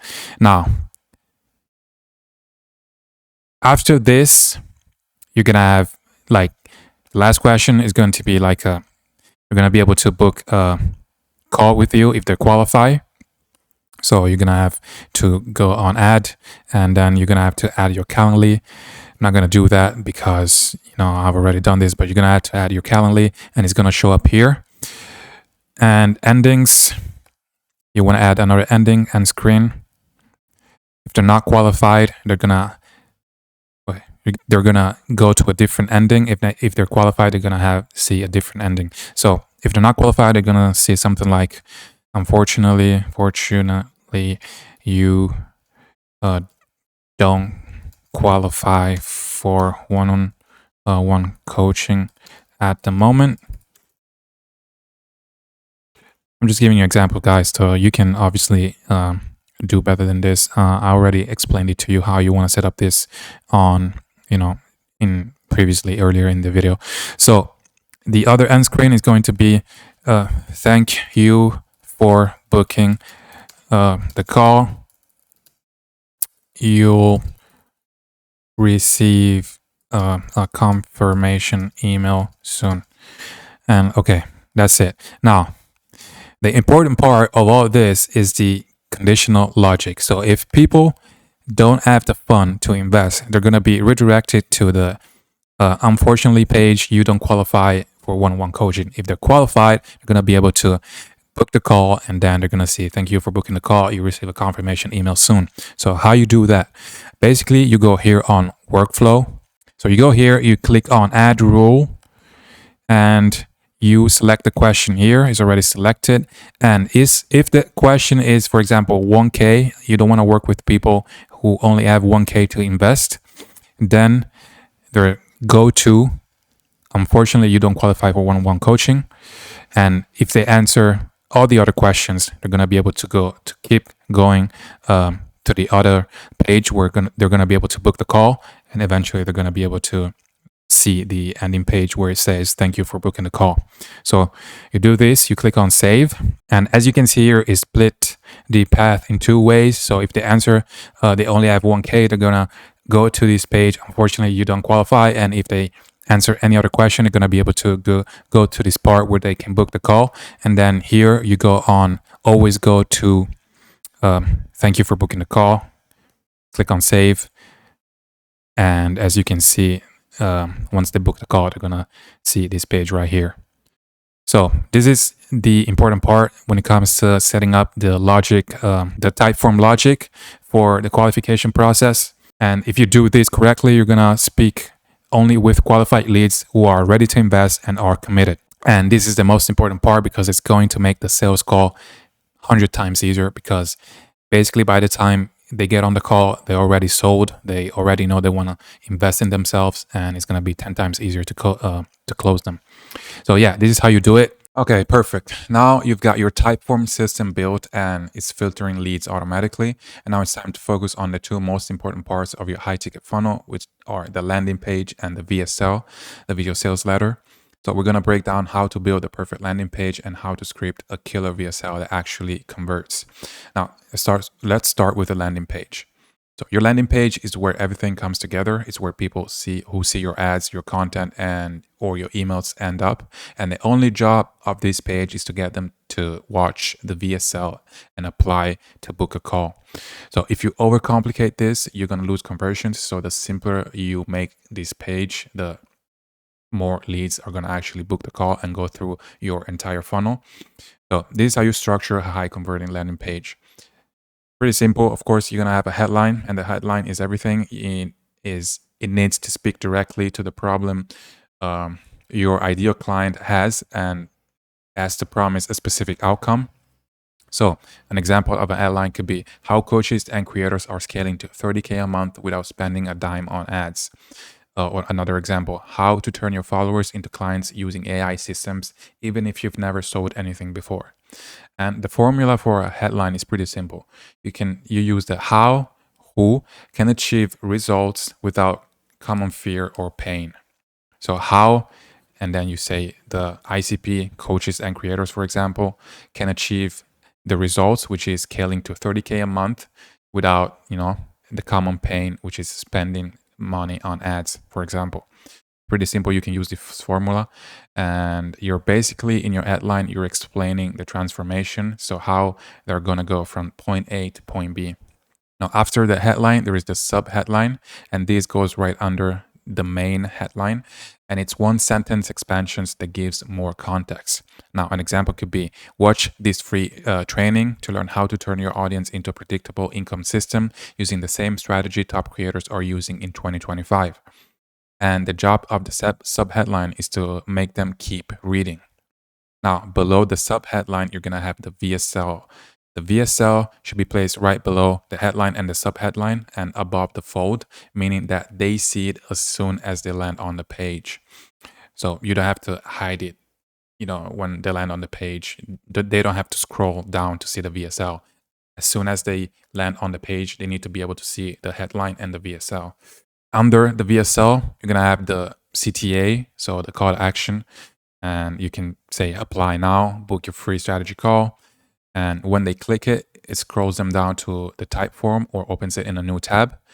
And here's a pro tip. You can repeat this button multiple times on the page. So there is one right below the VSL, another one in the middle of the page when they start scrolling, and another one at the end of the page. Now, below that, there's going to be the benefit sections. So after the VSL, you can write 3 to 5 bullet points that highlight what they learn or achieve. And you have to focus on outcome and not features. So here's some examples. You can say how to build a high-ticket funnel that sells for you 24/7. How to create an irresistible offer even if you're starting from scratch. The 3 systems you need to scale to 20K a month as a creator. How to use AI to automate 80% of your business backend. So this focus on outcomes and not features. Now, below the benefit sections, you're going to have then testimonials and proof. If you have results, you can show them here, screenshots, testimonials, videos, anything that shows real transformation. If you don't have testimonials yet, you can use social proof of your own results, screenshots of your own backend, of your own growth, or even simple lines like, I've helped X creators launch their first offer and start making consistent 5K to 10K a month. Social proof matters more than design. Now, optional, after this, you can add an about you section and a short section that says who you are and why they should trust you. You have to keep it concise. You can say something like, hi, my name, I'm Alex. I help creators and coaches turn their audience into income using AI systems. After helping a number of clients to build scalable backends, I created this free training to show you how it works. You don't have to write your full entire life story, just something that helps the prospect get a better understanding of who you are, what you do, and how long have you been doing it, and how you can help them. And then finally, at the end of the page, you're gonna have the final CTA, and this is the final button where it says to book the call or do whatever it is, whatever your CTA is. Now let's talk about the VSL. Good VSL is not about selling aggressively. It's about educating, storytelling, and building belief. If you do this right, by the end of the video, the viewer should think, okay, this person understands my problems and knows how to fix my problems, and this is exactly what I need. So the VSL should be about 10 to 20 minutes long. I've seen longer VSLs. I've seen shorter VSLs. I think the sweet spot, it's between 10 to 20 minutes. So let me go step by step on how to structure a good VSL. Now, the hook is the first 10 seconds, and they're the most important part because you have to grab attention immediately, and you start by calling out who they are and the pain they feel. So for example, if you're a creator or coach who's tired of posting content every day but not seeing consistent money coming in, this video is for you. Then you agitate the pain. You say something like, you're probably doing everything the gurus told you, post more, go viral, build trust, but it's not turning into income. The truth is content doesn't pay the bills, systems do. Now you have their attention. Then the second part is about the credibility and story. Now they're hooked. You introduce yourself and you keep it authentic. You don't oversell yourself. And you can say something like, my name is Alex. I help creators turn their audience into predictable income systems using AI and automation. I used to be just like you, posting content, chasing engagement, wondering why it wasn't turning into money. And once I learned how to package my knowledge into a scalable offer and automate the backend, everything changed. The goal here is to make them relate to you so that show that you've been where they are right now. Then after that, you show the problem, and here you break down why they're stuck. So this is the you've been lied to moment. So you explain the mistakes most people make. So for example, they focus on followers instead of offers. They post for likes instead of building systems. They have no backend, no automations, no funnel. You want them nodding and thinking, okay, this is talking about me. He understands what I'm going through. And this section builds emotional connection and positions you as the person who truly understands their problem. After this section, you're going to have the solution. Now you introduce the new opportunity, which is the core idea of your program. And you can say something like, this is where my AI info scaling system comes in. I've designed to help creators launch high ticket and low ticket offers, automate 80% of their business, and start generating consistent 5K to 20K months without spending all day on DMs or calls. And you explain your method at a high level. You don't need to go deep into tech. Just give them the overview. Step 1, build a scalable offer. Step 2, create your funnel and automations. And step 3, launch and scale with AI systems. By now, they understand the what and the why. And then you show proof, you show results, case studies, testimonials, and before and after screenshots. If you're just starting out and you don't have client results yet, you can show your own results or talk about early wins, like have helped my first new clients launch their communities and make their first 5K in under 30 days. And social proof is powerful because it's not about saying it works, it's about someone else confirming it. And at the end, you're going to have obviously the offer and the CTA. Now it's time to invite them to take the action. So you can say something like, okay, so here's the deal. I've opened up a few free strategy call slots this week to help creators like you build or scale their offers. On this call, I'll personally walk you through what your funnel could look like, how to structure your offer, and the systems you'll need to grow. Then you can give them the next step, click the button below, answer a few quick questions, and I can learn more about you and book your free strategy call. If it looks like a good fit, we'll work together to build your system. If not, I'll still give you value and walk away with clarity. And you will walk away with clarity. You're not begging, you're not leading with confidence, you're just positioning yourself as the authority. And then optional, you can add some urgency or scarcity only if it's real. And you can say something like, I can only take a few new clients this month. So if this sounds like something you want to do, book a call now while there's still availability. And yeah, this is pretty much everything you need to cover in your VSL. And then I'm going to give you some pro tips. So first of all, you need to be yourself. Don't sound like a corporate ad. Talk like you're on FaceTime with a friend and you're just giving some advice. You're just explaining your story and your situation, how you overcame a problem and you went from point A, feeling the pain, to desired outcome, which is point B. And then you can use pattern interrupts. So you can change camera angles, add quick cuts, or insert graphics like every 10 to 15 seconds to keep their attention. Now I'm going to show you live how to build a simple landing page, and I'm going to show you how you can use AI to script both the landing page and the VSL. Okay, so in this video, I'm going to show you exactly how I go about creating funnels for my clients. And this is exact step-by-step process. So if you are an AI info scaler and you finally partner up with a creator, watch this entire video so you know exactly what to do, how to create funnels that generate hundreds of thousands of dollars for your clients. So this is exactly everything I'm going to show you in this video. I'm going to find a potential prospect I could work with. I'm going to analyze their offer and find the gaps. I'm going to do market research and create the offer, landing page, and VSL. And I'm going to do all this using AI so you know that it's not that hard and that you can do this as well. It's pretty easy. Anyone can do it from anywhere in the world. And I'm going to give you all the prompts that I use completely for free.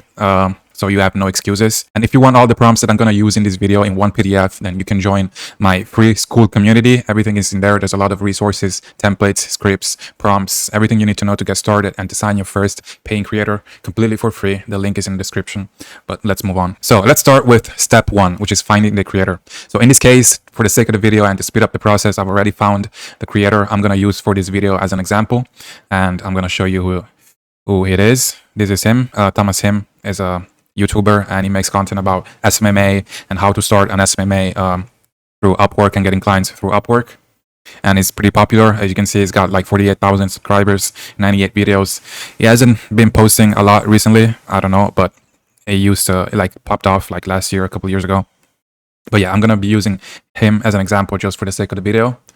And this is what I'm going to do. So this is a good creator because he's making content that's specific to a specific audience. He has a specific ICP. So the next thing I'm going to do is I'm going to use ChatGPT to do market research so that we can come up with a good offer for his audience. And these are the steps that I'm going to follow. First, I'm going to analyze his content and identify the main pain points, false limiting beliefs, and desired outcomes of his audience. Then I'm going to analyze competitors and see what they're doing wrong and what they're doing right. And then I'm going to create an irresistible offer based on all the research that we've done. And at the end, I'm going to create all the assets, the marketing assets, so the landing page and the VSL. So the first step is to analyze the audience. We're going to go to his YouTube channel and we're going to look at the most popular videos, and you're going to use the scripts to identify the pain points. And I've already shown you how to do this in my full outreach masterclass, so you can watch it later after you finish watching this video. And to save time, I've already copied and pasted the scripts into one PDF. But if you don't know how to do it, I'll quickly show you. So what you want to do is go to the YouTube channel of the creator, and you want to go to the most popular videos, and you want to open a few of his most popular videos. In this case, I opened like 8 or 9, I think, I don't remember. But I'm going to open in a new tab. I'm going to go to the video. I'm going to wait for it to load. Then I'm going to go to the description, and I'm going to go to show transcript. And basically, I'm going to take this transcript and I'm going to copy it and paste it in a Google Doc. And I'm going to do the same thing for, I don't know, you can do it with as many videos as you like. I've done it with like 8 videos, and this is the document that I've got. Well, let me show you. So this is the document that I've got. And as you can see, this is the first video, the first transcript, and then I've got, second video, third video, and this is like, you see, this is like 31 pages. So I think it was 8 videos that I pasted into this, Google Doc, and then I've downloaded it as a PDF. And I'm gonna feed it to ChatGPT to identify the main pain points and desired outcomes of his audience. Once you've got the document with all the transcripts of the videos, what you want to do is use this prompt right here that says, I've attached some scripts in one PDF from the YouTube videos of a creator I'm trying to build a high-ticket funnel for. Please identify the core pain points, any emotional triggers, common false beliefs or objections, key desires or outcomes the audience wants, any repeated language or phrases that could be used in hooks or copy. So I'm going to copy this prompt. I'm going to go to ChatGPT here. I'm going to paste this prompt, and then I'm going to attach the PDF with all the scripts, and ChatGPT is going to give me all the pain points and false beliefs and desired outcomes. So let's wait for it to load. But here we got core pain points. Okay, now it's giving me everything I need. It's giving me the core pain points. It's giving me the emotional triggers. It's giving me common false beliefs and objections. And then it's giving me the key desire and outcomes. And it also told me the repeated language and hookable phrases. So these lines or phrases can be used in ads, hooks, email subject lines, landing page copy, etc. So let's see if it's good. So core pain points: hating traditional 9 to 5, feeling trapped or uninspired by office work, anxiety or dread about life, repetitive, meaningless tasks, lack of experience or credential, low income, financial struggle, feeling lost or directionless, being stuck at the starting line, rejection and failure, ghosted by clients, unfair reviews. And these are all very good pain points to know if you want to build a good offer, because we're going to need this to build a good offer. So then we got emotional triggers. So frustration. Is this really all there is? I worked a 12-hour shift for $450. And then there's hope. If I can do it, so can you. Anger, desperation, envy, FOMO, empowerment, relatability, validation. Then we got common false beliefs and objections. I need experience to start. The market is too saturated. Upwork doesn't work. You need to be disciplined. I'm not technical. I'm lazy. I'm not built for this. I'll start when I'm ready. You see, this is very good. This is very good stuff that we need to write copy for the landing page and the VSL. And then we got key desires, outcomes, freedom from the 9 to 5 grind, make money online without traditional credentials, work from home or anywhere, control over your time and income, build a profitable business using a simple model, become addicted to growth instead of distractions, respect, confidence, and prove that they made it. And yeah, this is very good. Okay, now that ChatGPT has given us all the pain points, false limiting beliefs, and desired outcomes, we want to make a little bit more research, because we don't want to just base the research on the scripts of the creator, but we want to also do our own research, and we're going to use ChatGPT to do this as well. So basically, we want ChatGPT to research online conversation to find additional data, and we want as much info as possible because we use that to write the copy for the landing page of the VSL. And doing market research is probably the most important part of the desire of this entire process, because it gives you all the information to create an offer that people actually want. So you also want to validate the offer and ask the creator's audience what they want. In this case, I'm not going to do this because I'm not working with Thomas directly. But if I were to work with him, I would have a type form survey and ask the audience what they want. What are their struggles? What are the desired outcomes? So we can see if there is a match. And I covered this in another video, and I'll leave a link in the description. Or if you want, you can join the first community, and there's everything you need to know there. Now, moving on, this is the prompt that we're going to use to do additional market research. And it's the prompt right here, and it says, I'm building a high converting offer funnel, and I want to deepen my understanding of the target audience. Please research online conversations, Reddit, Quora, YouTube comments, Twitter, X, forums, etc. to identify additional pain points, common limiting or false beliefs, core desires and outcomes. Focus especially on what real people are actually saying, their frustration, objections, emotional language, and the questions they repeatedly ask. Present the findings clearly under the following 3 categories: additional pain points, additional limiting, false beliefs, additional desires and outcomes. And use bullet points for each section, and keep the language aligned with how the audience naturally talks online. So I'm gonna copy this prompt, and I'm gonna go to ChatGPT. I'm going to paste it, and then I'm going to hit send, and it's going to do additional research. Now, you can use deep research if you want ChatGPT to do a better job. I'm not doing it in this case, but usually I use it. And I have the pro version of ChatGPT, and I really suggest that you get the pro version because it's much better. It's just, I think it's like 20 bucks. I don't remember, but it's worth it. It's a lot better than the free version. So basically, it's giving us additional pain points. Finding clients is the hardest part. Inconsistent income, constant anxiety, expensive connects and perceived predatory fees, unresponsive or ghosting clients, platform disputes and refund risk, burnout from juggling admin tasks. And then we got additional limiting or false beliefs. I'm not experienced enough to compete. It's a race to the bottom, and I can't win on price. I don't have a financial buffer for this. I'm not a technical or AI ready. I might get burned, whatever. And then additional desire and outcomes: steady, predictable income, protective contracts, platform safety, better client communication, platform tools that actually help, not hurt, community and mentorship, and sustainable work-life balance. And pretty much this is what we got before. It's just a little bit more information, but this is a very good point to start. Now we want to keep working. And the next step is to analyze competitors. And we want to know what's working and what's not working. And you got to look at creators in the same niche who are crushing it, and you can take inspiration from what they're doing. You don't want to reinvent the wheel. You want to take what's already working and, add your little spin to it, add your twist to it. But this is a quote from Picasso that says, good artists copy and great artists steal. I'm pretty sure you know this quote, but it's true. You don't have to copy, but you need to see what's working and make it your own. Now, I have a prompt for this as well. As I told you, I'm giving you all the prompts for free, and these are actually good prompts that actually give you good output.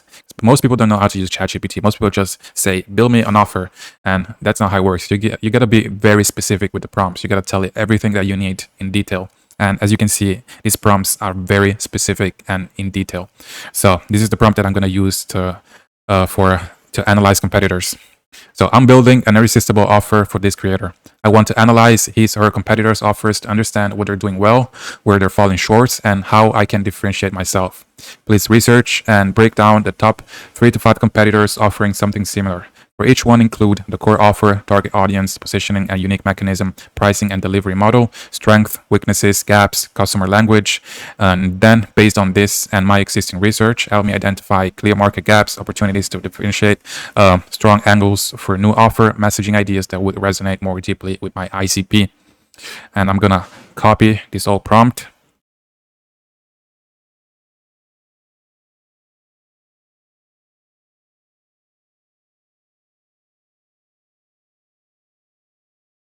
I'm gonna copy this old prompt and then go to ChatGPT, paste it. As you can see, guys, it is pretty easy. You're just gonna, I'm giving you all the prompts, so basically you don't have to do anything.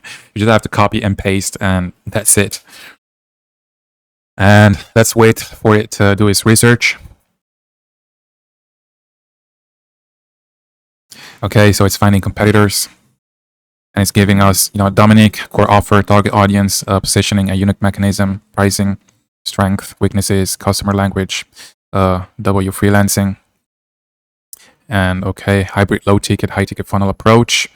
Okay, so it's giving us different options on pricing and everything. Market gaps, it's giving us what are the gaps in the market, opportunities to leverage, compelling angles for your offer, messaging that hits home.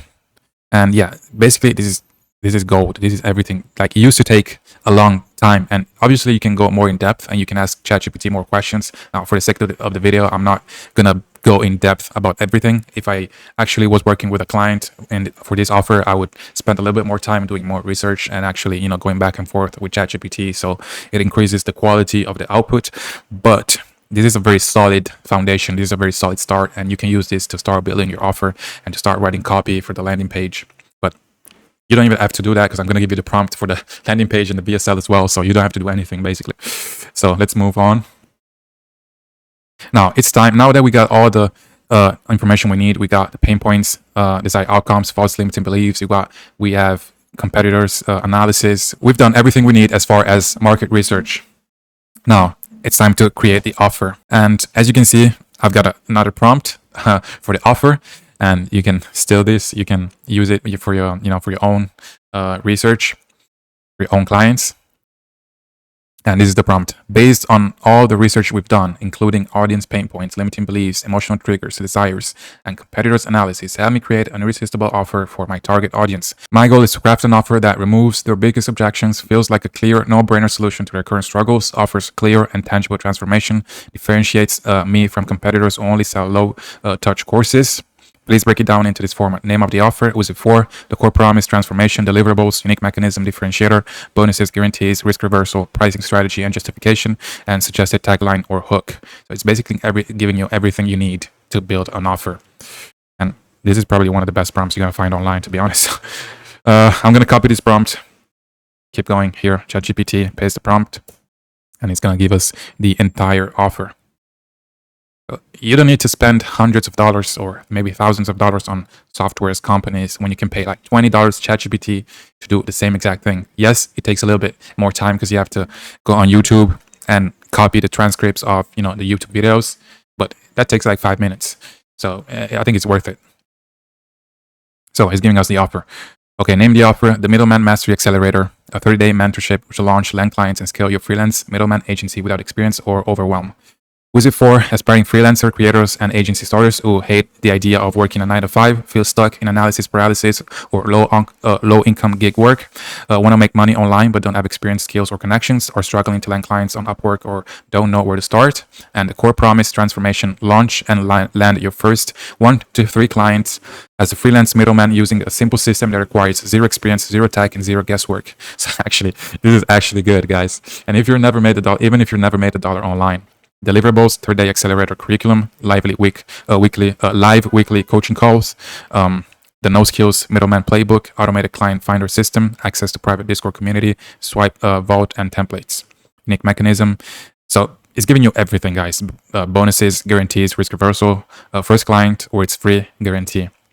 So it's already good as it is. But if you are working and you want to, with a client, and you want to make it a little bit better, you can tell ChatGPT, okay, I like the deliverables, but I want this part to be a little bit different.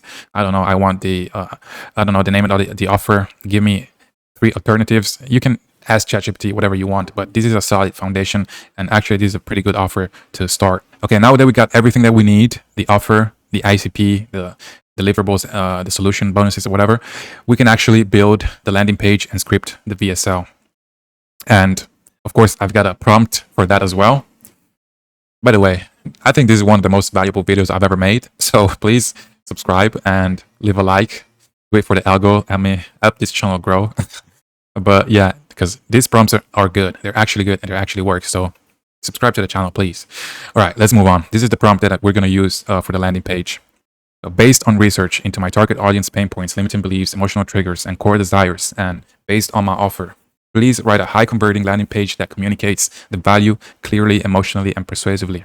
Use proven copywriting frameworks, ADA, PAS, which is problem, agitate, solution, story, solution, etc., and structure the page into the following sections: hero, pain, agitation, big promise, offer breakdown, why the offer is different, social proof and testimonials, bonuses, pricing and guarantee, frequently asked questions, section, final CTA, and the tone. Obviously, you can change the tone if you want to, but in this case, it's empathetic, confident, motivating, write like someone who deeply understands the reader's situation and has the exact roadmap to help them succeed.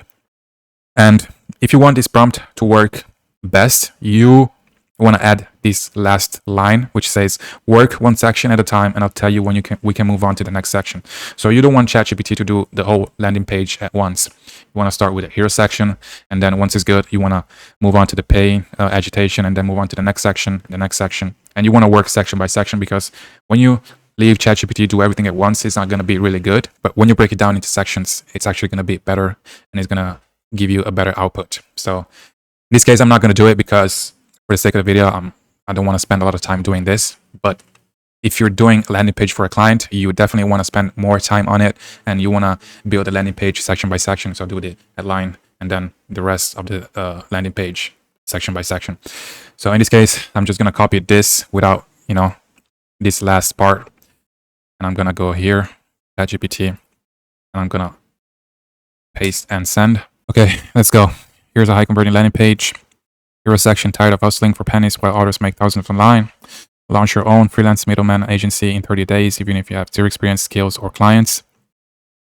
And then page agitation, big promise, middleman mastery accelerator, offer breakdown, 30-day accelerator, weekly live coaching calls, the no skills middleman playbook, the client finder system, private Discord community, proposal. Why is this offer different? Social proof, testimonials. Obviously, the social proof and testimonials part, you're gonna have to do it yourself. You're gonna have to do it yourself because ChatGPT doesn't have, the social proof and testimonials. You're gonna have to ask the creator you're working with for, social proof and testimonials, so you can add them to the landing page. And then we got bonuses, pricing, and well, now it's giving us this price, but obviously you can change it. And as I said, you want to do this section by section to make sure that it's actually good. But it's giving us a pretty solid foundation that we can use. And also you can use references and feed ChatGPT a successful landing page, and you can ask it to make something similar. So basically you can go to a competitor's landing page and you can feed it to ChatGPT and say, okay, make something similar based on my offer, but I want to use the structure of this landing page. So you can feed it to ChatGPT, and it's going to create you a landing page that's similar to the one of your competitor that's already successful, but it's going to make it a little bit different. Right off the bat, it's giving us a solid foundation that we can use to start building the landing page. And yeah, obviously I'm speed running this whole process. If I was to actually do it for a client, I would spend a little bit more time. But you have to think that if it wasn't for AI, it would have taken me days to do all this stuff, to do all the market research, to find, all the pain points, limiting beliefs. It would take me maybe couple days, or would have taken me maybe a couple days. It's pretty time consuming to do all this stuff. But now we got everything we need. And if you just spend a couple hours doing research with ChatGPT, you're going to have a very good offer, a very good landing page, and a very good VSL. Now we got a outline for our landing page. I'm not going to spend time working on it, but I'm going to move on to the VSL. But as I said, if you're doing it, you have to do it section by section, and it's going to give you a better result. But it's already pretty good. Now let's move on to the VSL. And I'm going to give you the script that I use for the VSL. And I have the prompt for the VSL. And I have two versions of the prompt. One is a little bit more complex and one is a little simpler. And for the video, I'm using the simpler version. But if you want the more complex prompt, a little bit more in detail, you can go to the free school community, and there's a PDF. If you go to the free school community and you go to the classroom section, there's going to be Vault, and there's going to be a PDF with all the prompts that I'm using in this video. So yeah, you can go there and get it for free. Now let's move on. I'm gonna use this prompt for the VSL, which is, as I said, the simple version. And that's the prompt. You are a skilled copywriter tasked with creating an emotionally compelling, high-converting video sales letter for a high-ticket coaching program. Write a complete script that feels like a natural conversation, as if the creator is talking directly to one person in their audience who is struggling. The script length, 8 to 10 minutes, approximately 1,200 to 1,500 words. And use this structure: hook, dig into the problem, introduce the solution, tell a story, explain key benefits, handle objections, present the offer, and deliver a direct CTA. Tone: conversational, clear, honest, and motivating. Avoid sounding like a sales robot. With this prompt, it's the same concept with as the landing page. You want to do it section by section, because if you're gonna leave ChatGPT script the entire VSL all at once, it's not going to be as good and it's going to be too short. So you want to do it section by section. So you want to tell ChatGPT to script the hook first, and once it's good, you move on to the next section and the next section, and you keep moving, doing this, and you keep doing this until the end. Yeah, but for the sake of the video, I'm not going to do that. I'm going to just let it do at once. I'm just going to copy this, go to ChatGPT, paste it. Now it's scripting the VSL. Gonna script the hook and then dig into the problem, and it's gonna keep moving until the end, section by section. Okay, now it's giving us the old VSL, and okay, it's giving us the hook, dig into the problem, introduce the solution.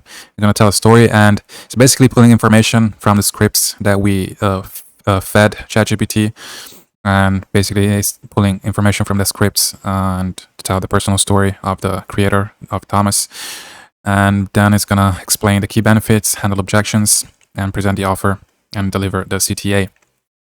Now, as I said, of course, now this sales letter, it's not perfect right now. It's probably too short and you can add a lot more into it.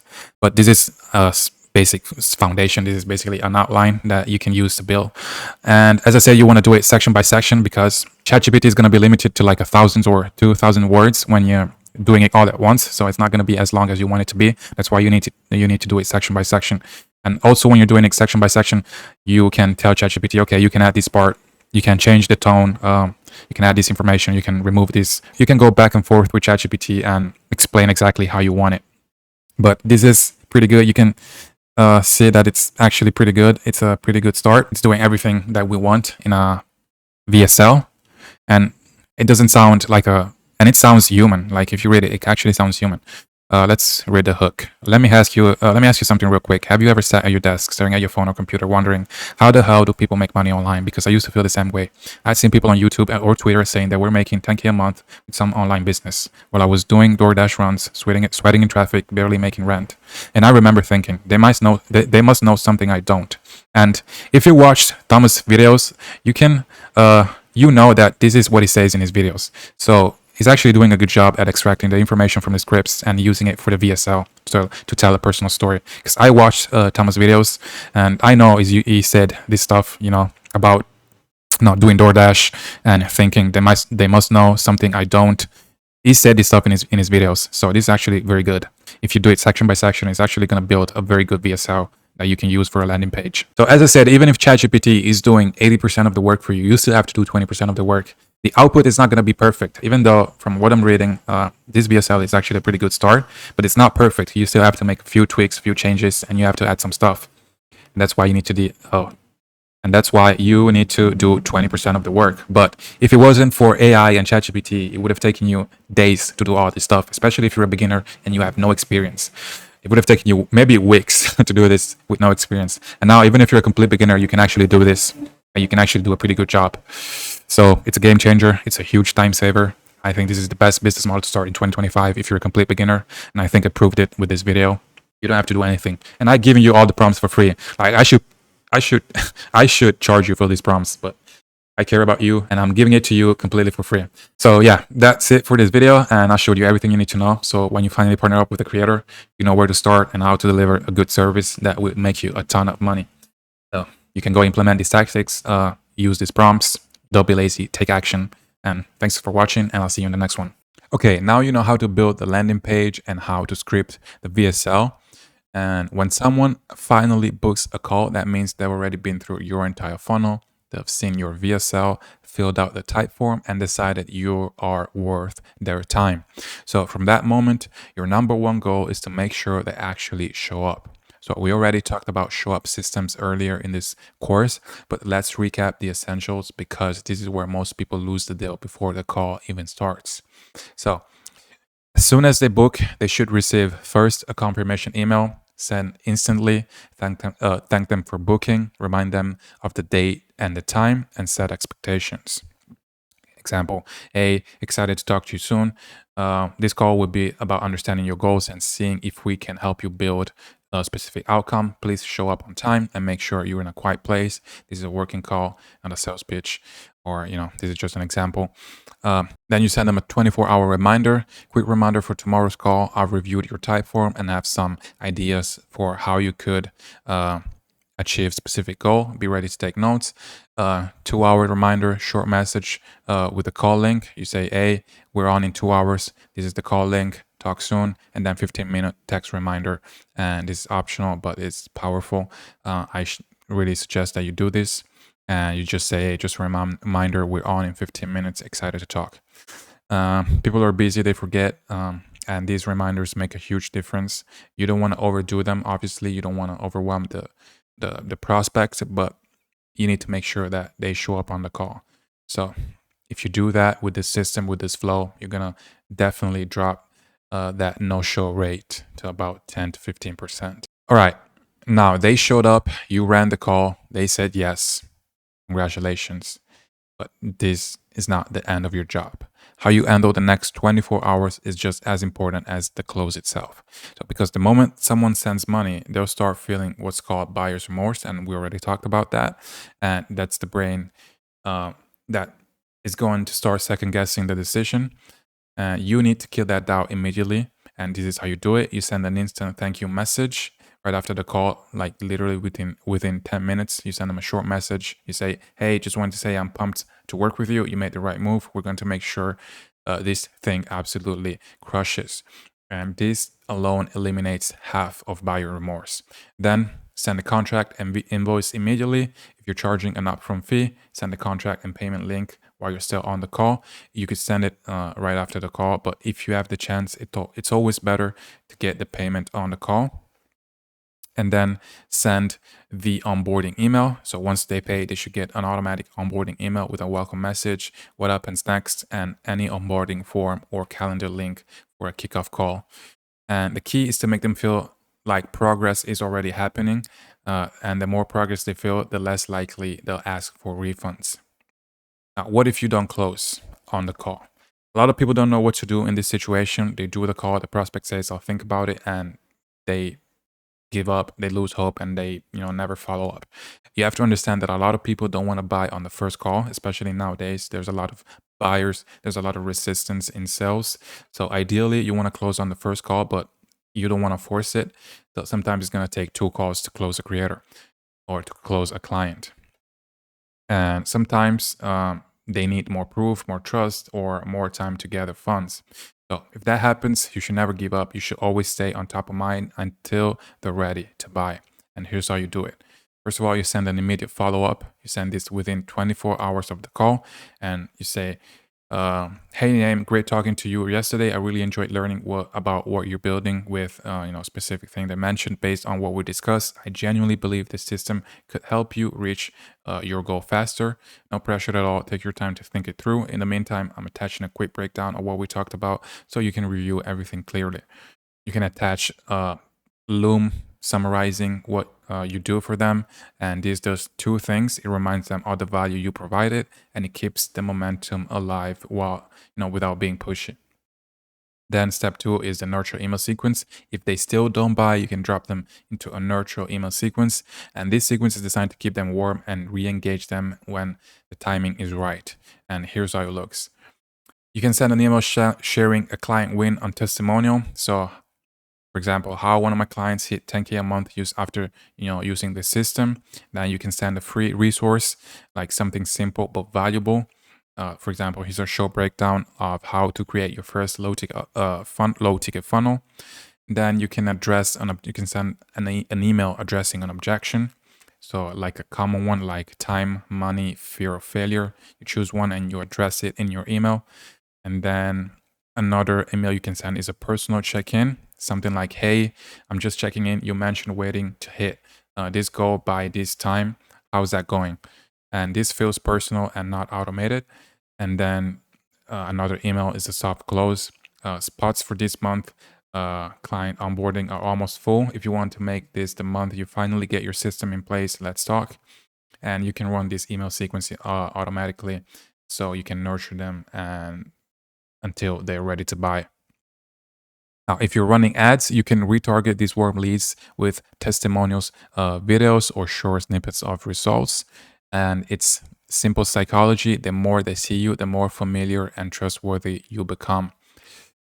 And if after 30 days they still haven't bought and they still haven't booked the call, rebooked the call, you can, send them email reminding them, or just, offering them to rebook a call. And you can say something like, hey, it's been about a month since we last talked.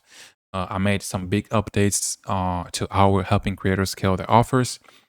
Would you be open to hopping on a quick 15-minute call so I can walk you through it? Sometimes they just need a reason to revisit the conversation. So you'd be surprised how many people come back a month later ready to buy just because you stayed consistent and you followed up consistently and you gave a lot of value consistently. So this follow-up system works because most people never follow up. They get a no as an answer and they immediately give up. They get discouraged and they give up. But you need to understand that in business, and especially when you're talking to prospects, no, especially when you're talking to cold prospects, no is the default answer. So they're always gonna try to come up with some kind of excuse, some kind of objection to say no to whatever it is that you're selling. So don't feel bad when you get a no as an answer. Just know that it is the default answer, and 90% of the time, people are just gonna say no. So we don't care about that. We don't take it personally. We only care about the people who say yes. So if you stay consistent and you build trust and you keep showing up with value, you'll close people weeks or even months after the first call. And some of the clients I got them months after I sent the first message, after I talked to them on the call, because I just was persistent with following up and I was persistent with sending free value, free resources. And eventually, when they were ready to buy, I was the first person that came to mind. And I was the only person they thought of, and they came to me and they were like, yeah, let's work. So yeah, just be consistent. Always keep, don't, always leave the door open, be professional, and always keep sending value and nurturing people. All right, now we get to the fun part. You got the offer, you got the funnel, you got how to get people on calls. Now we have to actually launch this thing and so people know it exists. When it comes to launching offers, there are two ways you can go about it. You can do what I like to call a ninja launch. So one day you just announce the product, no pre-launch, no building hype around it. One day you just say to the audience, hey, by the way, I have something that can help you achieve this goal. And if you're interested, click the link in the description and that's it. And the second way you can go about it is by doing a proper launch. So 7 days before the launch day, you can start building hype around the product and you collect emails, you post a lot of content where you give a hint or show some behind the scenes of building the product. And you can show case studies and testimonials. And the goal is to get people hyped about the product so that on launch day, you can collect as much cash as possible. So in my opinion, there's not a better way to launch an offer. You can do either one and they both work. So the only difference is that if you do a ninja launch, you're not gonna collect a lot of cash on the first day, probably, just because it's gonna take a bit of time to get the ball rolling. And if you do a proper launch, you're gonna see a big spike on launch day. So a lot of people are going to buy on that day, but then eventually it's going to come down and it's gonna stabilize. So if your goal is to collect as much cash as possible on launch day, then do a proper launch. But if that's not your goal, you can do just a ninja launch and just put it out there and just say, hey, it's right here. If you want it, click it. Now, I will walk you through how to do a proper launch in 2025 for creators and specifically for what we are doing in AI infoscaling. I will show you how to use YouTube, Instagram stories, and ManyChat or any DM automations to capture leads so you are not losing people in the DMs. You can keep it simple or you can go more advanced later, but the principle is always the same. You warm them up, you collect them, the email, and you invite them. Now, let's break it down. First of all, every launch has three phases. There is the pre-launch, there is the launch, and there is the post-launch. If you want to do a proper launch, you need all three phases. Otherwise, you're not going to see the results that you were hoping for. So the pre-launch is actually the most important part because it is where you get people to pay attention before you even ask them for money. The pre-launch is what is you telling your audience what you are working on, what problem you are solving, and why they should care. And when you do that right, by the time you open the door, people are already waiting. Now, the pre-launch should be at least 5 to 7 days. If the creator has a big audience, you can do 3 days. But if the audience is smaller and colder, do 7 to 10 days. And during this phase, the goal is not to sell, is to educate and to identify who in the audience actually wants this offer. You have to think of it this way. You are turning a big audience into a small list of people who are actually interested. And those are the people you're going to sell to. So what we do in the pre-launch, number one, we start talking about the problem everywhere. For example, if the offer is a community for online fitness coaches who do not know how to sell low ticket, then for a week, all content should be around that problem. You post a YouTube video title, why your fitness audience is not buying, what to do about it and what to do about it. You post reels talking about mistakes creators make when trying to sell courses. You post stories asking questions like, how many of you are posting every day but still not making money? Or who here would like to turn their audience into recurring income? And you want people to raise their hands. Now, number two, you start collecting leads. This is where Instagram stories and ManyChat come into place. Stories are your best friends for selling because they are seen mostly by your warm audience. So you can post something like, I'm putting together something for creators who want to launch a community and make at least 5K per month from it. If you want the details, DM me the word community, for example. Now, this is where automation helps. Instead of you actually replying to 50 DMs, you set up a simple flow in ManyChat. And this flow is very basic. And when someone sends the keyword community or replies to your story, ManyChat replies with something like, nice, glad you're interested. Are you already selling something or are you just starting from scratch? And it gives them two options. Based on what they click, you can send them to the landing page or to the VSL, or you can ask for their email. And you can also tag them so you know who is interested in what. And this way you are building a mini list inside Instagram. So you have a mini list of people who are interested in what you have to offer. So if you don't want to use ManyChat, you can still do it manually. It just takes more time. I don't see why you wouldn't use ManyChat. It's really useful. So I recommend setting it up because we are talking about doing this for creators, and you cannot ask a creator to reply to 300 DMs a day. So you need to give them automations, obviously. During pre-launch, you can also post a story saying, I am opening a new offer next week. I'm looking for 5 people to test it out.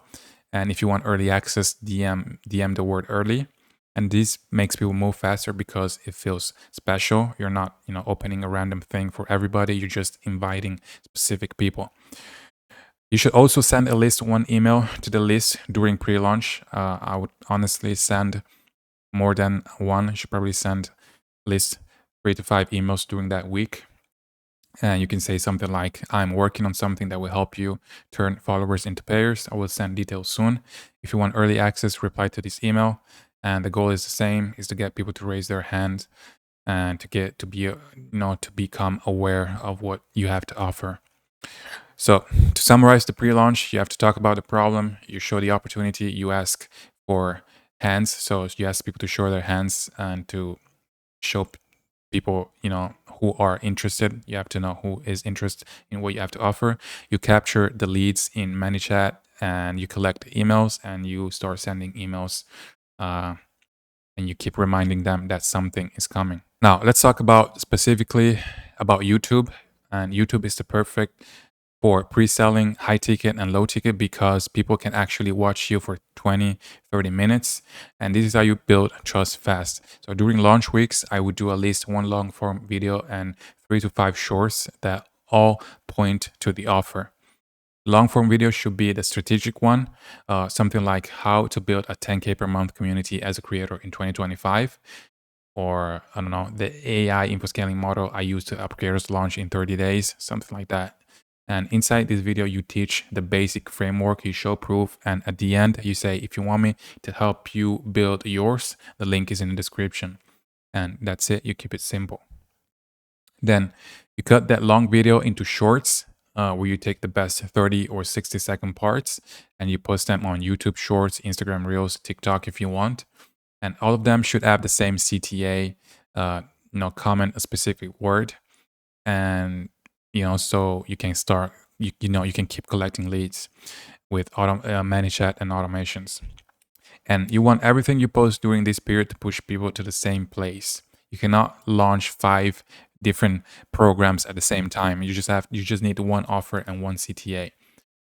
Now, let's move to the actual launch. This is when you officially open the offer, and this is where you say, spots are open, you can join now. During this phase, your job is to talk about the offer every day. Not a lot of people feel weird about doing this. They feel like they're annoying their audience, but you are not. People are busy. Not everyone is going to see your content. And if you do not remind them, they will forget. So during launch week, stories need to be on all day. Morning story telling people that doors are open, afternoon story answering objection, evening story showing proof or testimonial or behind the scenes of you building the program. And I'm going to show you an easy story sequence that you can set up for creators you're working with. Story 1 is authority. Helping another creator set up her community today. This stuff works. Story 2 is the offer. I'm opening 3 spots this week for creators who want me to help them launch their own offer. If you want in, DM me launch. Story 3 is the objection killer. You don't need 100K followers to do this. One of my clients did it with 3K followers. And story 4 is the CTA again. DM me the word, for example, DM me launch, and I will send you the details. And this is simple, but it works because you're mixing value, social proof, and direct call to action. And you are doing it every day. So you're maximizing the amount of people who are going to actually click on your CTA and become leads and eventually buy whatever it is that you're selling.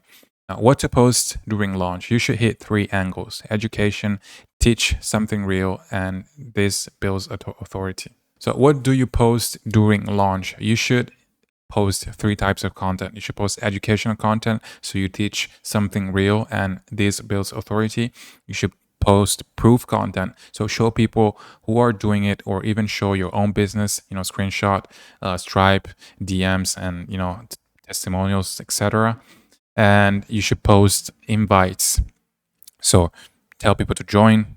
Don't be shy, and if you don't ask, if you don't have a clear CTA, people will not act. So you need to tell people what to do. So on YouTube, keep pushing the long form video. On Instagram, post at least 1 reel per day during launch week. And on stories, talk every day. And on emails, send at least 3 emails during the launch. 1 on day 1 saying doors are open, 1 midweek answering objections, and 1 on the last day saying doors are closing. And even if the doors are not really closing, you can still have a soft close, like I'm prioritizing people who join this week because I'm building it live. Now, what should you do after launch? After launch, you should follow up with everyone who showed interest but did not buy. And remember all those people in ManyChat who DM'd you, and all people clicking the links, all the people who filled out Typeform but were not qualified. They are still warm, and you can send them a message like, hey, saw you were interested in the community but didn't join, and is there anything holding you back? And then you let them tell you what it is that's holding them back. And many times the reason is simple. Maybe they don't have the money, maybe they forgot, maybe they had something else to do, and maybe they wanted to ask a few questions before buying it. So if you reach out and you figure out what's stopping them, you can still make the sale and you can still close them. So this is where the email sequences come in. After the launch, send a few emails showing behind the scenes, show what you're doing with people who joined, show results, social proof, sells better than after the launch than before because now people know it's real. And you can also do a mini relaunch 1 or 2 weeks later for the people who missed it. Um, so you can say something like, I had a few people tell me they missed the deadline, so I reopened it for 48 hours. And this alone can bring another 10 to 20% of sales. Now, let me show you an example of an email sequence that you can use during launch week. And you shouldn't just copy and paste these exact email sequence that I'm telling you. This is just to show you the framework. You can adapt it for a niche or a creator offer that you're working with. And the point is that I want to show you how to communicate during a launch week and what to talk about each day and how to keep people warm and how to build emotion and urgency naturally. So this is just a framework that you can use. Now, on day one, it's announcement. It's finally here. This is the official doors open email. You want excitement, but you also want clarity. So you tell them what's launching. You tell them who is it for. You tell them what it helps them achieve, and you give them a link to join or watch the VSL. For example, you can say something like, after weeks of work, it's finally live. I built this program for creators who are tired of posting content that doesn't pay. If you want to turn your audience into predictable income, this is your shot. Yeah, this is the idea of what you can write in your first email. Now, day two is educational and belief shift. Now that people know the offer exists, you need to build belief. And this email explains the core problem your offer solves. And you can expose the false beliefs, holding them back. You can teach one valuable insight that reframes their thinking. Now, day three is story and proof. So you can share stories because stories sell better than features. And this is storytelling email, and it can be your story or a client's story. And you can describe where they started, show what changed, and you can show the end result. So the proof of what changed, the transformation they went through. Day four is the objection killer. By now, your warmest leads are considering buying, but they're hesitating. So this email hits the biggest objections head on, and pick 1 to 2 common objections like time, money, or fear, and address them in your email. You can acknowledge it, you can reframe it, and you can give reassurance, and then you can invite them to talk again. So if you're on the fence, book a call or reply, and let's talk it through. Day 5, you can send a value email. So free resources to help you even if you don't join. And this one gives before it asks. So it could be like a Loom video, a short guide, or a framework that helps them get a small win. And it works because it builds goodwill, it keeps you on top of mind, and it softens people who aren't ready to buy yet. Day 6 is urgency build. So you can send a "we're closing soon" email. Now it's time to push, and most people only act when there is a deadline. So you can tell them the deadline, even if it's soft. You can remind them of the benefits and show a bit of social proof. And then day 7 is the final call, last chance. This is the last day email. You don't need to overcomplicate it. You can just remind them what they'll miss out on, be direct and confident, and give a clear call to action. And yeah, this is it. This is the 7-day email sequence that you can use during the launch week. And if after 7 days people still don't buy, you can move into a evergreen nurture list. So you can keep sending them emails. You can keep sending them value and free resources, and keep nurturing them until they're warmed up and they're ready to eventually book a call or buy whatever it is that you're selling. Okay, guys, we're coming to the end of this full AI info scaling course. Now I'm gonna tell you how to build the backend of a high ticket offer. I'll show you all the automations you need to run it smoothly.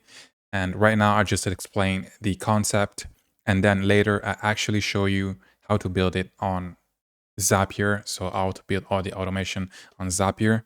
What I want you to understand right now is the logic and the structure behind how a high ticket backend should flow. Because if you understand the logic, setting up the automations becomes pretty simple. It's not that hard. So here's how it works. Every funnel starts with a type form submission. And that's where all your leads come from. Leads fill out the type form after watching the VSL, and based on their answer, things like revenue, goals, experience, and budget, the system automatically decides whether they're qualified or not qualified for your high ticket program. Once the form is submitted, the first thing that happens is a new lead is created in your CRM. And this is your central dashboard. And it's where you track everything that happens with every single lead. And from there, the system splits into two paths. Path one is qualified leads. If someone answers match your ideal client criteria, meaning they have the budget, the need, and the right mindset, they're automatically added to a MailerLite group. And MailerLite is just a software to send emails. And they're added to a group called Qualify High Ticket Leads. Now, inside this group, we have another split based on what they do next. If they're qualified, but they don't book a call within a specific time frame, for example, 24 or 48 hours, they get moved out of that group and placed into another one called Qualify High Ticket Leads, Call Not Booked. At the same time, their CRM stage changes to something like Qualified, Call Not Booked. This update is super important because it keeps your pipeline clean and you always know who's just qualified versus who actually booked the call. Now, once they're in the call not booked group, they trigger a specific email sequence that's designed to get them to schedule a call. And these emails are simple but powerful. You can have reminders, testimonials, frequently asked questions, and little nudges like, hey, I saw you apply but haven't booked a call yet. We might have a few spots left this week. And it's all about getting them to take the next step. Now, on the other hand, if they do book a call, the system updates again.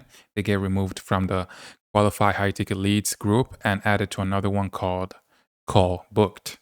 And their CRM stage changes to Call Booked. And from there, they start receiving a different email sequence of emails. And this one is meant to prepare them for a call. These emails set expectations, they build excitement, and make sure they actually show up. You can include reminders, call preparation tips, maybe a short Loom video explaining what to expect on the call, or a quick success story from a previous client. And the goal is to have them ready, confident, and looking forward for the conversation. So that's the entire flow for qualified leads. From Typeform to CRM to MailerLite segmentation to automated email follow-ups, all moving smoothly without you having to manually track anything. Now, the second path is for not qualified leads. Now, what happens if someone fills out the Typeform but doesn't need your criteria? Maybe they don't have the budget, maybe they're too early in their business, or maybe they're just not a good fit yet. So in that case, they get sent down to a not qualified path. So they're added to a separate MailerLite group called Not Qualified High Ticket Leads. And these people don't get ignored, they just get nurtured differently. Instead of trying to push them into booking a high ticket call they're not ready for, we guide them toward your low ticket offer. In this case, it's like a school community or something else.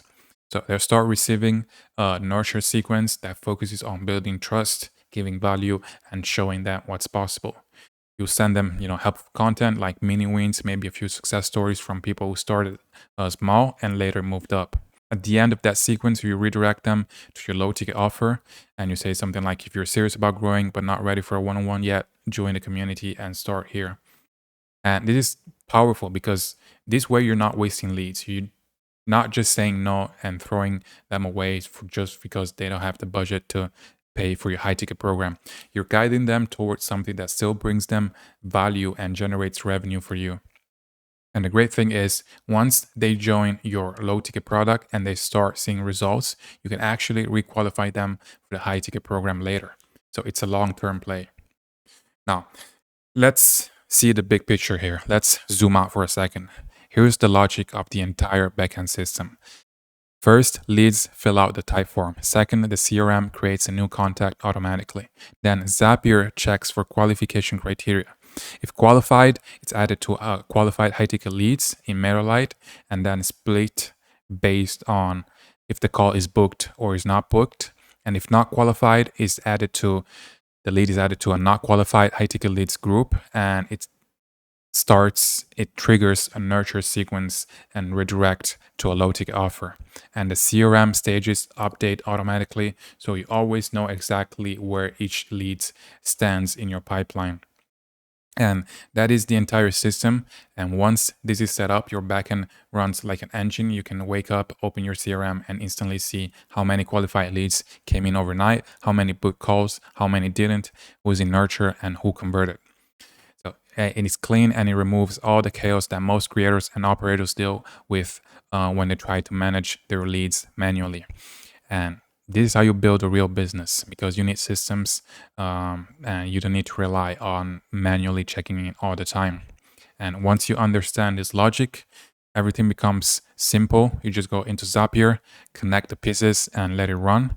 And now I'm going to show you exactly how you can set this whole system up on Zapier. All right, I'm going to show you how to set up all the backend automations to run a high ticket offer that prints money 24/7. I'm going to show you what the gurus are scared to show you, because they think that you're not going to buy their shitty ass courses, and they don't want to show you this stuff. They're scared, too scared. But there's no gatekeeping on my channel. I'm going to share everything I know. I'm going to share everything that can help you build your business and sign your first creator as fast as possible, because I know that if you get wins and you sign your first client and you start making money, then you're going to want to work with me. And that's why I want to show you everything, and I want to help you and give you as much free value as I possibly can. So let's go over what we're going to cover in this system. So I already talked about how to, the concept of the system that we're going to build. This is the system that we're going to build. So basically, when someone submits a type form, a new lead is going to be created inside the CRM, and then the path is going to be split into two possible ways, depending on if the lead is qualified or not qualified. So if the lead is not qualified, it's going to be added to a group inside your email marketing software. In this case, I use MailerLite, and I'm going to show you later.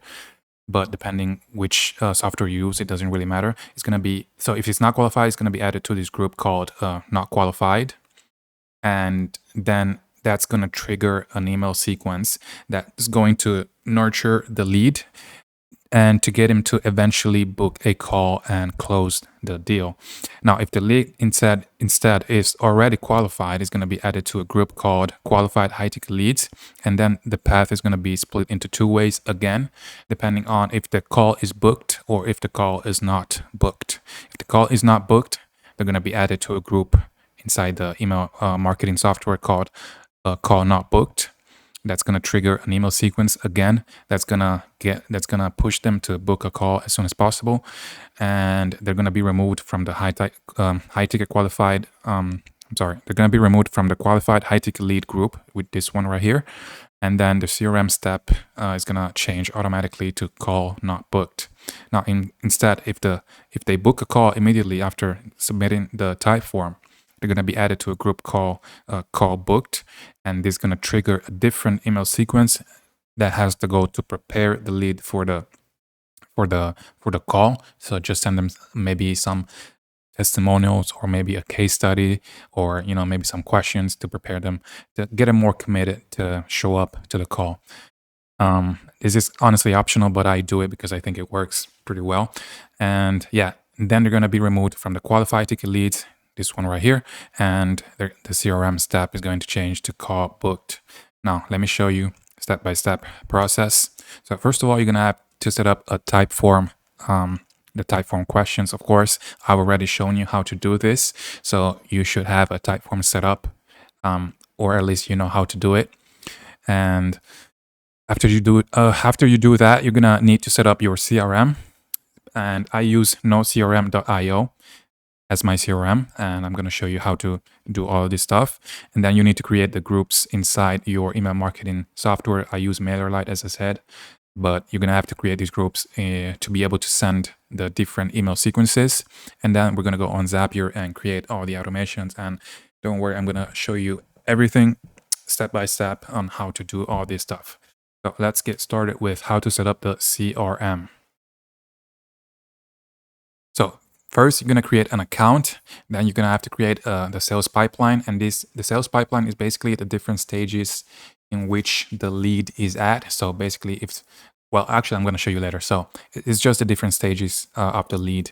And then you're going to create all the pipeline steps. Yeah, let me show you how to do that inside nocrm.io.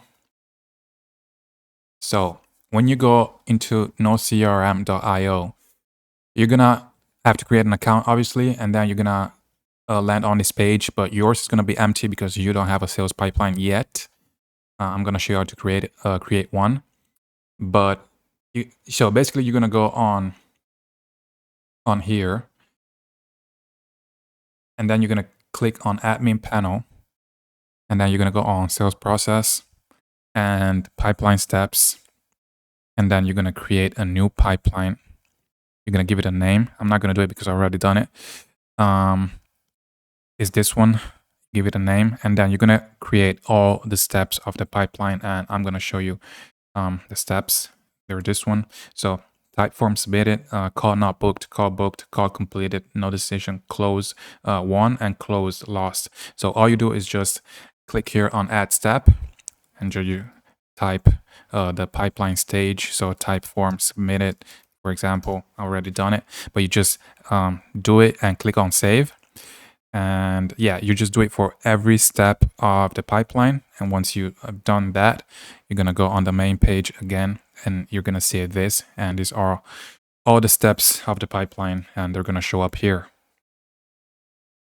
After you've done that, you're going to have to go on your email marketing service provider, and in this case, I use MailerLite. You're going to have to create an account, and then you're going to have to create the groups that I told you. You go to subscribers, groups, create a new group, and you're going to create these groups. One is qualified high ticket leads. The other one is not qualified high ticket leads. And then you're going to have call not booked and call booked. I'm going to show you how to do that. You're going to go on MailerLite, create an account. Here on the left, you go on subscribers, and then you go to groups. And then you go here on create group, and then you're going to create the group qualified high ticket leads, for example. I'm not going to do it because I've already done it, but you go ahead and create all these groups that I've just told you. And once you've done that, you're ready to go on Zapier and start creating all the automations. Okay, so now we can go on Zapier and create the automations that we need. The first one that we're going to create is this one. So when someone submits the type form, a new lead is going to be created inside the CRM. So a new lead is going to appear here under type form submitted. And yeah, that's what we're going to do first. So we're going to go on Zapier. We're going to go on create new Zap. And then, so in order to do this, you're going to have to fill out the application. I've already done this. So you're going to have to create a type form application. You're going to have to fill it out because you're going to need the data. I mean, Zapier is going to need the data to pull from type form. So if you don't fill out an application, it's not going to be able to run the automation and test it. So create a type form and fill out the whole application, submit it, and then you can start creating the automation. So as a trigger, I'm going to go here on type form. You're gonna have to connect your account. Mine is already connected. On trigger event, I'm gonna choose new entry, continue. From form, you're gonna have which form. We're gonna have to choose which form to use. I'm gonna use this one right here. Continue. Test trigger. Testing. So this is the application that I just submitted. This is the entry. So it has my name, last name, phone number, email, and the questions to the answers to the questions. So how long have you been doing growth operating? 1 year. What is your goal in the next 6 months? Make 10K. To work with me is a 4-figure investment. How much are you ready to invest? It's 2K. And then book the call. And yeah, this is all the data. So I'm gonna hit continue, and then the second step is going to be the CRM change. So I'm going to go on no CRM. Action event is going to be create new lead.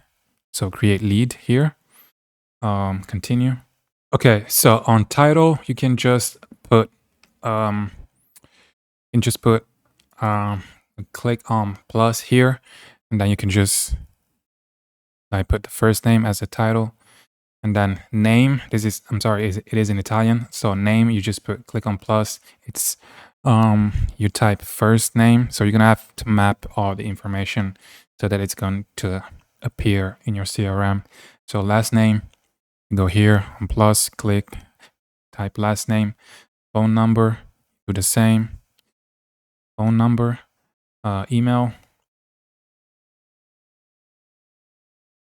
Then on commitment level, I don't have an answer to this question. Funds to invest. I'm gonna choose this one. So this, I'm gonna pull the answer from this question. Goal 6 months. What is the goal in 6 months? Where is it? Okay, what is your goal in 6 months? You're gonna choose this one. And okay, that's all. Then you're gonna scroll down, all the way down, and then you're gonna choose the step name here. So this is the step inside your pipeline. So we want the lead to be here under type form submitted. So I'm gonna choose the name of my pipeline. Wait, hold on. The name of the pipeline is YouTube video. I created it just for the sake of this video. So I'm gonna type here YouTube video type form submitted, and it's going to be basically this step right here. I'm gonna hit continue. I'm gonna test. Let's see if it works. So if we did everything correctly, okay, fail to create the lead. Okay, you cannot set up the step without assigning the lead. So I went back. I think I need to go here under user email and choose this. Let's see if it works now. Test step. So this is I'm doing everything live, so troubleshooting with you guys. So okay, yeah, it worked correctly. So I'm gonna hit publish. Actually, okay, so it should have worked. Let's see. Let's refresh the page on the CRM. Okay, yeah, it worked correctly. So we submitted the type form. The Zapier just took the submission and created a new lead, and we can see here under type form submitted. So this one worked correctly. Now, the second automations that we're going to build, if we're going to split the qualified lead from the leads from the unqualified leads. So if someone answer the questions inside our Typeform application a certain way, they're going to be separated based on the answers. So if someone has the money to invest, it's going to be qualified, and if someone doesn't have the money to invest, it's not going to be qualified. So this is the automations that we're going to build. Basically, okay, I'm going to show you how it works. So basically, we're going to go on. So let's go on create new Zap. I'm just going to copy this here. So basically, I'm going to go on trigger. I'm going to hit Typeform. Typeform. Choose event, new entry, continue, form, this one. So basically the same thing we did earlier. Test trigger, entry, okay, continue. Now, we want to split the path in two ways. So I'm gonna go here, instead of choosing the mailer line, I'm gonna type path. So we're gonna click on path. So as you can see, so now we have two different paths. We have path A, and this is for qualified. We can rename it qualified. And path B is for unqualified. So unqualified. Now let's go on path conditions, and we're gonna do only continue if question to the, so well, let me see. Okay, hold on. So to this question right here, to work with me, it's a 4-figure investment. We're gonna choose a condition, and we're gonna put text contains, and we're gonna put 2K because this is the answer that I have on my Typeform. Let me show you guys. So this is the question that I have on the Typeform that I created for this video. If someone says that they only have 1K, they're not going to be qualified. And if someone says they have 2K or 5K, they can book the call and they're going to be qualified. So we're going to set the condition on Zapier that if someone answers 1K, they're not going to be qualified and they're going to be added to a certain group inside the email software provider. So they're going to have different emails. They're going to receive different emails. And if someone is qualified, so they answer 2K or 5K, they're going to be put into a different group and they're going to receive different sequence of emails. So I hope that makes sense. So let me show you how to do this. So when you are here on Zapier on path conditions, so only continue if to work with me, it's a 4-figure investment. Text contains 2K and or. I'm going to add or and choose field. I'm going to choose the same question. To work with me, it's a 4-figure investment. Choose condition, text contains, and I'm going to type 5K. So basically, these are the answers on the type form. So if someone chooses 2K or 5K, they're going to go on this path right here. Okay, so continue.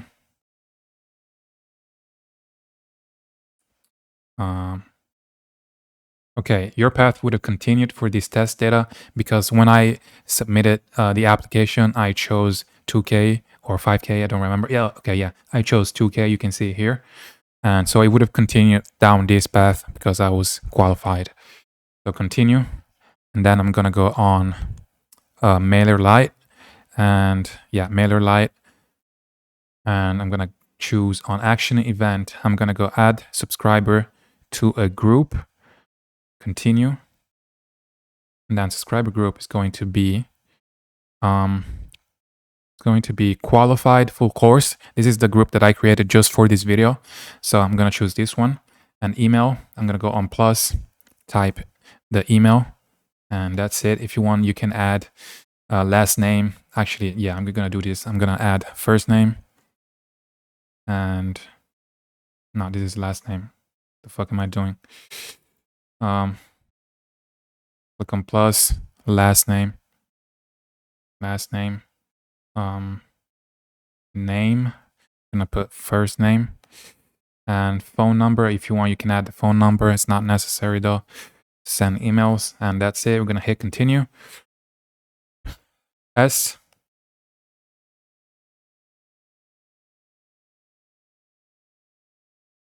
And a subscriber was sent to MailerLite about 0 seconds ago, so it worked. So basically now if I go on MailerLite and if I go on that to that group, I'm gonna see my my email that I just used for this application. So qualified view group. Let me refresh the page. Should have worked. Yeah, you can see here. So this is the email that I just used to submit this application. So it worked correctly. So let's finish setting this up. So the other condition is, let's go here to unqualified. Only continue if. Let's scroll down to work with. Oh, shit. Where is it? To work with me, it's 4-figure investment. Still choose condition, text contains. And this time we're going to choose 1K. So this is unqualified. And continue. So everyone who chooses 1K, they're going to be added to a different group. Continue. MailerLite. Choose event. Add subscriber to a group. Continue. Subscriber group is going to be not qualified full course. And this is the group that I created. And we're going to do the same thing. I'm going to map all the data, email. Last name is going to be last name. Name, first name, phone number. Okay, I'm not going to do that because it's not necessary. Continue, test step. And it's loading. And okay, publish. And that's it. That's the automation you need to send qualified leads into a group and unqualified leads into a different group. And yeah, and as you can see, it worked. pretty smoothly on MailerLite. We received the email. So you can then set up automations to send a particular sequence to this email right here. And yeah, this is how you segment your email list and send different emails to different leads in different stages of your pipeline. So now we're going to create the automation that when someone books a call, is going to be added. They're going to be added to a group called Call Booked, and then they're going to be removed from another group, and then the CRM step is going to change to Call Booked, and they're going to end up under here. So this is my reference. I'm going to show you how to create this. So what we're going to do is create a new zap. We're going on trigger, Calendly, trigger event, invitee, create it. This is the trigger. Continue. User, event type, discovery call. Continue. And we're gonna test the trigger. Okay. This is the call that I just booked when I filled out my application. So where is it?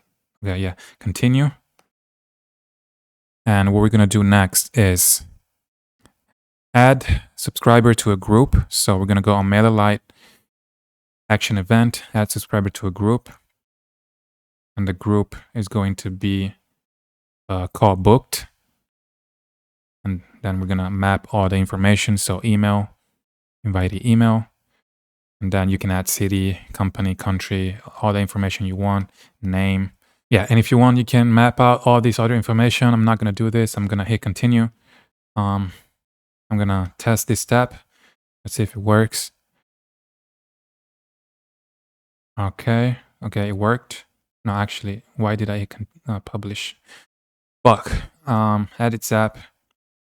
Let's continue. So they're gonna be added to this group, and then they're gonna be removed from.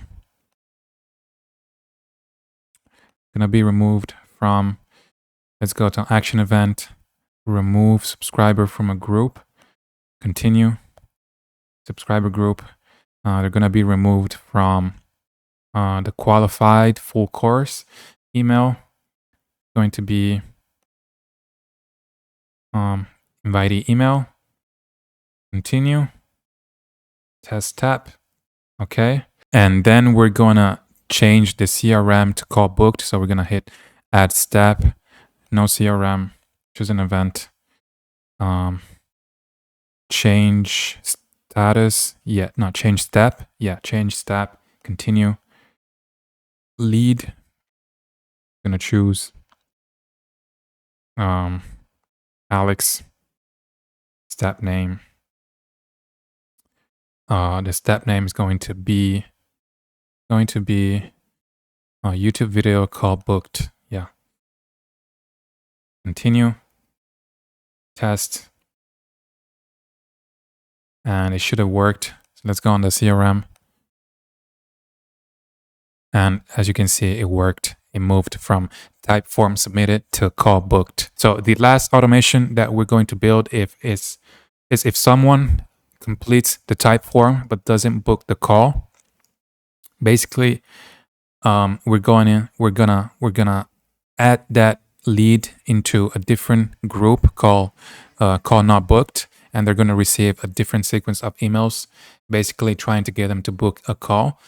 And the CRM step is going to change to call not booked. So it's gonna move from here from type form submitted to call not booked. Now, I'm not gonna build it out from scratch because in this case, it's not gonna work because I did book the call. And so in this case, it's not gonna work when I build it out, but I'm gonna show you how to do it from this one. So basically you start with the trigger, with the type form, new entry, and then you're gonna filter condition to see if someone has the budget to invest in the one-on-one coaching. So you're gonna, if someone answers the question correctly, they're gonna be qualified. And then you wanna add a delay because you wanna wait for at least 2 hours to give maybe some time to someone to book the call, maybe because they forgot, or maybe something happened so they forgot to book the call. So you want to wait a little bit you want to wait at least 2 hours before you add them to a different group. And then if 2 hours go by and they haven't booked a call, basically Zapier is going to try to find the email inside the group called call booked. So if the email is inside this group, the automation is not going to proceed. But if it's not inside this group, basically Zapier is going to take that email, is going to is going to add that email into a different group, which is qualified high ticket leads not booked, and then it's going to remove the lead from the qualified high ticket leads, and then the step of the CRM is going to change to call not booked. And it's pretty easy to build, or you can do it by yourself. You can copy this one that I have right here. And if you have any questions on how to set this up correctly, or if you need any help, and always comment under this video, or you can DM me on Instagram and I'll try to get back to you and answer you and help you out. And yeah, so this is it basically. This is all the steps, all the automations that we need to build to run a high ticket offer. We have the automation to create a new lead, and then to see if it's qualified and not qualified, and if the call is booked or not booked. So we have all we need. I hope you found this video helpful. And yeah, if you have any questions, as I said, let me know in the comments. And yeah, this is it for this one. Bro, if you've made it this far, shout out to you. I want to say that. Huge respect for you. I can guarantee that 99% of people don't make it this far. They say they want to make money. They say they want to be entrepreneurs. They say they want to do this. They want to say they want to do that. But they just don't have what it takes.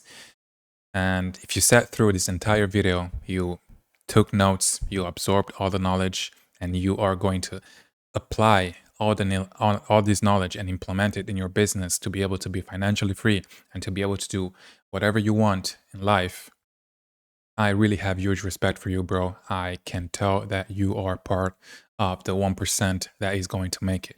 Now, if you don't want to be alone on this journey and you want someone to help you with everything to speed up the process to getting to 10K, 20K a month as fast as possible, and you can click the first link in the description. It's a Typeform application. You can apply to work one-on-one with me.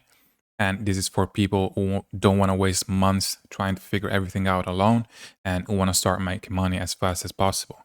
And I want to tell you that this is not a group coaching program. This is not some bullshit program where, you're working with a random coach that you have never seen before in your life. You're actually working privately with me, just me and you. We're gonna get on calls weekly, or as many times as you need. You're gonna have my phone number, so you can reach out to me every time you have questions, and I'll personally guide you through every step of the way, from building your offer, setting up your funnel, writing your outreach scripts, all the way to launching, closing clients, and automating the back end. And when you sign your first client, I'll personally help you deliver great results for your first creator, so you are guaranteed to succeed. So if this is something that interests you, you can click the link in the description. And anyway, if you're not, that's totally fine. I hope this video helped you and you found a lot of value in this video, and hope you can apply all this information and change your life and become the best version of yourself, make all this money and live your dream life. I really hope that for you. And if you have any questions, you can just let me know in the comments. You can DM me on Instagram. I answer every question. I try to answer to everyone. So yeah, I want to say thank you again for watching, and I'll see you in the next one.